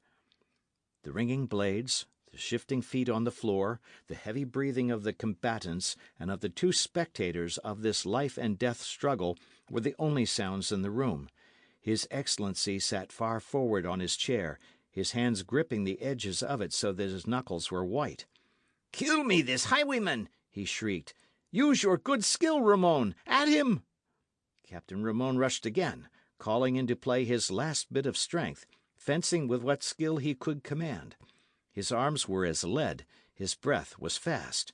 He thrust, he lunged, and made a mistake of a fraction of an inch. Like the tongue of a serpent, Signor Zorro's blade shot in. Thrice it darted forward, and upon the fair brow of Ramon, just between the eyes, there flamed suddenly a red, bloody letter Z. "The Mark of Zorro!" the highwayman cried. "You wear it forever now, Comandante." Signor Zorro's face became more stern. His blade shot in again and came out dripping red. The Commandante gasped and slipped to the floor. "You have slain him!" the governor cried. "You have taken his life, wretch!" "Ha, I trust so. The thrust was through the heart, Excellency. He never will insult a señorita again." Signor Zorro looked down at his fallen foe, regarded the governor a moment, then wiped his blade on the sash that had bound the Commandante's wrists. He returned the blade to its scabbard, and picked up his pistol from the table. "My night's work is done," he said. "And you shall hang for it!" His Excellency cried. "Perhaps, when you catch me," replied the curse of Capistrano, bowing ceremoniously. Then, without glancing again at the twitching body of him who had been Captain Ramon, he whirled through the door and was in the hall, and rushed through it to the patio and to his horse. End of chapter.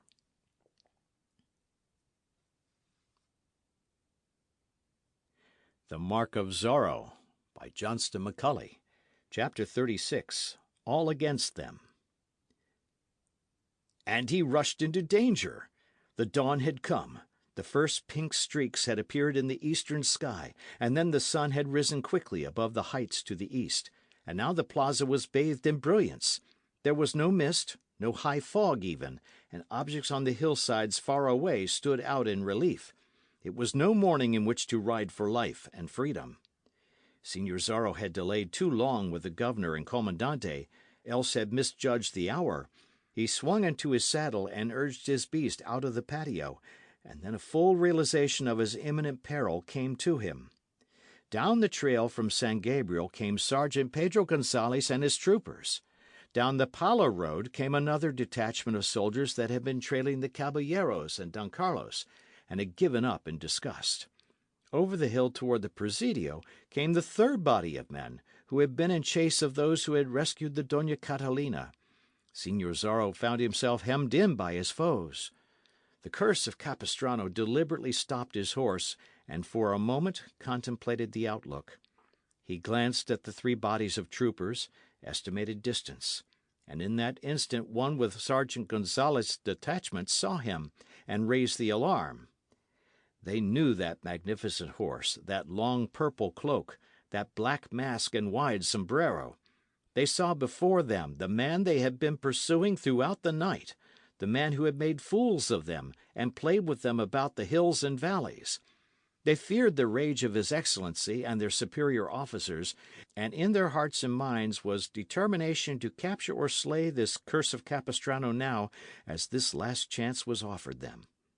Signor Zorro put spurs to his horse and dashed across the plaza, in full view of some score of citizens.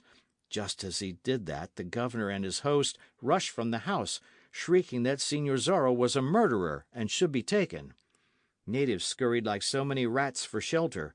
Men of rank stood still and gaped in astonishment. Signor Zorro, having crossed the plaza, drove his horse at highest speed straight toward the highway. Sergeant Gonzalez and his troopers rushed to cut him off and turn him back, shrieking at one another, pistols in their hands, blades loosened in their scabbards. Reward and promotion and satisfaction were to be their lot, if they made an end of the highwaymen here and now. Signor Zorro was forced to swerve from his first course, for he saw that he could not win through. He had not taken his pistol from his belt, but he had drawn his blade, and it dangled from his right wrist in such fashion that he could grip the hilt of it instantly and put it into play. He cut across the plaza again, almost running down several men of rank who were in the way. He passed within a few paces of the infuriated governor and his host, darted between two houses, and rushed toward the hills in that direction. It appeared that he had some small chance of escaping the cordon of his foes now. He scorned paths and trails and cut across the open ground. From both sides the troopers galloped to meet him, flying toward the angle of the wedge, hoping to reach it in time and turn him back once more. Gonzales was shouting orders in his great voice, and he was sending a part of his men down into the pueblo, so that they would be in proper position in case the highwayman turned back again, and could keep him from escaping to the west. He reached the highway and started down it toward the south. It was not the direction he would have preferred, but he had no choice now. He dashed around a curve in the road, where some natives' huts cut off the view, and suddenly he pulled up his horse, almost unseating himself. For here a new menace presented itself. Straight at him along the highway flew a horse and rider, and close behind came half a dozen troopers in pursuit. Señor Zorro whirled his horse. He could not turn to the right because of a stone fence. His horse could have jumped it, but on the other side was soft, ploughed ground, and he knew he could make no progress across it, and that the troopers might cut him down with a pistol bullet.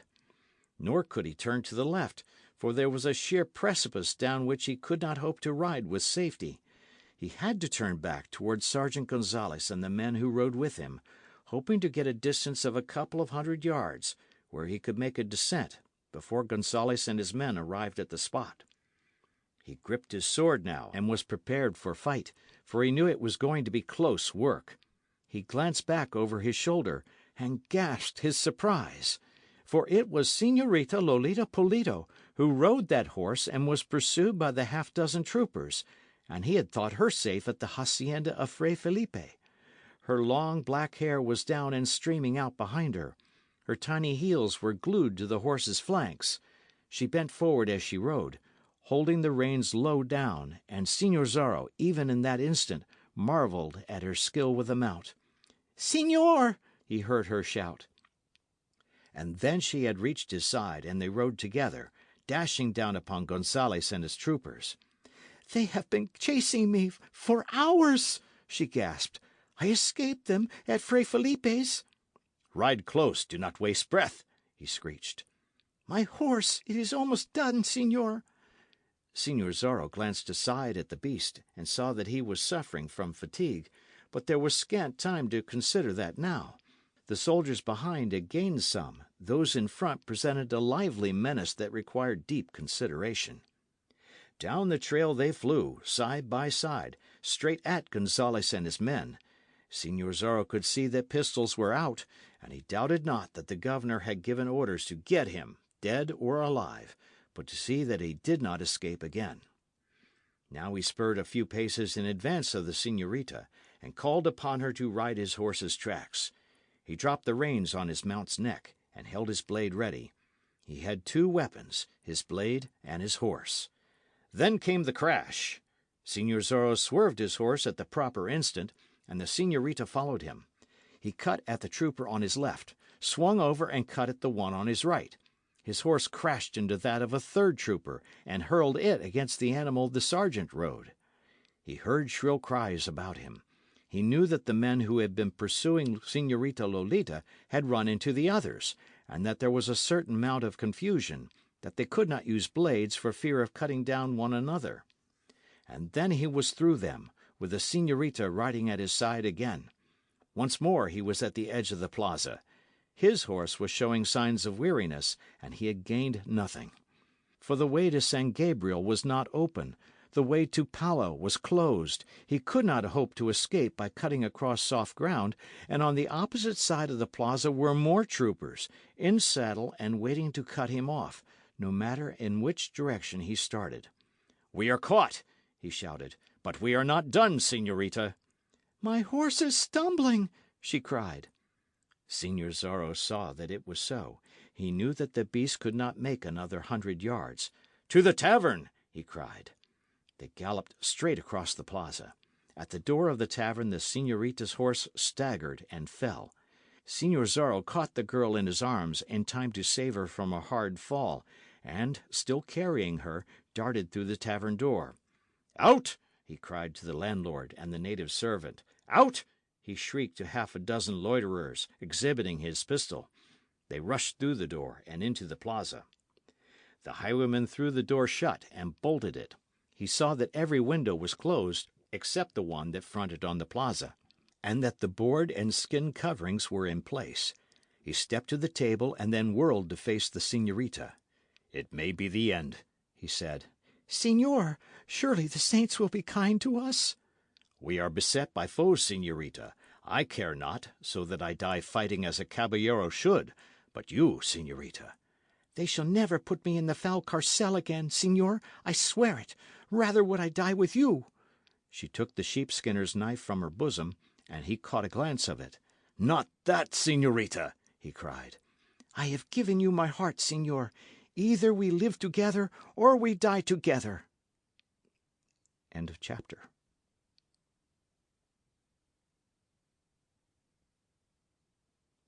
The Mark of Zorro, by Johnston McCulley. Chapter 37. The Fox at Bay.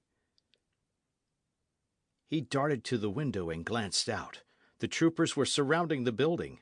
He could see the governor stalking across the plaza, crying his orders. Down the San Gabriel trail came the proud Don Alejandro Vega to pay his visit to the governor, and he stopped at the plaza's edge and began questioning men regarding the cause for the tumult. "All are in at the death," Señor Zorro said, laughing. "I wonder where my brave caballeros are, those who rode with me." You expect their aid? She asked. "Not so, señorita. They would have to stand together and face the governor, tell him their intentions. It was a lark with them, and I doubt whether they take it seriously enough to stand by me now. It is not to be expected. I fight it out alone." "Not alone, señor, when I am by your side." He clasped her in his arms, pressed her to him. "I would we might have our chance," he said. "But it would be folly for you to let my disaster influence your life. You never have seen my face even, señorita. You could forget me. You could walk from this place and surrender, send word to Don Diego Vega that you will become his bride, and the governor then would be forced to release you and clear your parents of all blame." "Ah, señor!" "Think, señorita, think what it would mean. His Excellency would not dare stand an instant against a Vega. Your parents would have their lands restored. You would be the bride of the richest young man in the country. You would have everything to make you happy." "Everything except love, señor, and without love the rest is as naught." "Think, señorita, and decide for once and all. You have but a moment now." "I made my decision long ago, señor. A Polito loves but once, and does not wed where she cannot love." "Cara!" he cried, and pressed her close again. Now there came a battering at the door. "Señor Zorro!" Sergeant Gonzales cried. "Well, señor?" Zorro asked. "I have an offer for you from His Excellency the Governor." "I am listening, loud one." "His Excellency has no wish to cause your death, or injury to the señorita you have inside with you. He asks that you open the door and come out with the lady." "To what end?" Señor Zorro asked. "You shall be given a fair trial, and the señorita also. Thus you may escape death and receive imprisonment instead." "Ha! I have seen samples of His Excellency's fair trials," Señor Zorro responded. "Think you I am an imbecile?" "His Excellency bids me say that this is the last chance, that the offer will not be renewed." "His Excellency is wise not to waste breath renewing it. He grows fat, and his breath is short." "What can you expect to gain by resistance, save death?" Gonzales asked. "How can you hope to offstand 1.5 score of us?" "It has been done before, loud one." "We can batter in the door and take you." "After a few of you have been stretched lifeless on the floor," Señor Zorro observed. "Who will be the first through the door, my sergeant?" "For the last time." "Come in and drink a mug of wine with me," said the highwayman, laughing. "Meal mush and goat's milk," swore Sergeant Gonzales. There was quiet then, for a time, and Señor Zorro, glancing through the window cautiously, so as not to attract a pistol shot, observed that the governor was in consultation with the sergeant and certain of the troopers. The consultation ended, and Signor Zorro darted back from the window. Almost immediately the attack upon the door began. They were pounding at it with heavy timbers, trying to smash it down.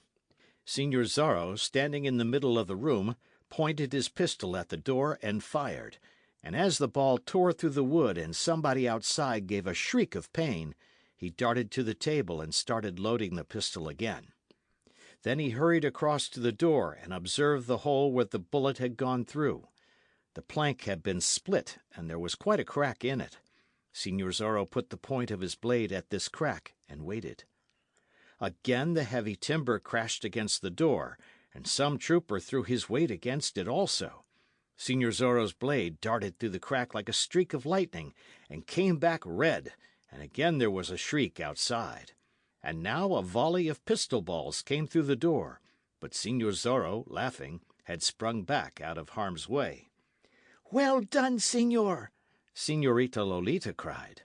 "We shall stamp our mark on several of these hounds before we are done," he replied. "I would that I could aid you, Signor." "You are doing it, Signorita. It is your love that gives me my strength." "If I could use a blade—" "Ah, Signorita, that is for a man to do. Do you pray that all may be well." "And at the last, Signor, if it is seen that there is no hope, may I then see your dear face?" "I swear it, Signorita, and feel my arms about you, and my lips on yours. Death will not be so bitter then." The attack on the door was renewed. Now pistol shots were coming through it regularly, and through the one open window also, and there was nothing for Signor Zorro to do except stand in the middle of the room and wait, his blade held ready. There would be a lively few minutes, he promised, when the door was down and they rushed in at him. It seemed to be giving way now. The Signorita crept close to him, tears streaming down her cheeks, and grasped him by the arm. "You will not forget?" she asked. "I'll not forget, Signorita." "Just before they break down the door, Signor, take me in your arms, and let me see your dear face, and kiss me. Then I can die with good grace, too." "You must live." "Not to be sent to a foul carcel, Signor. And what would life be without you?" "There is Don Diego." "I can think of nobody but you, Signor. Apolito will know how to die, and perhaps my death will bring home to men the perfidy of the governor. Perhaps it may be of service." Again the heavy timber struck against the door. They could hear His Excellency shouting encouragement to the troopers, could hear the natives shrieking, and Sergeant Gonzales crying his orders in his loud voice. Signor Zorro hurried to the window again, chancing a bullet, and glanced out. He saw that half a dozen troopers had their blades ready, were prepared to rush over the door the moment it was down. They would get him, but he would get some of them first. Again the ram against the door. "It is almost the end, Signor," the girl whispered. "I know it, Signorita." "I would we had had better fortune. Yet I can die gladly since this love has been in my life. Now, Signor, your face and lips. The door is crashing in." She ceased to sob and lifted her face bravely. Signor Zorro sighed, and one hand fumbled with the bottom of his mask. But suddenly there was a tumult outside in the plaza, and the battering at the door ceased, and they could hear loud voices that they had not heard before. Signor Zorro let go of his mask and darted to the window. End of chapter.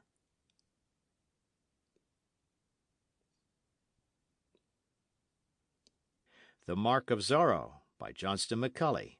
Chapter 38. The Man Unmasked. 23 horsemen were galloping into the plaza. The beasts they rode were magnificent.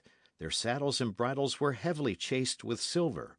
Their cloaks were of the finest materials, and they wore hats with plumes as if this was somewhat of a dress affair, and they wished the world to know it.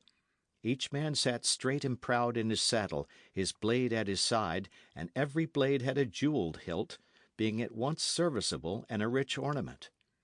They galloped along the face of the tavern. between the door and the soldiers who had been battering it, between the building and the governor and assembled citizens, and there they turned and stood their horses side by side, facing his Excellency. "Wait, there is a better way," their leader cried. "Ha!" screeched the governor. "I understand. Here we have the young men of all the noble families in the Southland. They have come to show their loyalty by taking this curse of Capistrano. I thank you, caballeros. Yet it is not my wish to have any of you slain by this fellow. He is not worthy your blades, señores. Do you ride to one side, and lend the strength of your presence, and let my troopers deal with the rogue. Again, I thank you for this show of loyalty, for this demonstration that you stand for law and order and all it means, for constituted authority." "Peace!" their leader cried. "Your Excellency, we represent power in this section, do we not?" "You do, caballeros," the governor said. "Our families say who shall rule, what laws shall be termed just, do they not?" "They have great influence," the governor said. "You would not care to stand alone against us?" "Most assuredly not," his Excellency cried. "But I pray you let the troopers get this fellow. It is not seemly that a caballero should suffer wound or death from his blade." "It is to be regretted that you do not understand." "Understand?" queried the governor in a questioning tone, glancing up and down the line of mounted men. "We have taken counsel with ourselves, Excellency. We know our strength and power, and we have decided upon certain things. There have been things done that we cannot countenance. The frailes of the missions have been despoiled by officials. Natives have been treated worse than dogs. Even men of noble blood have been robbed because they have not been friendly to the ruling powers." "Caballero!" "Peace, Excellency, until I have done. This thing came to a crisis when a hidalgo and his wife and daughter were thrown into a carcel by your orders. Such a thing cannot be countenanced, Excellency. And so we have banded ourselves together, and here we take a hand.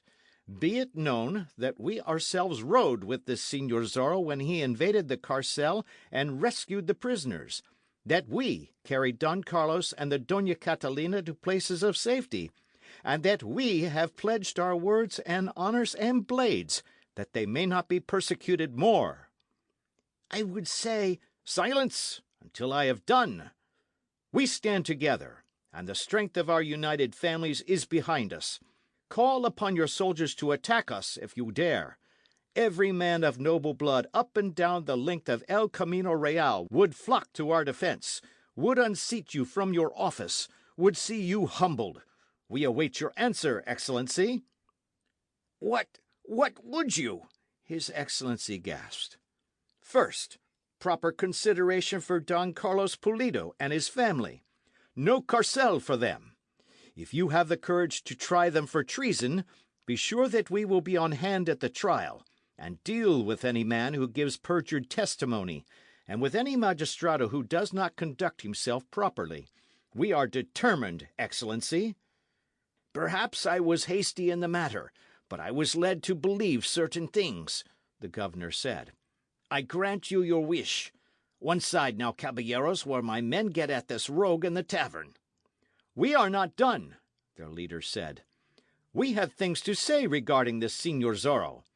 What has he done, actually, Excellency? Is he guilty of any treason? He has robbed no man except those who robbed the defenceless first. He has whipped a few unjust persons. He has taken sides with the persecuted, for which we honour him. To do such a thing, he took his life in his own hands. He successfully evaded your soldiers. He resented insults as any man has the right to do." "What would you?" "A complete pardon, here and now, for this man known as Señor Zorro." "Never!" the governor cried. "He has affronted me personally. He shall die the death." He turned around and saw Don Alejandro Vega standing near him. "Don Alejandro, you are the most influential man in this south country," he said. "You are the one man against whom even the governor dare not stand. You are a man of justice. Tell these young caballeros that what they wish cannot be granted. Bid them return to their homes, and this show of treason will be forgotten." "I stand behind them," Don Alejandro thundered. You stand behind them?" "I do, your Excellency. I echo every word they have spoken in your presence. Persecution must cease. Grant their requests. See that your officials do right hereafter. Return to San Francisco de Asís, and I take my oath that there shall be no treason in this Southland. I shall see to it myself. But oppose them, Excellency, and I shall take sides against you, see you driven from office and ruined, and your foul parasites with you." "This terrible, willful Southland!" the governor cried. "Your answer," Don Alejandro demanded. "I can do nothing but agree," the governor said. "But there is one thing." "Well?" "I spare the man's life if he surrenders, but he must stand trial for the murder of Captain Ramon." "Murder?" queried the leader of the caballeros. "It was a duel between gentlemen, Excellency. Signor Zorro resented an insult on the part of the commandante to the señorita." "Ha! But Ramon was a caballero." "And so is this Signor Zorro. He told us as much, and we believe him, for there was no falsehood in his voice. So it was a duel, Excellency, and between gentlemen, according to the code. And Captain Ramon was unfortunate that he was not a better man with a blade. That is understood. Your answer?" "I agree," the governor said weakly. "I pardon him, and I go home to San Francisco de Asís, and persecution ceases in this locality. But I hold Don Alejandro to his promise that there will be no treason against me here if I do these things." "I have given my word," Don Alejandro said. The caballeros shrieked their happiness and dismounted. They drove the soldiers away from the door, Sergeant Gonzalez growling into his moustache because here was a reward gone glimmering again. "Within there, Signor Zorro," one cried. "Have you heard?" "I have heard, caballero."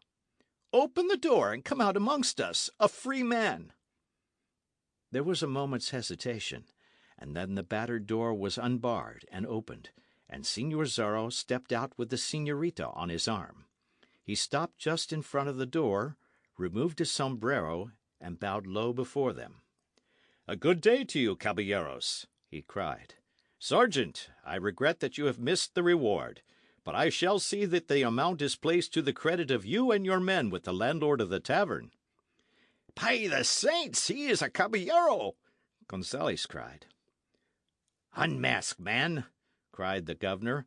"I would see the features of the person who has fooled my troopers, has gained caballeros to his banner, and has forced me to make a compromise." "I fear that you will be disappointed when you see my poor features," Signor Zorro replied.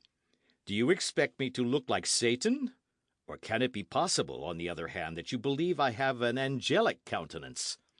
He chuckled, glanced down at the Señorita Lolita, and then put up a hand and tore off his mask.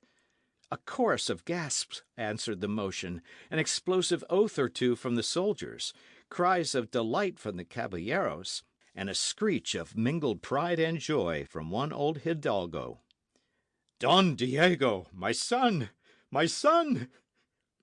And the man before them seemed to droop suddenly in the shoulders, and sighed, and spoke in a languid voice. "These be turbulent times. Can a man never meditate on music and the poets?" And Don Diego Vega, the curse of Capistrano, was clasped for a moment in his father's arms. End of chapter.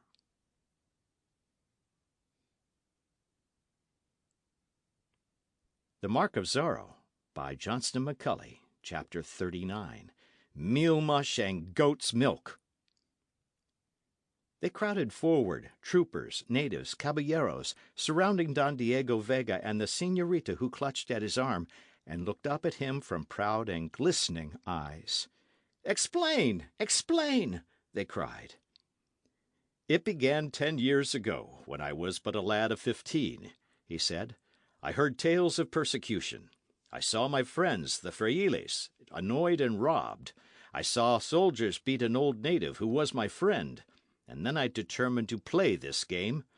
It would be a difficult game to play, I knew, so I pretended to have small interest in life, so that men never would connect my name with that of the highwayman I expected to become. In secret, I practiced horsemanship and learned how to handle a blade. By the saints, he did, Sergeant Gonzales growled. One half of me was the languid Don Diego you all knew, and the other half was the curse of Capistrano I hoped one day to be. And then the time came, and my work began. It is a peculiar thing to explain, signores. The moment I donned cloak and mask, the Don Diego part of me fell away. My body straightened. New blood seemed to course through my veins. My voice grew strong and firm. Fire came to me. And the moment I removed cloak and mask, I was the languid Don Diego again. Is it not a peculiar thing? I had made friends with this great Sergeant Gonzales, and for a purpose. Ha! I guessed the purpose, caballeros, Gonzales cried. You tired whenever the Señor Zorro was mentioned, and did not wish to hear of violence and bloodshed, but always you asked me in what direction I was going with my troopers, and you went in the other direction and did your confounded work. You are an excellent guesser, said Don Diego, laughing, as did the others about him. I even crossed blades with you, so that you would not guess I was Señor Zorro. You remember the rainy night at the tavern. I listened to your boasts, went out and donned mask and cloak, came in and fought you, escaped, took off mask and cloak, and returned to jest with you. Ha! I visited the Pulido hacienda as Don Diego, and a short time later returned as Señor Zorro and held speech with the señorita here. You almost had me, Sergeant, that night at Fray Felipe's, the first night, I mean. Ha! You told me there that you had not seen Señor Zorro. Nor had I.